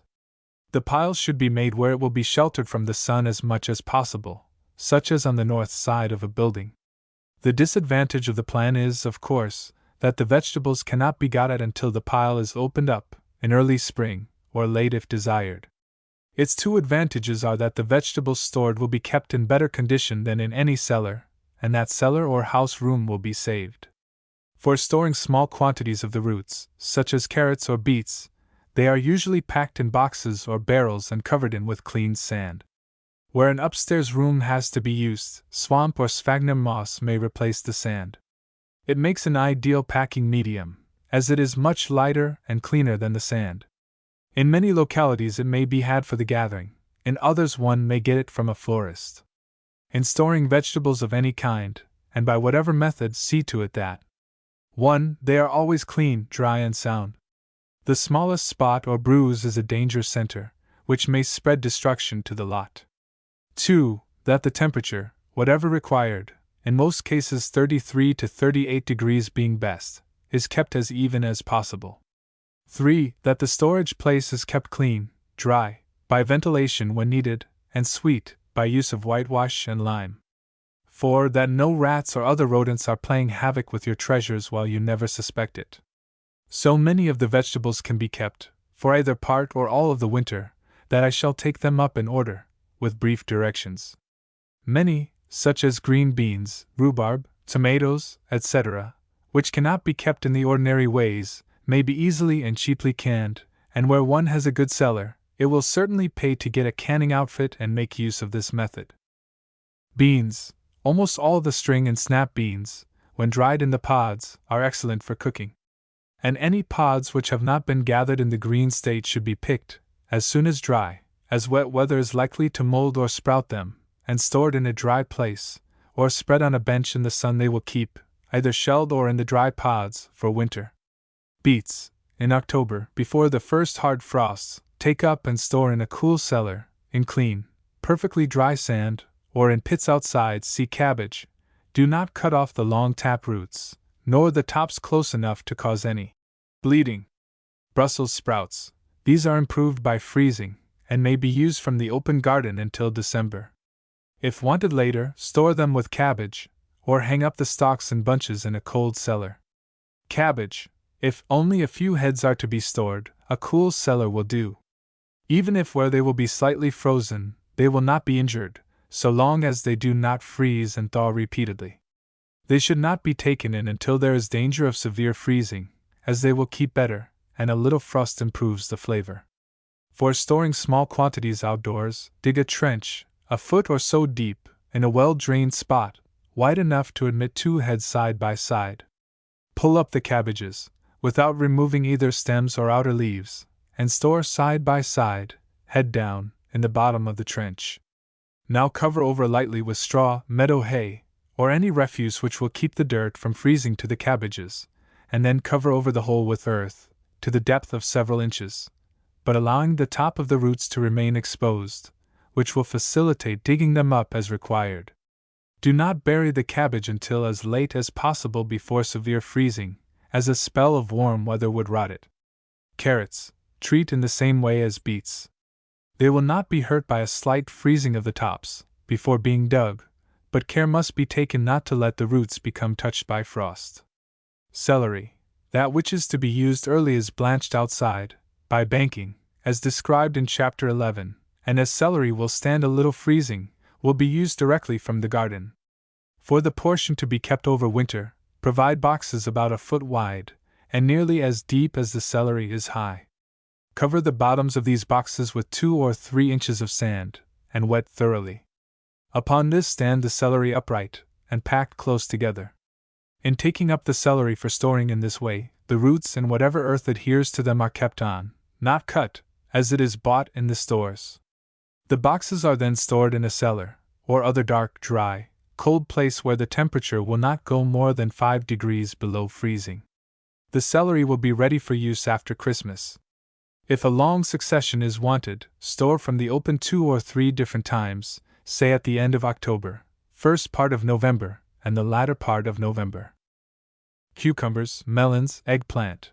While there is no way of storing these for any great length of time without recourse to artificial cold, they may be had for some time by storing just before the first frosts in a cool, dark cellar, care being taken in handling the fruits to give them no bruises. Onions. If the onions got a good early start in the spring, the tops will begin to die down by the middle of August. As soon as the tops have turned yellow and withered, they should be pulled, on the first clear dry day, and laid in windrows 3 or 4 rows in one, but not heaped up. They should be turned over frequently, by hand or with a wooden rake, and removed to a shed or barn floor as soon as dry, where the tops can be cut off. Keep them spread out as much as possible, and give them open ventilation until danger of frost. Then store in a dry place and keep as cool as possible without freezing. A few barrels, with holes knocked in the sides, will do well for a small quantity. Parsley. Take up a few plants and keep in a flower pot or small box, in the kitchen window. Parsnips. These will stay in the ground without injury all winter, but part of the crop may be taken up late in the fall and stored with beets, carrots, and turnips, to use while the ground is frozen. Potatoes. When the vines have died down and the skin of the new potatoes has become somewhat hardened, they can be dug and stored in a cool, dry cellar at once. Be sure to give plenty of ventilation until danger of frost. Keep from the light, as this has the effect of making the potatoes bitter. If there is any sign of rot among the tubers, do not dig them up until it has stopped. Squash and pumpkins. The proper conditions for storing for winter will be indicated by the drying and shrinking of the stem. Cut them from the vines, being careful never to break off the stem, turn over, rub off the dirt, and leave the underside exposed to a few days' sunlight. Then carry in a spring wagon, or spring wheelbarrow, covered with old bags or hay to keep from any bruises. Store in the driest part of the cellar, and if possible where the temperature will not go below 40 degrees. Leave them on the vines in the field as late as possible, while escaping frosts. Tomatoes. Just before the first frosts are likely to begin, pick all of the best of the unripened fruits. Place part of these on clean straw in a cold frame, giving protection, where they will gradually ripen up. Place others, that are fully developed but not ripe, in straw in the cellar. In this way fresh tomatoes may frequently be had as late as Christmas. Turnip. These roots, if desired, can be stored as are beets or carrots. It is hard to retain our interest in a thing when most of its usefulness has gone by. It is for that reason, I suppose, that one sees so many forsaken and weed-grown gardens every autumn, where in the spring everything was neat and clean. But there are 2 very excellent reasons why the vegetable garden should not be so abandoned, to say nothing of appearances. The first is that many vegetables continue to grow until the heavy frosts come, and the second, that the careless gardener who thus forsakes his post is sowing no end of trouble for himself for the coming year. For weeds left to themselves, even late in the fall, grow in the cool moist weather with astonishing rapidity, and almost before one realizes it, transform the well-kept garden into a ragged wilderness, where the intruders have taken such a strong foothold that they cannot be pulled up without tearing everything else with them. So we let them go, and left to themselves, they accomplish their purpose in life, and leave upon the ground an evenly distributed supply of plump ripe seeds, which next spring will cause the perennial exclamation, "Mercy, John, where did all these weeds come from?" And John replies, "I don't know, we kept the garden clean last summer. I think there must be weed seeds in the fertilizer." Do not let up on your fight with weeds, for every good vegetable that is left over can be put to some use. Here and there in the garden will be a strip that has gone by, and as it is now too late to plant, we just let it go. Yet now is the time we should be preparing all such spots for withstanding next summer's drought.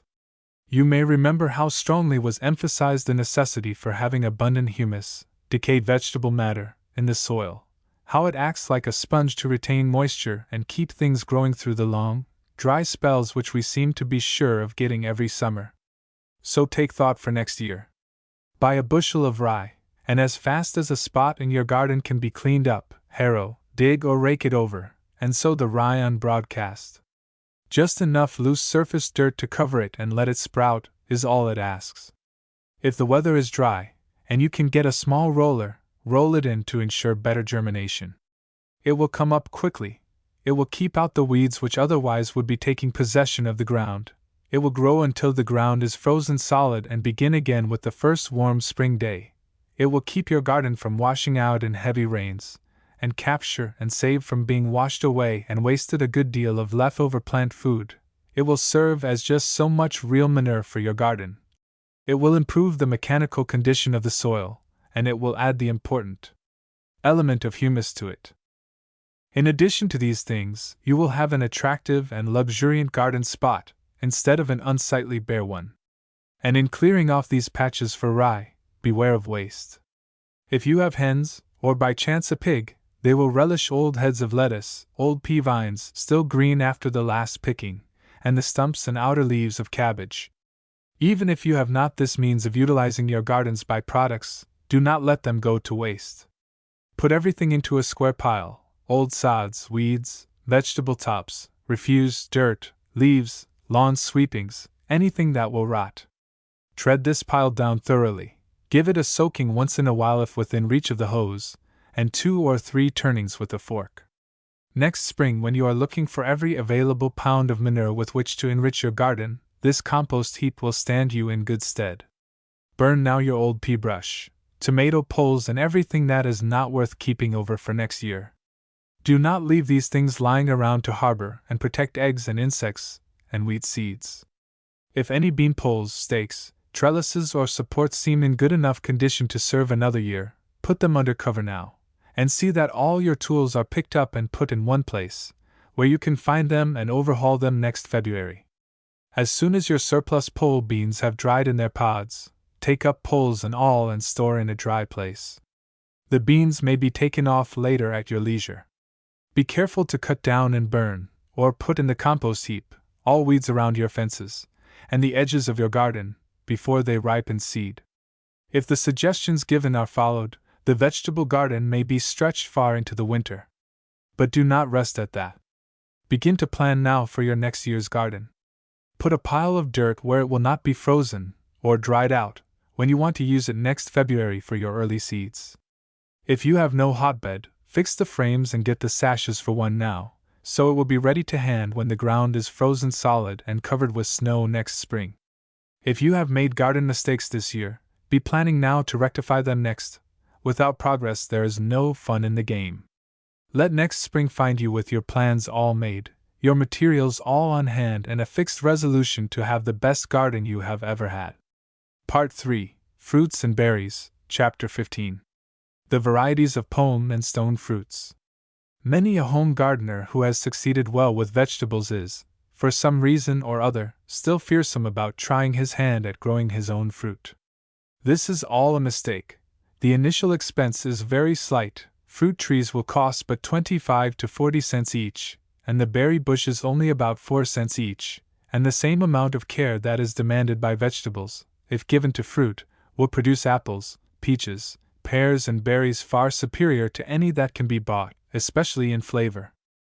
I know a doctor in New York, a specialist, who has attained prominence in his profession, and who makes a large income. He tells me that there is nothing in the city that hurts him so much as to have to pay out a nickel whenever he wants an apple. His boyhood home was on a Pennsylvania farm, where apples were as free as water, and he cannot get over the idea of their being one of nature's gracious gifts, any more than he can overcome his hankering for that crisp, juicy, uncloying flavor of a good apple, which is not quite equaled by the taste of any other fruit. And yet it is not the saving in expense, although that is considerable, that makes the strongest argument for growing one's own fruit. There are 3 other reasons, each of more importance. First is quality. The commercial grower cannot afford to grow the very finest fruit. Many of the best varieties are not large enough yielders to be available for his use, and he cannot, on a large scale, so prune and care for his trees that the individual fruits receive the greatest possible amount of sunshine and thinning out the personal care that is required for the very best quality. Second, there is the beauty and the value that well-kept fruit trees add to a place, no matter how small it is. An apple tree in full bloom is one of the most beautiful pictures that nature ever paints, and if, through any train of circumstances, it ever becomes advisable to sell or rent a home, its desirability is greatly enhanced by the few trees necessary to furnish the loveliness of showering blossoms in spring, welcome shade in summer, and an abundance of delicious fruits through autumn and winter. Then there is the fun of doing it, of planting and caring for a few young trees, which will reward your labors, in a cumulative way, for many years to come. But enough of reasons. If the call of the soil is in your veins, if your fingers, and your brain, in the springtime itch to have a part in earth's ever-wonderful renascence, if your lips part at the thought of the white, firm, toothsome flesh of a ripe and on-the-tree red apple, then you must have a home orchard without delay. And it is not a difficult task. Apples, pears, and the stone fruits, fortunately, are not very particular about their soils. They take kindly to anything between a sandy soil so loose as to be almost shifting, and heavy clay. Even these soils can be made available, but of course not without more work. And you need little room to grow all the fruit your family can possibly eat. Time was, when to speak of an apple tree brought to mind one of those old, moss-barked giants that served as a carriage shed and a summer dining room, decorated with sides and rope swings, requiring the services of a 40-foot ladder and a long-handled picker to gather the fruit. That day is gone. In its stead have come the low-headed standard and the dwarf forms. The new types came as new institutions usually do, under protest. The wise said they would never be practical, the trees would not get large enough and teams could not be driven under them. But the facts remain that the low trees are more easily and thoroughly cared for, that they do not take up so much room, that they are less exposed to high winds, and such fruit as does fall is not injured, that the low limbs shelter the roots and conserve moisture, and above all, that picking can be accomplished much more easily and with less injury to fine, well-ripened fruit. The low-headed tree has come to stay. If your space will allow, the low-headed standards will give you better satisfaction than the dwarfs. They are longer-lived, they are healthier, and they do not require nearly so much intensive culture. On the other hand, the dwarfs may be used where there is little or no room for the standards. If there is no other space available, they may be put in the vegetable or flower garden, and incidentally they are then sure of receiving some of that special care which they need in the way of fertilization and cultivation. As I have said, any average soil will grow good fruit. A gravelly loam, with a gravel subsoil, is the ideal. Do not think from this, however, that all you have to do is buy a few trees from a nursery agent, stick them in the ground, and from your negligence reap the rewards that follow only intelligent industry. The soil is but the raw material which work and care alone can transform, through the medium of the growing tree, into the desired result of a cellar well stored each autumn with fruit. Fruit trees have one big advantage over vegetables: the ground can be prepared for them while they are growing. If the soil will grow a crop of clover, it is already in good shape to furnish the trees with food at once. If not, manure or fertilizers may be applied, and clover or other green crops turned under during the first 2 or 3 years of the tree's growth, as will be described later. The first thing to consider, when you have decided to plant, is the location you will give your trees. Plan to have pears, plums, cherries, and peaches, as well as apples. For any of these the soil, of whatever nature, must be well drained. If not naturally, then tile or other artificial drainage must be provided. For only a few trees it would probably answer the purpose to dig out large holes and fill in a foot or 18 inches at the bottom with small stone, covered with gravel or screened coal cinders. My own land has a gravelly subsoil and I have not had to drain. Then with the apples, and especially with the peaches, a too-sheltered slope to the south is likely to start the flower buds prematurely in spring, only to result in total crop loss from late frosts. The diagram on the next page suggests an arrangement which may be adapted to individual needs. One may see from it that the apples are placed to the north, where they will to some extent shelter the rest of the grounds, the peaches where they will not be coddled, the pears, which may be had upon quince stock, where they will not shade the vegetable garden, the cherries, which are the most ornamental, where they may lend a decorative effect. And now, having decided that we can, and will, grow good fruit, and having in mind suggestions that will enable us to go out tomorrow morning and, with an armful of stakes, mark out the locations, the next consideration should be the all-important question of what varieties are most successfully grown on the small place. Illustration: a suggested arrangement of fruit trees on the small place. Edition unable to recreate in text format. The following selections are made with the home fruit garden, not the commercial orchard, in mind. While they are all tried and true sorts, succeeding generally in the Northeast, New England, and Western fruit sections, remember that fruits, as a rule, though not so particular as vegetables about soil, seem much more so about locality. I would suggest, therefore, submitting your list, before buying, to your state experiment station. You are taxed for its support. Get some direct result from it. There they will be glad to advise you, and are in the best position to help you get started properly. Above all, do not buy from the traveling nursery agent, with his grip full of wonderful lithographs of new and unheard of novelties. Get the catalog of several reliable nurseries, take standard varieties about which you know, and buy direct. Several years ago I had the opportunity to go carefully over one of the largest fruit nurseries in the country. Every care and precaution was taken to grow fine, healthy, young trees. The president told me that they sold thousands every year to smaller concerns, to be resold again through field and local agents. Yet they do an enormous retail business themselves, and of course their own customers get the best trees. The following are listed, as nearly as I can judge, in the order of their popularity, but as many of the best are not valuable commercially, they are little known. Whenever you find a particularly good apple or pear, try to trace it and add it to your list. Apples. Without any question, the apple is far and away the most valuable fruit, both because of its greater scope of usefulness and its longer season. The last of the winter's russets are still juicy and firm when the first early harvests and red astracans are tempting the young idea to experiment with colic. Plant but a small proportion of early varieties, for the late ones are better. Out of a dozen trees I would put in 1 early, 3 fall, and the rest winter sorts. Among the summer apples are several deserving special mention. Yellow transparent is the earliest. It is an old favorite, and one of the most easily grown of all apples. Its color is indicated by the name, and it is a fair eating apple and a very good cooker.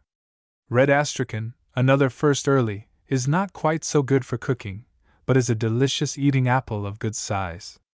An apple of more recent introduction and extremely hardy, hailing first from Russia, and already replacing the above sorts, is Liveland raspberry. The tree is of good form, very vigorous and healthy. The fruit is ready almost as soon as yellow transparent, and is of much better quality for eating. In appearance it is exceptionally handsome, being of good size, regular form, and having those beautiful red shades found almost exclusively in the later apples. The flesh quality is fully up to its appearance. The white, crisp breaking flesh, most aromatic, deliciously subacid, makes it ideal for eating. A neighbor of mine sold $406 worth of fruit from 20 trees to one dealer. For such a splendid apple, McIntosh is remarkably hardy and vigorous, succeeding over a very wide territory, and climate severe enough to kill many of the other newer varieties. The Famuse, widely known as the Snow, is an excellent variety for northern sections. It resembles the McIntosh, which some claim to be derived from it. Fall Pippin, pound sweet and 20 ounce, are other popular late autumns. In the winter section, Baldwin, which is too well known to need describing, is the leading commercial variety in many apple districts, and it is a good variety for home growing on account of its hardiness and good cooking and keeping qualities. But for the home orchard, it is far surpassed in quality by several others. In northern sections, down to the corn line, Northern Spy is a great favorite. It is a large, roundish apple, with thin, tender, glossy skin, light to deep carmine over light yellow, and an excellent keeper. In sections to which it is adapted, it is a particularly vigorous, compact, upright grower. Jonathan is another splendid sort, with a wider range of conditions favorable for growth. It is, however, not a strong-growing tree and is somewhat uncertain in maturing its fruit, which is a bright, clear red of distinctive flavor. It likes a soil with more clay than do most apples. In the Middle West and Middle South, Grimes, Golden, has made a great local reputation in many sections, although in others it has not done well at all. The Spitzenberg, S. opus, is very near the top of the list of all late-eating apples, being at its prime about December. It is another handsome yellow-covered red apple, with flesh slightly yellowish, but very good to the taste. The tree, unfortunately, is not a robust grower, being especially weak in its earlier stages, but with good cultivation it will not fail to reward the grower for any extra care it may have required. These, and the other notable varieties, which there is not room here to describe, make up the following list, from which the planter should select according to locality. Earliest or summer, early harvest, yellow transparent, red astrakhan, Benoni, new, Chenango, sweet bough, William's favorite, early strawberry, live land raspberry. Early autumn, Alexander, Duchess, Porter, Gravenstein, Macintosh red. Late autumn, Jeffreys, Famuse, Snow, Maiden's blush, Wealthy, Fall Pippin, Pound sweet, 20-ounce, Cox orange, Hubbardston. Winter, Baldwin, Rhode Island greening, Northwestern greening, Jonathan, Northern spy yellow, Swar, delicious, Wagoner, King, S. opus, Spitzenberg, yellow bellflower, winter banana, seek no further, Talmon's sweet, Roxbury russet, King David, Stamen's winesap, Wolf River. Pears. Pears are more particular than apples in the matter of being adapted to sections and soils. Submit your list to your state experiment station before ordering trees. Many of the standard sorts may be had where a low-growing, spreading tree is desired. For instance, quince stock pears might be used to change places with the plums. Varieties suitable for this method are listed below. They are given approximately in the order of the ripening. Wilder, early August, medium in size, light yellow, excellent quality. Does not rot at the core, as so many early pears are liable to do. Margaret, oblong, greenish, yellow to dull red. Clapp favorite, very large, yellow pear. A great bearer and good keeper, where the children cannot get at it. Howell, a little later than the foregoing, large, bright yellow, strong-growing tree and big bearer. Duchesse d'Angoulême, large greenish yellow, sometimes reaching huge size, will average better than 3/4 of a pound. The quality, despite its size, is splendid. Seckel, small in size, but renowned for exquisite flavor, being probably the most universally admired of all. Burr superfine, October, medium size, excellent quality. Bartlett, the best known of all pears, and a universal favorite.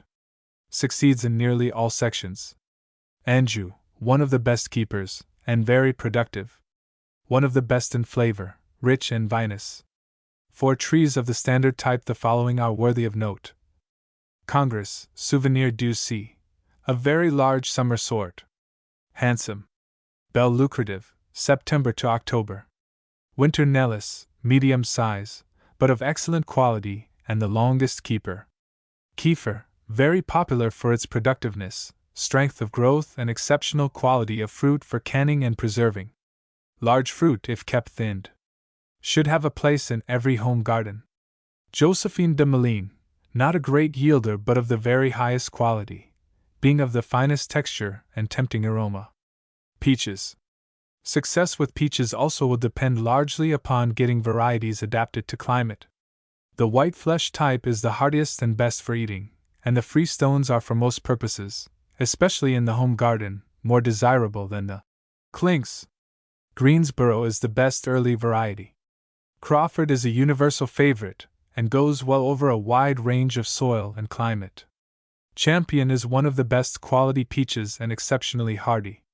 Alberta, Ray, and Hague are other excellent sorts. Mayflower is the earliest sort yet introduced. Plums. The available plums are of 3 classes: the natives, Europeans, and Japans. The natives are the longest lived, hardier in tree and blossom, and heavier bearers. The best early is Milton, brilliant red, yellow, and juicy flesh. Wild Goose and Whitaker are good seconds. Mrs. Cleveland is a later and larger sort, of finer quality. 3 late ripening plums of the finest quality, but not such prolific yielders, are Wayland, Benson, and Reed, and where there is room for only a few trees, these will be best. They will need 1 tree of Newman or prairie flower with them to assure setting of the fruit. Of the Europeans, use Rain Claude the best, Bradshaw or Shropshire. Damson is also good. The Japanese varieties should go on high ground and be thinned, especially during their first years. My first experience with Japanese plums convinced me that I had solved the plum problem. They bore loads of fruit, and were free from disease. That was 5 years ago. Last spring the last one was cut and burned. Had they been planted at the top of a small hill, instead of at the bottom, as they were, and restricted in their bearing, I know from later experience that they would still be producing fruit. The most satisfactory varieties of the Japanese type are Abundance and Red June. Burbank is also highly recommended. Cherries. Cherries have one advantage over the other fruits: they give quicker returns. But, as far as my experience goes, they are not as long-lived. The sour type is hardier, at least north of New Jersey, than the sweet. It will probably pay to try a few of the new and highly recommended varieties. Of the established sorts, Early Richmond is a good early, to be followed by Montmorency and English Morello. Windsor is a good sweet cherry, as are also Black Tartarian, Sox, Wood, and Yellow Spanish. All the varieties mentioned above are proved sorts. But the lists are being added to constantly, and where there is a novelty strongly recommended by a reliable nurseryman, it will often pay to try it out, on a very small scale at first. Chapter 16: Planting, Cultivation, Filler Crops. As the pedigree and the quality of the stock you plant will have a great deal to do with the success or failure of your adventure in orcharding, even on a very small scale, it is important to get the best trees you can, anywhere, at any price. But do not jump to the conclusion that the most costly trees will be the best. From reliable nurserymen, selling direct by mail, you can get good trees at very reasonable prices. As a general thing, you will succeed best if you have nothing to do with the perennial tree agent. He may represent a good firm. You may get your trees on time. He may have a novelty as good as the standard sorts. But you are taking 3 very great chances in assuming so. But leaving these questions aside, there is no particular reason why you should help pay his traveling expenses and the printing bills for his lithographs, made from actual photographs, or painted from nature. Of course, when you can get the best trees to be had, direct from the soil in which they are grown, at the lowest prices, by ordering through the mail. Or, better still, if the nursery is not too far away, take half a day off and select them in person. If you want to help the agent along, present him with the amount of his commission, but get your trees direct from some large, reliable nursery. Well-grown nursery stock will stand much abuse, but it will not be at all improved by it. Do not let yours stand around in the sun and wind, waiting until you get a chance to set it out.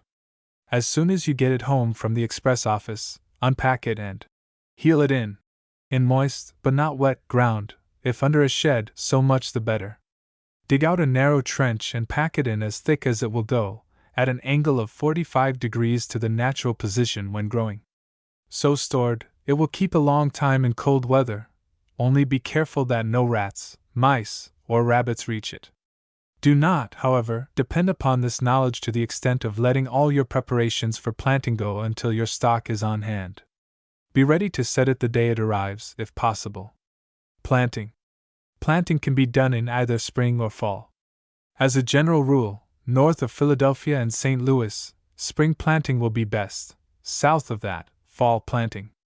Where there is apt to be severe freezing, heaving, caused by the alternate freezing and thawing, injury to the newly set roots from too severe cold, and in some western sections, sunscald, of the bark, are 3 injuries which may result. If trees are planted in the fall in cold sections, a low mound of earth, 6 to 12 inches high, should be left during the winter about each, and leveled down in the spring. If set in the spring, where hot, dry weather is apt to follow, they should be thoroughly mulched with litter, straw, or coarse manure, to preserve moisture, care being taken, however, against field mice and other rodents.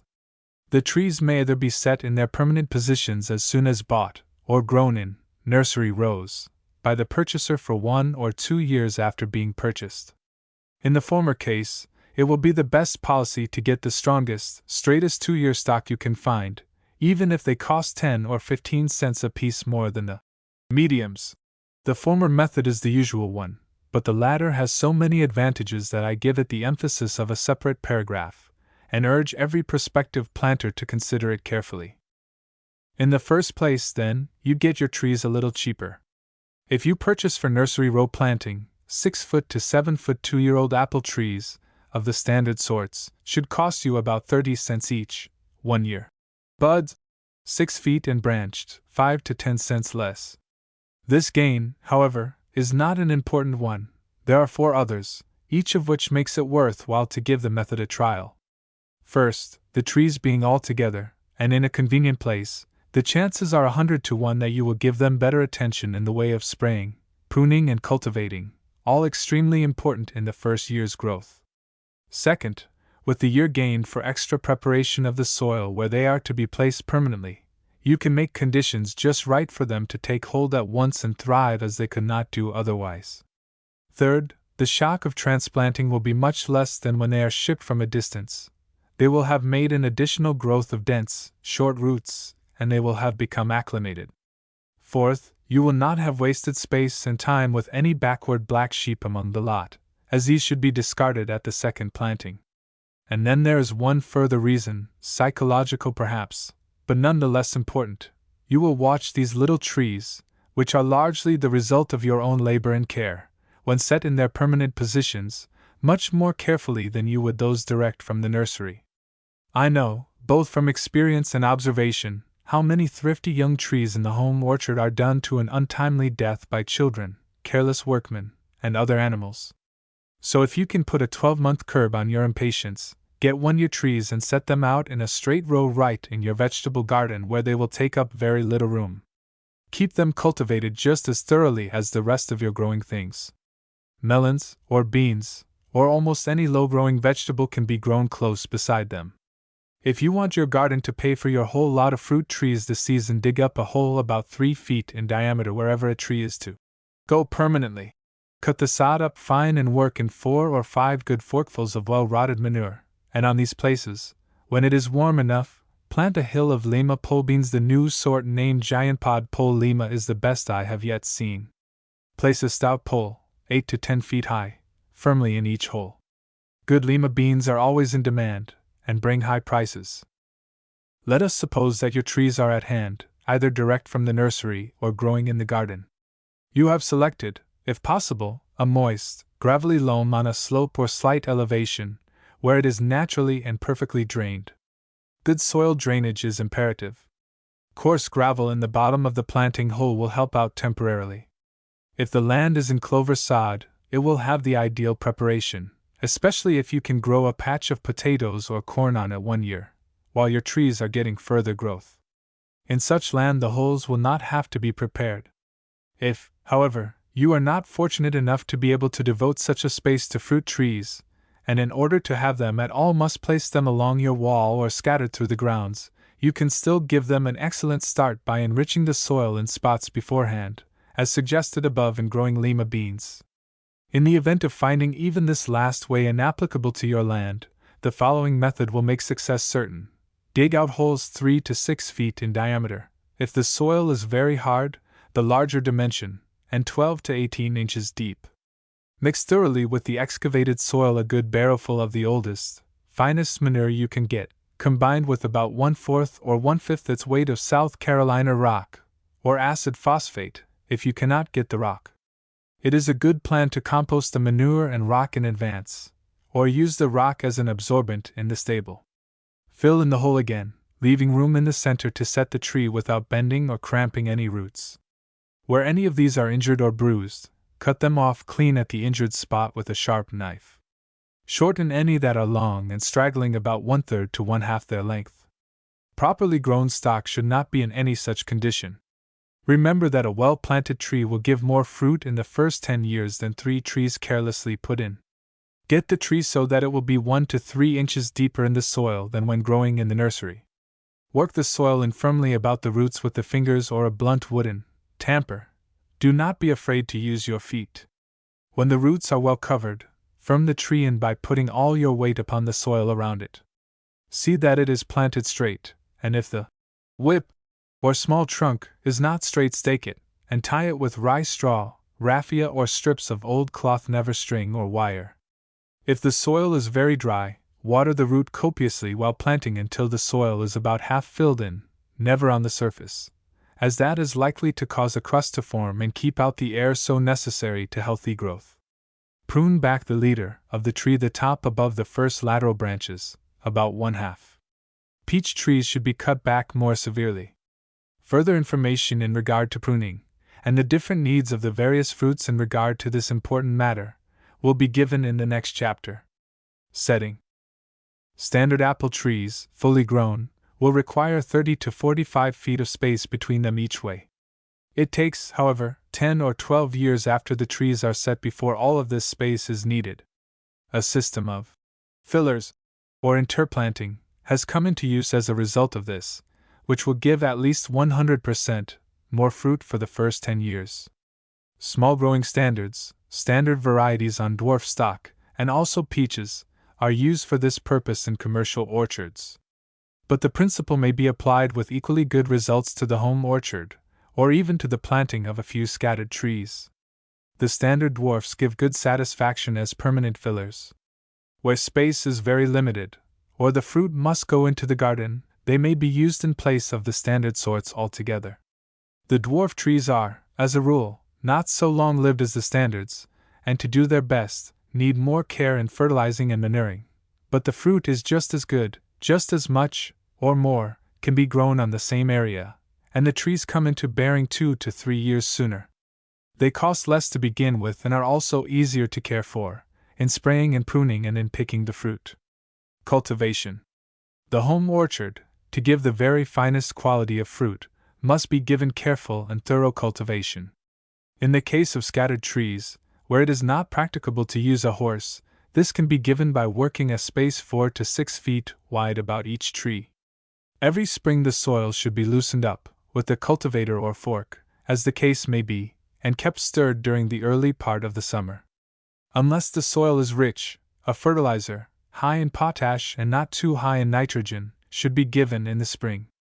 Manure and phosphate rock, as suggested above, is as good as any.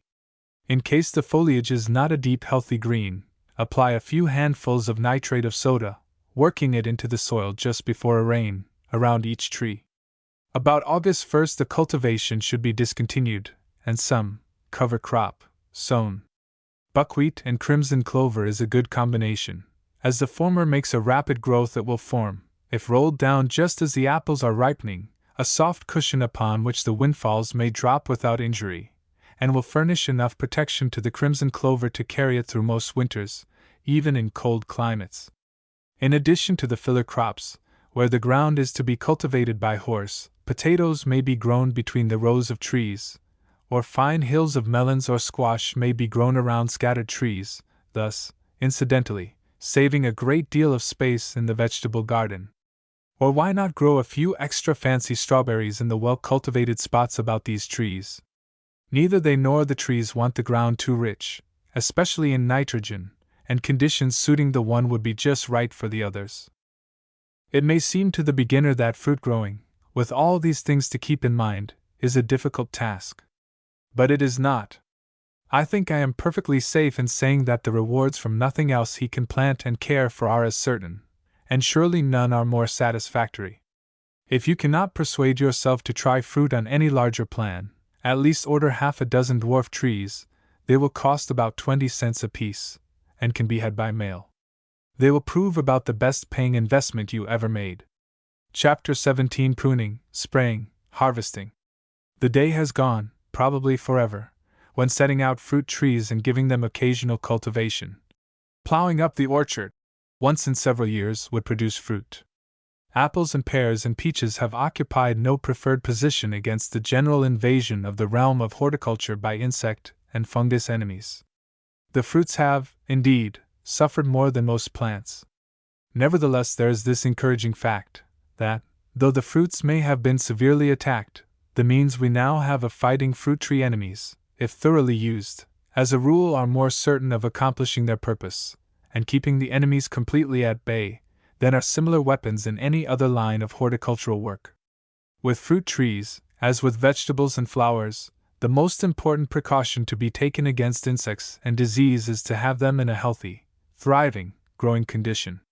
It is a part of nature's law of the survival of the fittest that any backward or weakling plant or tree seems to fall first prey to the ravages of destructive forces. For these reasons, the double necessity of maintaining at all times good fertilization and thorough cultivation will be seen.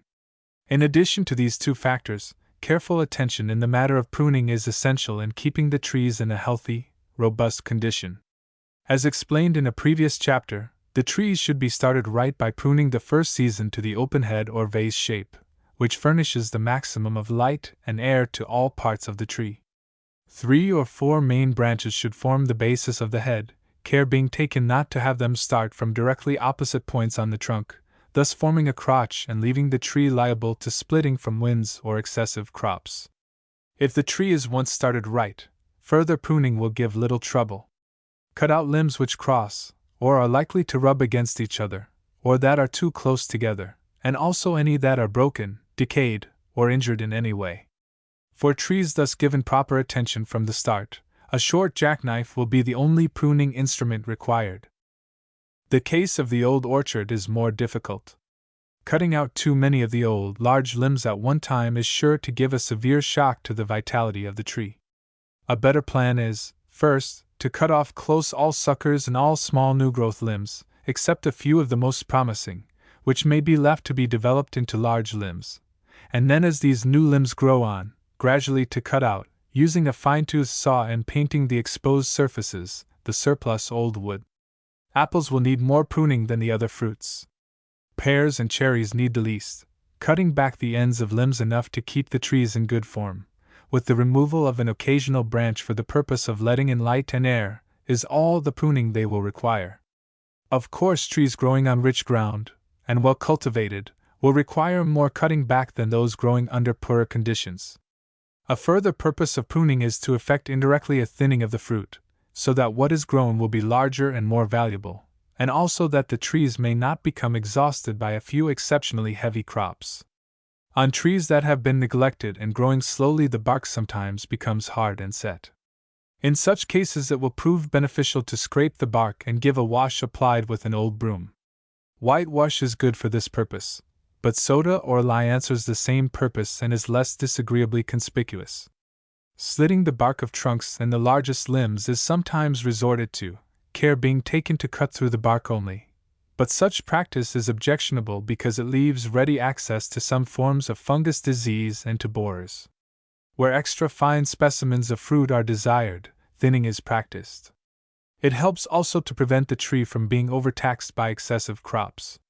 But where pruning is thoroughly done, this trouble is usually avoided. Peaches and Japan plums are especially benefited by thinning, as they have a great tendency to overbear. The spread of fruit diseases, especially rot in the fruit itself, is also to some extent checked. Of fruit tree enemies there are some large sorts which may do great damage in short order: rabbits and field mice.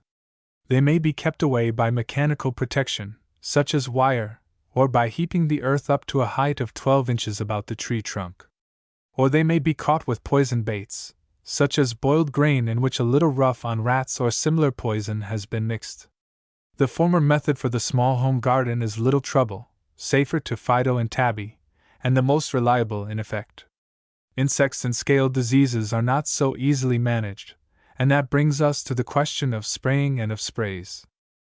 For large orchards the spray must, of course, be applied with powerful and expensive machinery.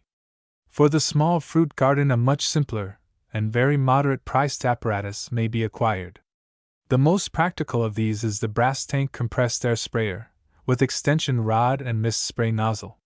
Or one of the knapsack sprayers may be used. Either of these will be of great assistance not only with the fruit trees, but everywhere in the garden.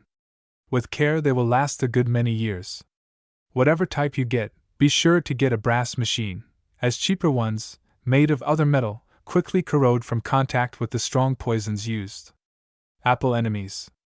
The insects most commonly attacking the apple are the codlin moth, tent caterpillar, cankerworm, and borer. The codlin moth lays its eggs on the fruit about the time of the falling of the blossoms, and the larvae when hatched eat into the young fruit, and cause the ordinary wormy apples and pears. Owing to these facts, it is too late to reach the trouble by spraying after the calyx closes on the growing fruit. Keep close watch and spray immediately upon the fall of the blossoms, and repeat the spraying a week or so, not more than 2 later. For spray use Paris green at the rate of 1 pound, or arsenate of lead paste or powder, less of the latter, see accompanying directions, at the rate of 4 pounds, to 100 gallons of water, being careful to have a thorough mixture. During July, tie strips of burlap or old bags around the trunks, and every week or so destroy all caterpillars caught in these traps. The tent caterpillar may be destroyed while in the egg state, as these are plainly visible around the smaller twigs in circular, brownish masses. See illustration. Upon hatching, also, the nests are obtrusively visible and may be wiped out with a swab of old bag, or burned with a kerosene torch. Be sure to apply this treatment before the caterpillar begins to leave the nest. The treatment recommended for codlin moths is also effective for the tent caterpillar. The cankerworm is another leaf-feeding enemy, and can be taken care of by the Paris green or arsenate spray. The railroad worm, a small white maggot which eats a small path in all directions through the ripening fruit, cannot be reached by spraying, as he starts life inside the fruit. But where good clean tillage is practiced and no fallen fruit is left to lie and decay under the trees, he is not apt to give much trouble. The borer's presence is indicated by the dead, withered appearance of the bark, beneath which he is at work, and also by small amounts of sawdust where he entered. Dig him out with a sharp pocket knife, or kill him inside with a piece of wire. The most troublesome disease of the apple, especially in wet seasons, is the apple scab, which disfigures the fruit, both in size and in appearance, as it causes blotches and distortions. Spray with Bordeaux mixture, May 5, 50, or March 3, 50, see formulas below 3 times, just before the blossoms open, just as they fall, and 10 days to 2 weeks after they fall. The second spraying is considered the most important. The San Jose scale is of course really an insect, though in appearance it seems a disease. It is much more injurious than the untrained fruit grower would suppose, because indirectly so. It is very tiny, being round in outline, with a raised center, and only the size of a small pinhead. Where it has once obtained a good hold, it multiplies very rapidly, makes a scaly formation or crust on the branches, and causes small red-edged spots on the fruit. See illustration. For trees once infested, spray thoroughly both in fall, after the leaves drop, and again in spring, before growth begins. Use lime sulfur wash, or miscible oil, 1 part to 10 of water, thoroughly mixed. Cherry enemies. Sour cherries are more easily grown than the sweet varieties, and are less subject to the attacks of fruit enemies. Sweet cherries are troubled by the curculio, or fruit worm, which attacks also peaches and plums. Cherries and plums may be sprayed, when most of the blossoms are off, with a strong arsenate of lead solution, 5 to 8 pounds, to 100 gallons. Water. In addition to this treatment, where the worms have once got a start, the beetles may be destroyed by spreading a sheet around and beneath the tree, and every day or so shaking or jarring them off into it, as described below. Peach enemies. Do not spray peaches. For the curculio, within a few days after the flowers are off, take a large sheet of some cheap material to use as a catcher.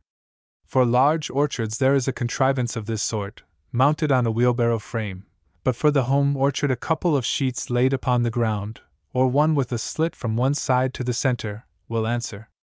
If 4 short, sharp-pointed stakes are fastened to the corners, and 3 or 4 stout hooks and eyes are placed to reunite the slit after the sheet is placed about the tree, the work can be more thoroughly done, especially on uneven ground. After the sheet is placed, with a stout club or mallet, padded with a heavy sack or something similar to prevent injury to the bark, give a few sharp blows, well up from the ground. This work should be done on a cloudy day, or early in the morning, the colder the better, as the beetles are then inactive.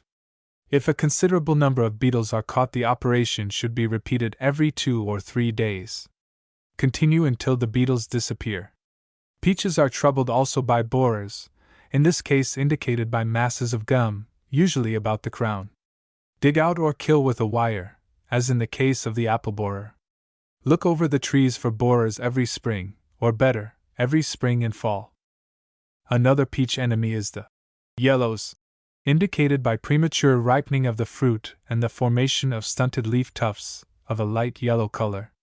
This disease is contagious and has frequently worked havoc in whole sections.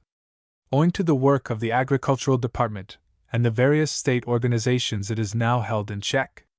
The only remedy is to cut and burn the trees and replant, in the same places if desired, as the disease does not seem to be carried by the soil.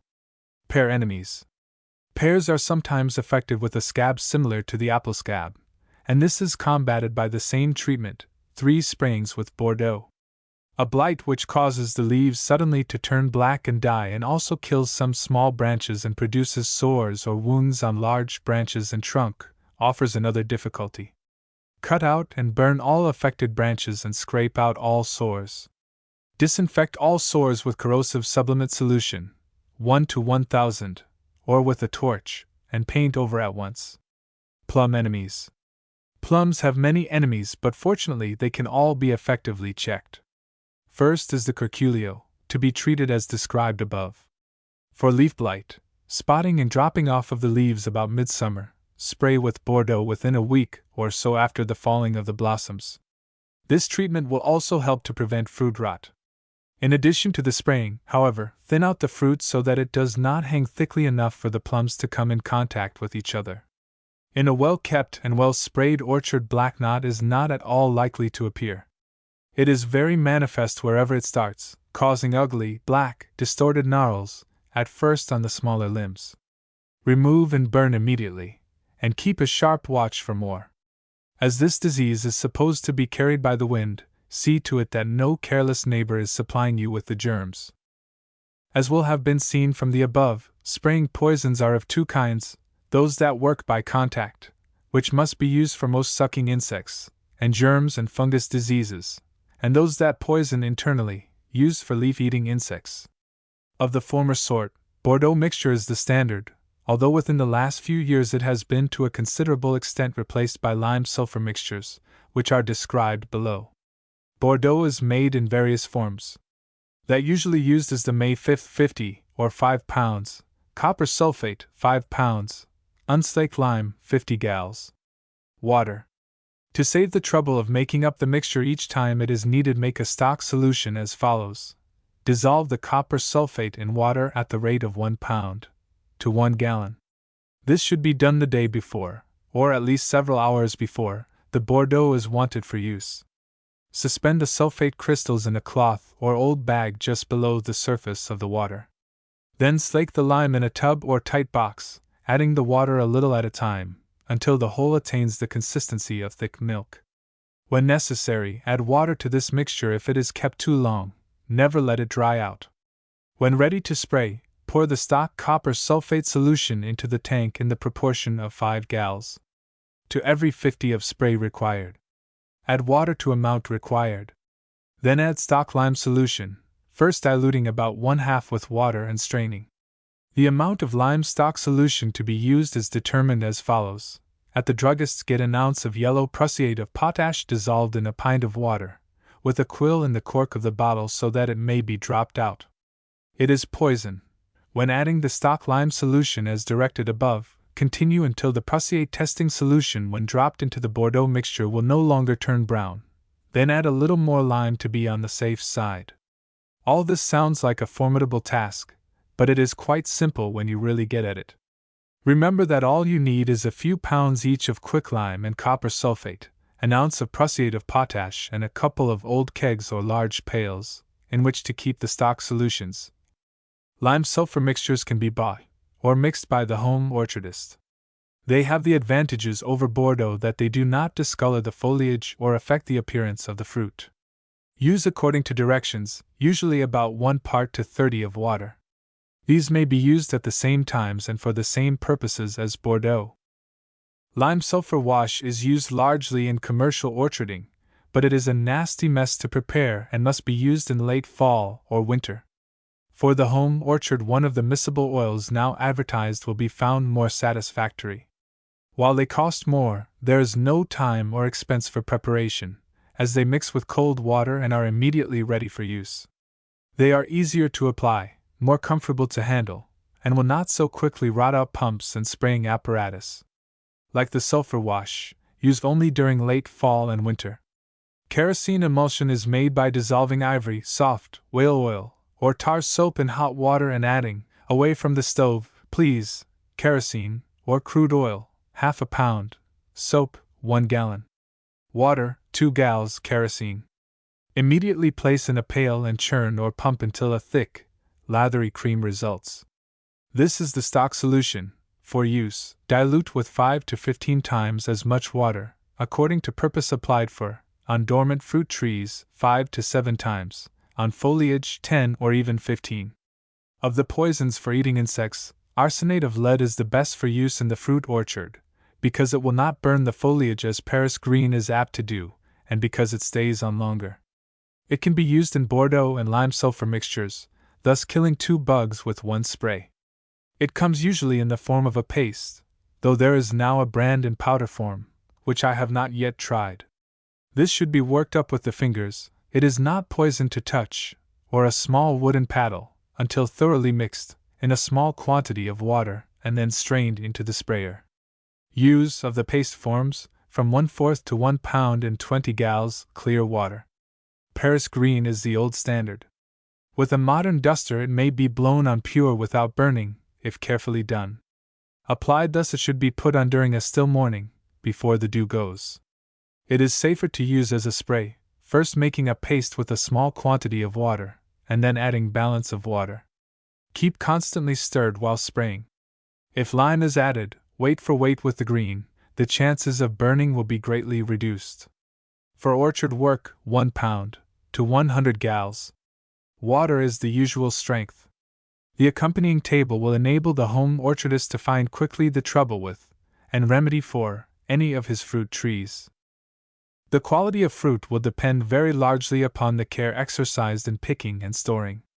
Picking, carelessly done, while it may not at the time show any visible bad results, will result in poor keeping and rot.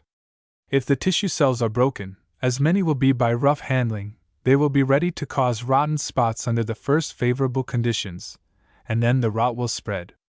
Most of the fruits of the home garden, which do not have to undergo shipping, will be of better quality where they ripen fully on the tree.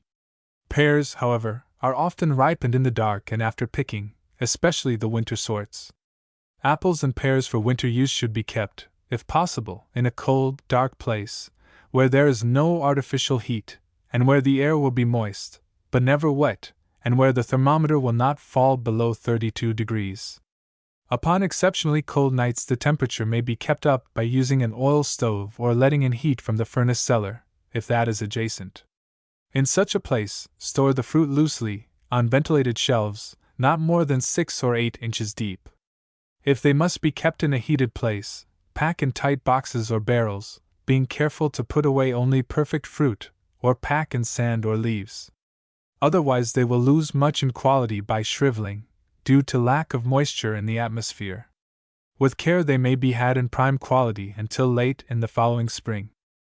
Fruit, pest, remedy, times to apply, and when apple scab, Bordeaux May 5th 50 or summer, 3. BBO, AB, lime sulfur spray, F14D, apple maggot, pick up and destroy all, see key below, or, fallen fruits, railroad worm, dig out or kill with wire, borer, search for in fall and spring, codlin moth, arsenate of lead, for in 100, or Paris green, 1 in 200. 2. ABFF, burlap bands on truck, 20D, for traps during July, cankerworm, same as above, tent, same as above, also wipe out, caterpillar, out or burn nests, blister mite, lime sulfur wash, kerosene, late fall or emulsion, dilute 5 times, early spring. Or miscible oil, 1 in 10 gallons. Bud moth, arsenate of lead or Paris, 2. When leaves, green, appear, BBO, cherry, leaf blight, Bordeaux May 5th 50, 4. BBC A. Calyx closes, F. 15D, F15D, Curculio, arsenate of lead, 8 in 100. 1. ABF, Curculio catchers C. Plum, 3 times a week, black knot, cut out and burn at once, C. Plum, fruit rot, pick before fully ripe. Spread out in cool airy room, peach, borer, dig out or kill with wire, yellows, pull out and burn, tree, replant, curculio, do not spray. Catch on sheets, C. Plum, brown rot, summer lime sulfur, open, pruning, pick rotten fruit, 3. When fruit is half grown, F10D, leaf curl, Bordeaux May 5th 50, lime sulfur, 1. B. Buds swell, wash, fall or early, spring. Pear, blight, cut out diseased branches, clean out sores, disinfect, with corrosive sublimate 1, in 1000, paint over, scab, Bordeaux May 5th 50, or summer, 2. BBO, AB, sulfur C. Apple, O, F14D, blistermite, plum, leaf blight, Bordeaux or summer sulfur, 1. After fruits, set. Fruit rot, same, also thin fruits so as, black knot, not to touch, see cherry, curculio, also have neighboring trees, cleaned up, jar down on sheets stretched, beneath trees and destroy, ABF, cool, mornings 3 times a week. Any, San Jose, lime sulfur wash, kerosene, late fall or, scale, emulsion, 5 times diluted, early spring. Miscible oil, 1 in 10 gallons, oyster shell, kerosene emulsion, May or June, scale, when young, whitish lice, appear. A after. B before. D days. F follow up in. B blossoms. O open. F fall. Do not let yourself be discouraged from growing your own fruit by the necessity for taking good care of your trees. After all, you do not have to plant them every year, as you do vegetables, and they yield a splendid return on the small investment required. Do not fail to set out at least a few this year with the full assurance that your satisfaction is guaranteed by the facts in the case. Chapter 18 Berries and Small Fruits. Besides the tree fruits discussed in the preceding chapters, there is another class which should be represented in every home garden: the berries and small fruits. These have the advantage of occupying much less room than the former do and are therefore available where the others are not. The methods of giving berries proper cultivation are not so generally known as the methods used with vegetables. Otherwise, there is no reason why a few of each should not be included in every garden of average size. Their requirements are not exacting. The amount of skill, or rather of attention, required to care for them is not more than that required by the ordinary vegetables. In fact, once they are well established, they will demand less time than the annual vegetables. Of these small fruits, the most popular and useful are the strawberry, the blackberry, dewberry and raspberry, the currant, gooseberry and grape. The strawberry is the most important, and most amateurs attempt its culture, many, however, with indifferent success. This is due, partly at least, to the fact that many methods are advocated by successful growers, and that the beginner is not likely to pick out one and stick to it, and further, that he is led to pay more attention to how many layers he will have, and at what distance he will set the plants, than to proper selection and preparation of soil and other vital matters. The soil should be well drained and rich, a good garden soil being suitable. The strawberries should not follow sod or corn. If yard manure is used, it should be old and well rotted, so as to be as free as possible from wheat seeds. Potash, in some form, see fertilizers, should be added. The bed should be thoroughly prepared, so that the plants, which need careful transplanting, may take hold at once.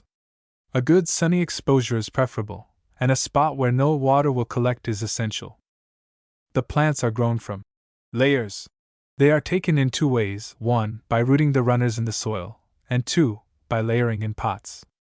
In the former method, they are either allowed to root themselves, or, which gives decidedly better results, by selecting vines from strong plants, and pushing them lightly down into the soil where the new crown is to be formed. In the second method, 2-inch or 3-inch pots are used, filling these with soil from the bed and plunging, or burying, them level with the surface, just below where the crown is to be formed, and holding the vine in place with a small stone, which serves the additional purpose of marking where the pot is. In either case, these layers are made after the fruiting season. Setting the plants. In using the soil-rooted layers, it is generally more satisfactory to set them out in spring, as soon as the ground can be worked, although they are sometimes set in early fall, August or September, when the ground is in very good condition, so that a good growth can at once be made. Care should be used in transplanting. Have the bed fresh. Keep the plants out of the soil as short a time as possible. Set the plants in straight, and firm the soil. Set just down to the crown. Do not cover it. If the soil is dry, or the season late, cut off all old leaves before planting. Also shorten back the roots about 1/3 and be sure not to crowd them when setting, for which purpose a trowel, not a dibble, should be used if the condition of the ground makes the use of any implement necessary. If so dry that water must be used, apply it in the bottom of the hole. If very hot and dry, shade for a day or two. Methods of growing. I described the 3 systems most valuable for the home garden: 1. The hill, 2. The matted row, and 3. The pot layered. 1. In the hill system, the plants are put in single rows, or in beds of 3 or 4 rows, the plants 1 foot apart and the rows, or beds 2 or 3 feet apart. In either case, each plant is kept separate, and all runners are pinched off as fast as they form, the idea being to throw all the strength into one strong crown. 2. In the matted row system, the plants are set in single rows, and the runners set in the bed at 5 or 6 inches each side of the plants, and then trained lengthways of the row, this making it a foot or so wide. The runners used to make these secondary crowns must be the first ones sent out by the plants. They should be severed from the parent plants as soon as well rooted. All other runners must be taken off as they form. To keep the beds for a good second crop, where the space between the rows has been kept cultivated and clean, cut out the old plants as soon as the first crop of berries is gathered, leaving the new ones, layered the year before, about 1 foot apart. 3. The pot layering system, especially for a small number of plants, I consider the best. It will be seen that by the above systems the ground is occupied 3 years, to get 2 crops, and the strawberry season is a short one at best. By this third system the strawberry is made practically an annual, and the finest of berries are produced. The new plants are layered in pots, as described above. The layers are taken immediately after the fruit is gathered, or better still, because earlier, a few plants are picked out especially to make runners. In either case, fork up the soil about the plants to be layered, and in about 15 days they will be ready to have the pots placed under them. The main point is to have pot plants ready to go into the new bed as soon as possible after the middle of July. These are set out as in the hill system, and all runners kept pinched off, so that a large crown has been formed by the time the ground freezes, and a full crop of the very best berries will be assured for the following spring. The pot layering is repeated each year, and the old plants thrown out, no attempt being made to get a second crop. It will be observed that ground is occupied by the strawberries only the latter half of the one season and the beginning of the next, leaving ample time for a crop of early lettuce, cabbage, or peas before the plants are set, say in 1911, and for late cabbage or celery after the bed is thrown out, in 1912. Thus the ground is made to yield 3 crops in 2 years, a very important point where garden space is limited. Cultivation. Whatever system is used, and each has its advocates, the strawberry bed must be kept clean, and attention given to removing the surplus runners. Cultivate frequently enough to keep a dust mulch between the rows, as advocated for garden crops. At first, after setting, the cultivation may be as deep as 3 or 4 inches, but as the roots develop and fill the ground it should be restricted to 2 inches at most. Where a horse is used, a Planet Junior 12-tooth cultivator will be just the thing. Mulching. After the ground freezes, and before severe cold sets in, about the 1st to the 15th of December, the bed should be given its winter mulch. Bog hay, which may be obtained cheaply from some nearby farmer, is about the best material. Clean straw will do.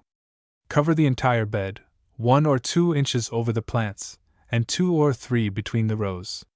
If necessary, hold in place with old boards. In spring, but not before the plants begin to grow, over each plant the mulch is pushed aside to let it through. Besides giving winter protection, the mulch acts as a clean, even support for the berries and keeps the roots cool and moist. Insects and disease. For white grub and cutworm, see pages elsewhere in the text.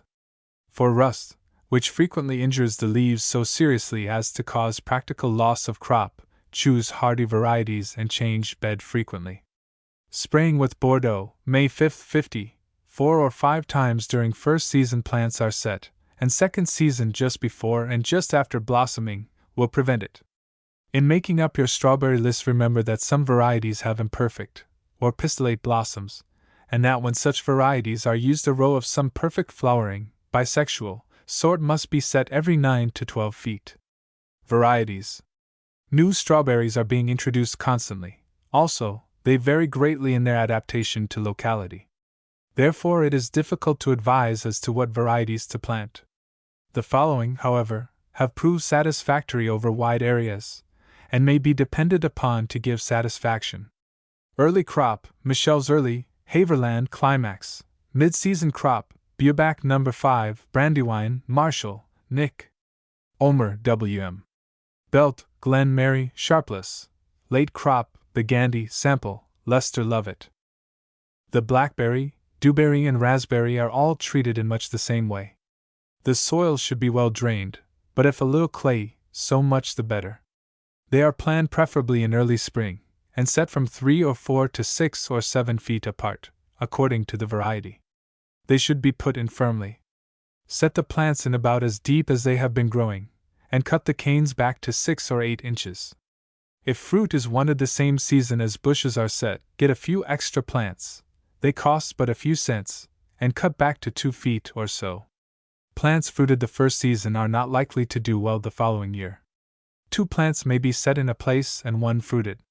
If this one is exhausted, then little will be lost. Give clean cultivation frequently enough to maintain a soil mulch, as it is very necessary to retain all the moisture possible. Cultivation, though frequent, should be very shallow as soon as the plants get a good start. In very hot seasons, if the ground is clean, a summer mulch of old hay, leaves, or rough manure will be good for the same purpose. In growing, a good stout stake is used for each plant, to which the canes are tied with some soft material. Or, a stout wire is strung the length of the row and the canes fastened to this. A better way, however, being to string 2 wires, one on either side of the row. Another very important matter is that of pruning. The plants, if left to themselves, will throw up altogether too much wood. This must be cut out to 4 or 5 of the new canes, and all the canes that have borne fruit should be cut and burned each season as soon as through fruiting. The canes, for instance, that grow in 1911 will be those to fruit in 1912, after which they should be immediately removed. The new canes, if they are to be self-supporting, as sometimes grown, should be cut back when 3 or 4 feet high. It is best, however, to give support. In the case of those varieties which make fruiting side shoots, as most of the black raspberries, black caps, do, the canes should be cut back at 2 to 3 feet, and it is well also to cut back these side shoots 1/3 to 1/2, early in the spring.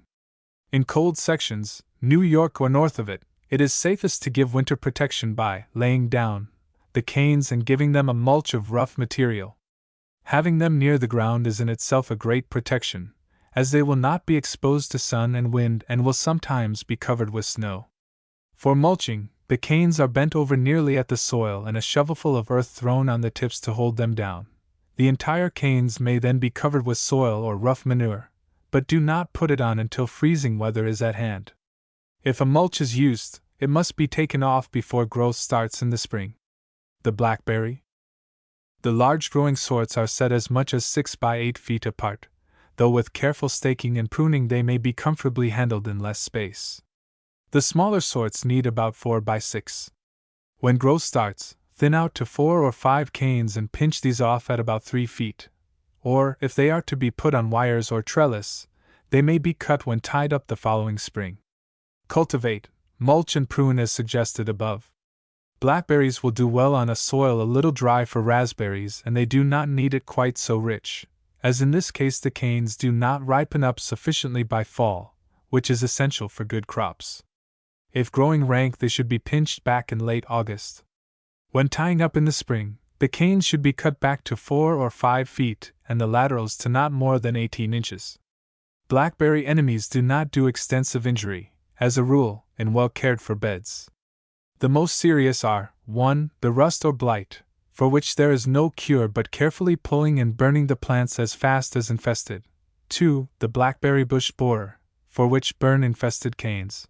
And 3. The recently introduced bramble flea louse, which resembles the green plant louse or aphis except that it is a brisk jumper, like the flea beetle. The leaves twist and curl up in summer, and do not drop off in the fall. On cold early mornings, or wet weather, while the insects are sluggish, cut all infested shoots, collecting them in a tight box, and burn. Blackberry varieties. As with the other small fruits, so many varieties are being introduced that it is difficult to give a list of the best for home use. Any selections from the following, however, will prove satisfactory, as they are tried and true: Early King, Early Harvest, Wilson Jr., Kittatinny, Rathburn, Snyder, Erie. The dewberry. This is really a trailing blackberry and needs the same culture, except that the canes are naturally slender and trailing and therefore, for garden culture, must have support. They may be staked up, or a barrel hoop, supported by 2 stakes, makes a good support. In ripening, the dewberry is 10 to 14 days earlier than the blackberry, and for that reason a few plants should be included in the berry patch. Primo is the earliest sort, and Lucretia the standard. Raspberry. The black and the red types are distinct in flavor, and both should be grown. The black caps need more room, about 3 by 6 or 7 feet, for the reds 3 by 5 feet will be sufficient. The black caps, and a few of the reds, like Cuthbert, throw out fruiting side branches, and should have the main canes cut back at about 2.5 feet to encourage the growth of these laterals, which, in the following spring, should be cut back to about 1/3 their length. The soil for raspberries should be clay if possible, and moist, but not wet. Raspberry enemies. The orange rust, which attacks the blackberry also, is a serious trouble. Pull up and burn all infested plants at once, as no good remedy has as yet been found. The cutworm, especially in newly set beds, may sometimes prove destructive of the sprouting young canes. The raspberry borer is the larva of a small, flattish, red-necked beetle, which bores to the center of the canes during summer growth, and kills them. Cut and burn. Raspberry varieties. Of the blackcaps, Gregg, McCormick, Munger, Cumberland, Columbian, Palmer, very early, and Eureka, late, are all good sorts. Reds, Cuthbert, Cardinal, New, Turner, Reliance, The King, extra early, Loudon, late. Yellow, Golden Queen. Currants. The currant and gooseberry are very similar in their cultural requirements. A deep, rich, and moist soil is the best, approaching a clay loam. There need be no fear of giving too much manure, but it should be well rotted. Plenty of room, plenty of air, plenty of moisture, secured where necessary by a soil or other mulch in hot dry weather, are essential to the production of the best fruit. The currant will stand probably as much abuse as any plant the home gardener will have to deal with. Stuck in a corner, smothered in sod, crowded with old wood, stripped by the currantworm, it still struggles along from year to year, ever hopefully trying to produce a meager crop of poor fruit. But these are not the sort you want. Although it is so tough, no fruit will respond to good care more quickly. To have it do well, give it room, 4 or 5 feet each way between bushes. Manure it liberally, give it clean cultivation, and as the season gets hot and dry, mulch the soil, if you would be certain of a full-sized, full-flavored crop. 2 bushes, well cared for, will yield more than a dozen half-neglected ones. Anywhere north of New York a full crop every year may be made almost certain. Pruning currants. Besides careful cultivation, to ensure the best of fruit it is necessary to give some thought to the matter of pruning. The most convenient, and the most satisfactory way is to keep it in the bush form. Set the plants singly, 3 or 4 feet apart, and so cut the new growth, which is generously produced, as to retain a uniform bush shape, preferably rather open in the center. The fruit is produced on wood 2 or more years old. Therefore, cut out branches either when very small, or not until 4 or 5 years later, after it has borne 2 or 3 crops of fruit.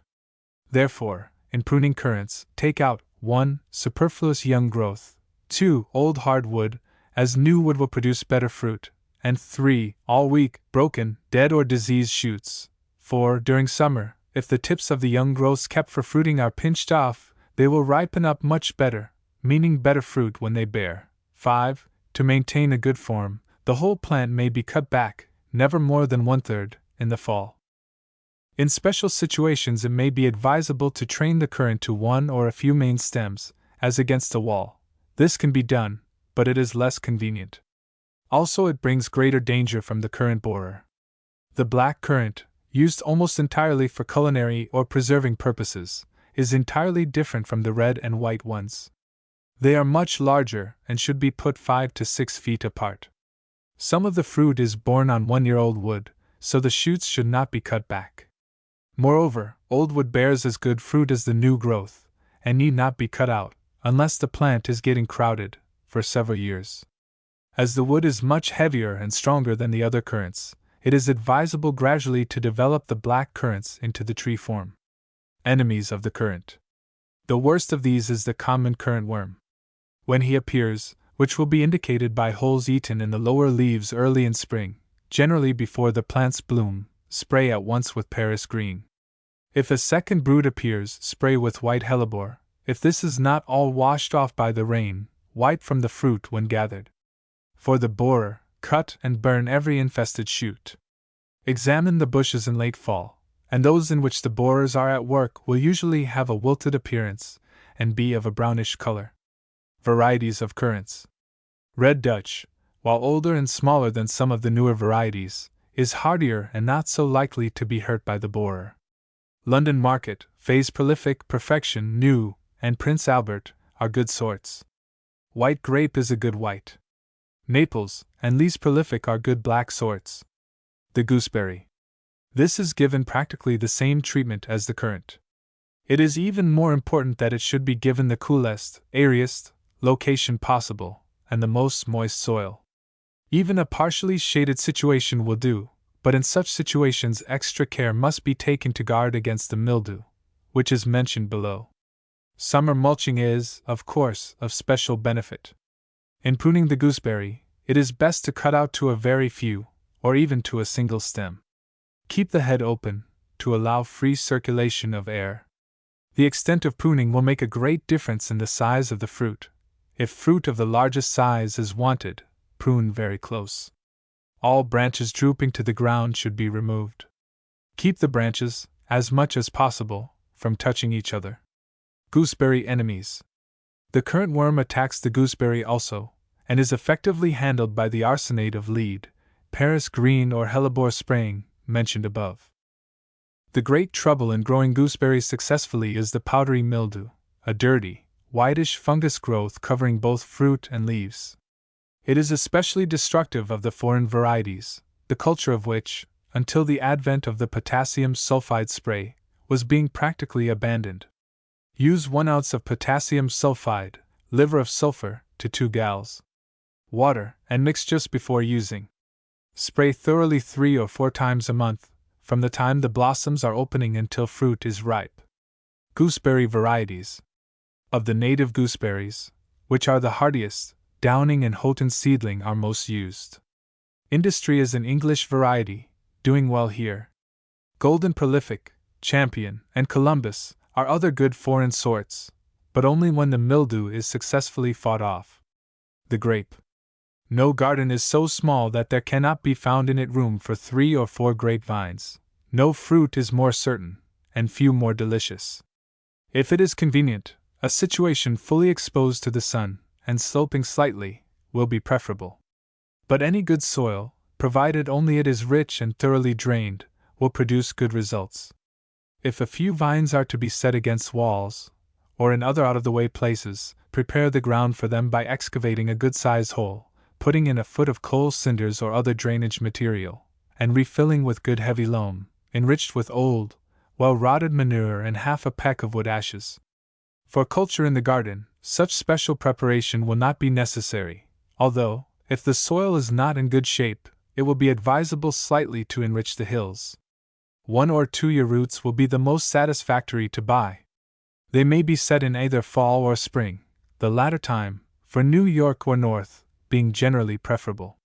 When planting, the cane should be cut back to 3 or 4 eyes, and the roots should also be shortened back, usually about 1/3. Be sure to make the hole large enough, when setting, to let the roots spread naturally, and work the soil in well around them with the fingers. Set them in firmly, by pressing down hard with the ball of the foot after firming by hand. They are set about 6 feet apart. Grape pruning. As stated above, the vine is cut back, when planting, to 3 or 4 eyes. The subsequent pruning, and the reader must at once distinguish between pruning and training, or the way in which the vines are placed, will determine more than anything else the success of the undertaking. Grapes depend more upon proper pruning than any other fruit or vegetable in the garden. 2 principles must be kept track of in this work. First principle: the annual crop is borne only on canes of the same year's growth, springing from wood of the previous season's growth.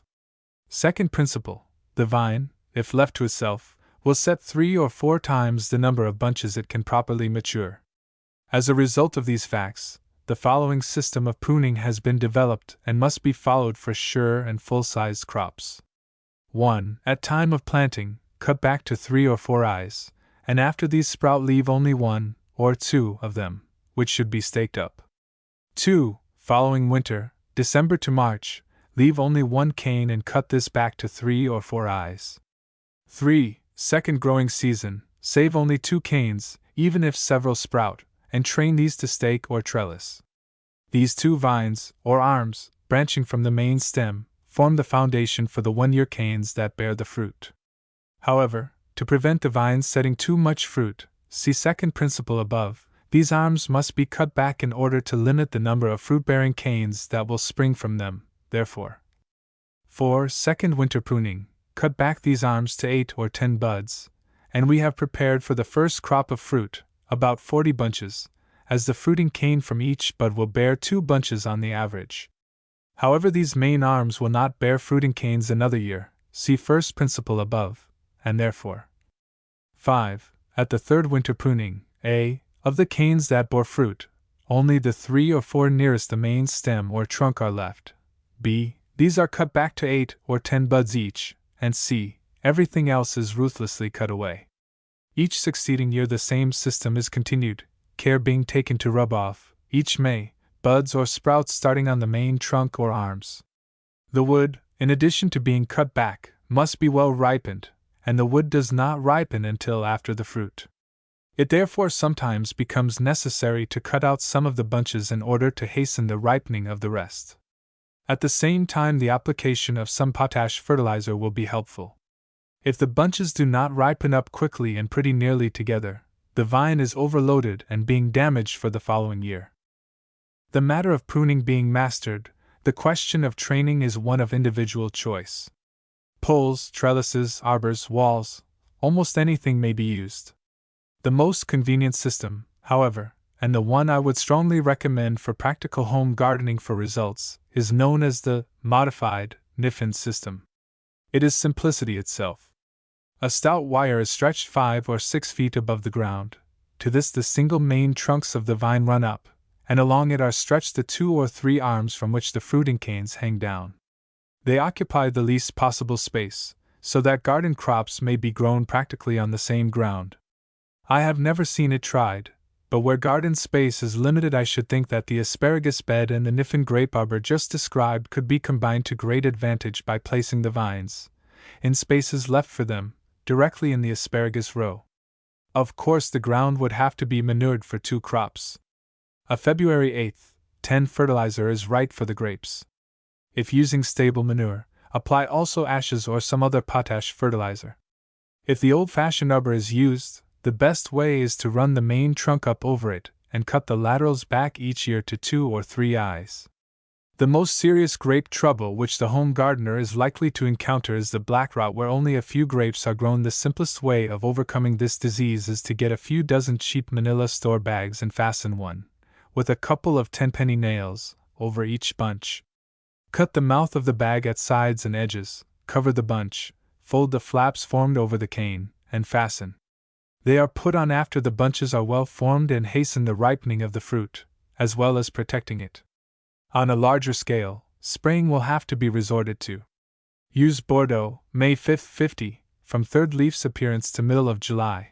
Balance of season with ammoniacal copper carbonate. The spray should be applied in particular just before every rain, especially on the season's growth. Besides the spraying, all trimmed off wood, old leaves and twigs, withered bunches and grapes, or mummies, and refuse of every description, should be carefully raked up in the spring and burned or buried. Also give clean culture, and keep the main stems clean. The grape completes the list of the small fruits worthwhile to the average home gardener. If you have not already experimented with them, do not let your garden go longer without them. They are all easily obtained, none costing more than a few cents each, and a very limited number will keep the family table well supplied with healthy delicacies, which otherwise, in their best varieties and condition, could not be had at all. The various operations of setting out, pruning and spraying will soon become as familiar as those in the vegetable garden. There is no reason why every home garden should not have its few rows of small fruits, yielding their delicious harvests in abundance. Chapter 19: A Calendar of Operations. One of the greatest difficulties in gardening is to get things started ahead at the proper time, and yet upon the thoroughness with which this is done the success of the garden must depend, in large measure. The reader may remember that in a previous chapter, Chapter 4, the importance of accurately planning the work ahead was emphasized. I mentioned there the checklist used to make sure that everything would be carried out, or started ahead at the proper time, as with the sowing of seeds. The following garden operations, given month by month, will serve not only as a timely reminder of things to be done, but as the basis for such a checklist. The importance of the preparations in all matters of gardening is of course obvious. January. Probably one of the good resolutions made with the new year was a better garden for the coming summer. The psychologists claim that the only hope for resolutions is to nail them down at the start with an action that seems to have more effect in making an actual impression on the brain. So start the good work along by sending at once for several of the leading seed catalogs. Planting plan. Make out a list of what you are going to want this year, and then make your planting plan. See Chapter 4. Seeds. Order your seed. Do it now while the seedsman's stock is full, while he is not rushed, while there is ample time to rectify mistakes if any occur. Manures. Altogether too few amateur gardeners realize the great importance of procuring early every pound of manures, of any kind, to be had. It often may be had cheaply at this time of year, and by composting, adding phosphate rock, and several turnings, if you have any place under cover where it can be collected, you can double its value before spring. Frames. Even at this season of the year, do not fail to air the frames well on warm days. Practically no water will be needed, but if the soil does dry out sufficiently to need it, apply early on a bright morning. Onions. It will not be too early, this month, to sow onions for spring transplanting outside. Get a packet each of Prize Taker, Ailsa Craig, Mammoth Silverskin, or Gigantic Gibraltar. Lettuce. Sow lettuce for spring crop under glass or in frames. Fruit. This is a good month to prune grapes, currants, gooseberries, and peach trees, to avoid the rush that will come later. February. Hotbeds. A little early for making them until after the 15th, but get all your material ready, manure selected and stacked, lumber ready for any new ones, sash all in good repair. Starting seeds. First part of the month, earliest planting of cabbage, cauliflower, and lettuce should be made, and 2 to 4 weeks later for main early crop. At this time also, beets and earliest celery. Tools. Overhaul them all now, order repairs. Get new catalogs and study new improvements and kinds you do not possess. Poles and brush. Whether you use the old-fashioned sort, now harder to obtain than they used to be, or make your poles, and use wire trellis for peas. Attend to it now. Fruit. Finish up last month's work, if not all done. Also examine plum and cherry trees for black knot. March. Hotbeds. If not made last of February, should be made at once. Some of the seeds sown last month will be ready for transplanting and going into the frames. Also lettuce sown in January. Radish and carrot, forcing varieties, may be sown in alternating rows. Give much more air, water on bright mornings. Be careful not to have them caught by suddenly cold nights after a bright warm day. Seed sowing under glass. Last sowing of early cabbage and early summer cabbages, like succession, lettuce, rhubarb, for seedling plants, cauliflower, radish, spinach, turnip, and early tomatoes, towards last of month, late tomatoes and first of peppers, and eggplant. Sweet peas often find a place in the vegetable garden. Start a few early, to set out later. They will do better than if started outside. Start tomatoes for growing in frames. For early potatoes sprout in sand. Planting outside. If in early spring, and the ground is sufficiently dry, sow onions, lettuce, beet, radish, sweet peas, smooth peas, early carrot, cabbage, leek, celery, main crop, and turnip. Set out new beds of asparagus, rhubarb, and sea kale. Be sure to try a few plants of the latter. Manure and fork up old beds of above. Fruit. Prune now apple, plum, and pear trees. And this is the last chance for lime sulfur and miscible oil sprays. April. Now the rush is on. Plan your work, and work your plan. But do not yield to the temptation to plant more than you can look out for later on. Remember, it is much easier to sow seeds than to pull out weeds. The frames. Air. Water. And do not let the green plant lice or the white fly get a ghost of a chance to start. Almost every day the glass should be lifted entirely off. Care must be taken never to let the soil or flats become dried out. Toward the end of the month, if it is bright and warm, begin watering towards evening instead of in early morning, as you should have been doing through the winter. If proper attention is given to ventilation and moisture, there will not be much danger from the green plant louse, aphis, and white fly, but at the first sign of one fight them to a finish. Use kerosene emulsion, tobacco dust, tobacco preparations, or a-fine. Seed sowing. Under glass, tomato, eggplant, and peppers. On sod, corn, cucumbers, melons, early squash, lima beans. Planting outside. Onions, lettuce, beet, etc., if not put in last month, also parsnip, salsify, parsley, wrinkled peas, endive.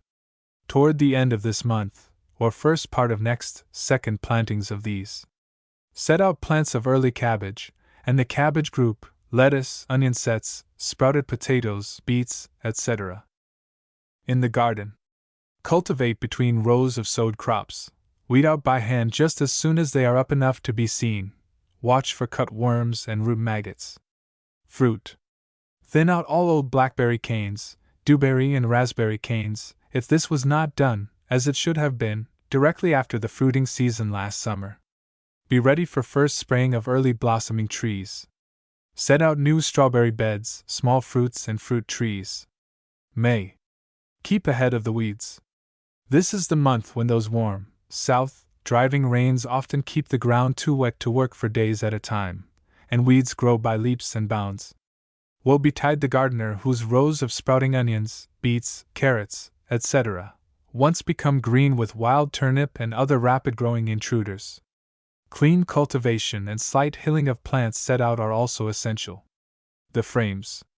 These will not need so much attention now, but care must be taken to guard tender plants, such as tomatoes, eggplant, and peppers, against sudden late frosts. The sash may be left off most of the time. Water copiously and often. Planting outside. First part of the month, early beans, early corn, okra, and late potatoes may be put in, and first tomatoes set out. Even if a few are lost, they are readily replaced. Finish setting out cabbage, lettuce, cauliflower, beets, etc., from frames. Latter part of month, if warm, corn, cucumbers, some of sods from frames, and early squash as traps where late crop is to be planted or set. Fruit. Be on time with first sprayings of late blossoming fruits, apples, etc. Rub off from grapevines the shoots that are not wanted. June. Frequent, shallow cultivation. Firm seeds in dry soil. Plant wax beans, lima beans, pole beans, melons, corn, etc., and successive crops of lettuce, radish, etc. Top dress growing crops that need special manure, such as nitrate of soda on onions. Prune tomatoes, and cut out some foliage for extra early tomatoes. Toward end of month set celery and late cabbage. Also sow beans, beets, corn, etc., for early fall crops. Spray where necessary. Allow asparagus to grow to tops. Fruit. Attend to spraying fruit trees and currants and gooseberries. Make pot layers of strawberries for July setting. July. Maintain frequent, shallow cultivation. Set out late cabbage, cauliflower, broccoli, leeks, and celery. Sow beans, beets, corn, etc., for late fall crops. Irrigate where needed. Fruit. Pinch back new canes of blackberry, dewberry, and raspberry. Rub off second crop of buds on grapes. Thin out if too many bunches, also on plums, peaches, and other fruit too thick or touching. Pot layered strawberries may be set out. August. Keep the garden clean from late weeds, especially purslane, the hot weather weed pest, which should be always removed from the garden and burned or rotted down. Sow spinach, rutabaga turnip, bush beans, and peas for last fall crop. During first part of month, late celery may still be put out. Sow lettuce for early fall crop, in frames. First lot of endive should be tied up for blanching. Fruit. Strawberries may be set, and pot-layered plants, if wanted to bear a full crop the following season, should be put in by the thin-out and bag grapes. September. Frames. Set in lettuce started in August. Sow radishes and successive crop of lettuce. Cooler weather begins to tell on late planted crops. Give cabbage, cauliflower, etc., deeper cultivation. Handle, celery wanted for early use. Harvest and store onions. Get squash under cover before frost. From the 15th to 25th sow spinach, onions, bourcole for wintering over. Sow down thickly to rye all plots as fast as cleared of summer crops, or plow heavy land in ridges. Attend to draining. Fruit. Trees may be set. Procure barrels for storing fruit in winter. At harvest time it is often impossible to get them at any price. October. Get ready for winter. Blanch rest of endive. Bank celery, to be used before Christmas, where it is. Gather tomatoes, melons, etc., to keep as long as possible. Keep especially clean and well cultivated all crops to be wintered over. Late in the month store cabbage and cauliflower, also beets, carrots, and other root crops. Get boxes, barrels, bins, sand or sphagnum moss ready beforehand, to save time in packing. Clean the garden, store poles, etc., worth keeping over. Burn everything else that will not rot, and compost everything that will. Fruit. Harvest apples, etc. Pick winter pears just before hard frosts, and store in dry dark place. November. Frames. Make deep hotbeds for winter lettuce and radishes. Construct frames for use next spring. See that vegetables in cellar bins and sheds are safe from freezing. Trench or store celery for spring use. Take in balance of all root crops if any remain in the ground, except, of course, parsnip and salsify for spring use. Put rough manure on asparagus and rhubarb beds. Get mulch ready for spinach, etc., to be wintered over, if they occupy exposed locations. Fruit. Obtain marsh or salt hay for mulching strawberries. Cut out old wood of cane fruits, blackberries, etc., if not done after gathering fruit. Look over fruit trees for borers. December. Cover celery stored last month, if trenched out of doors.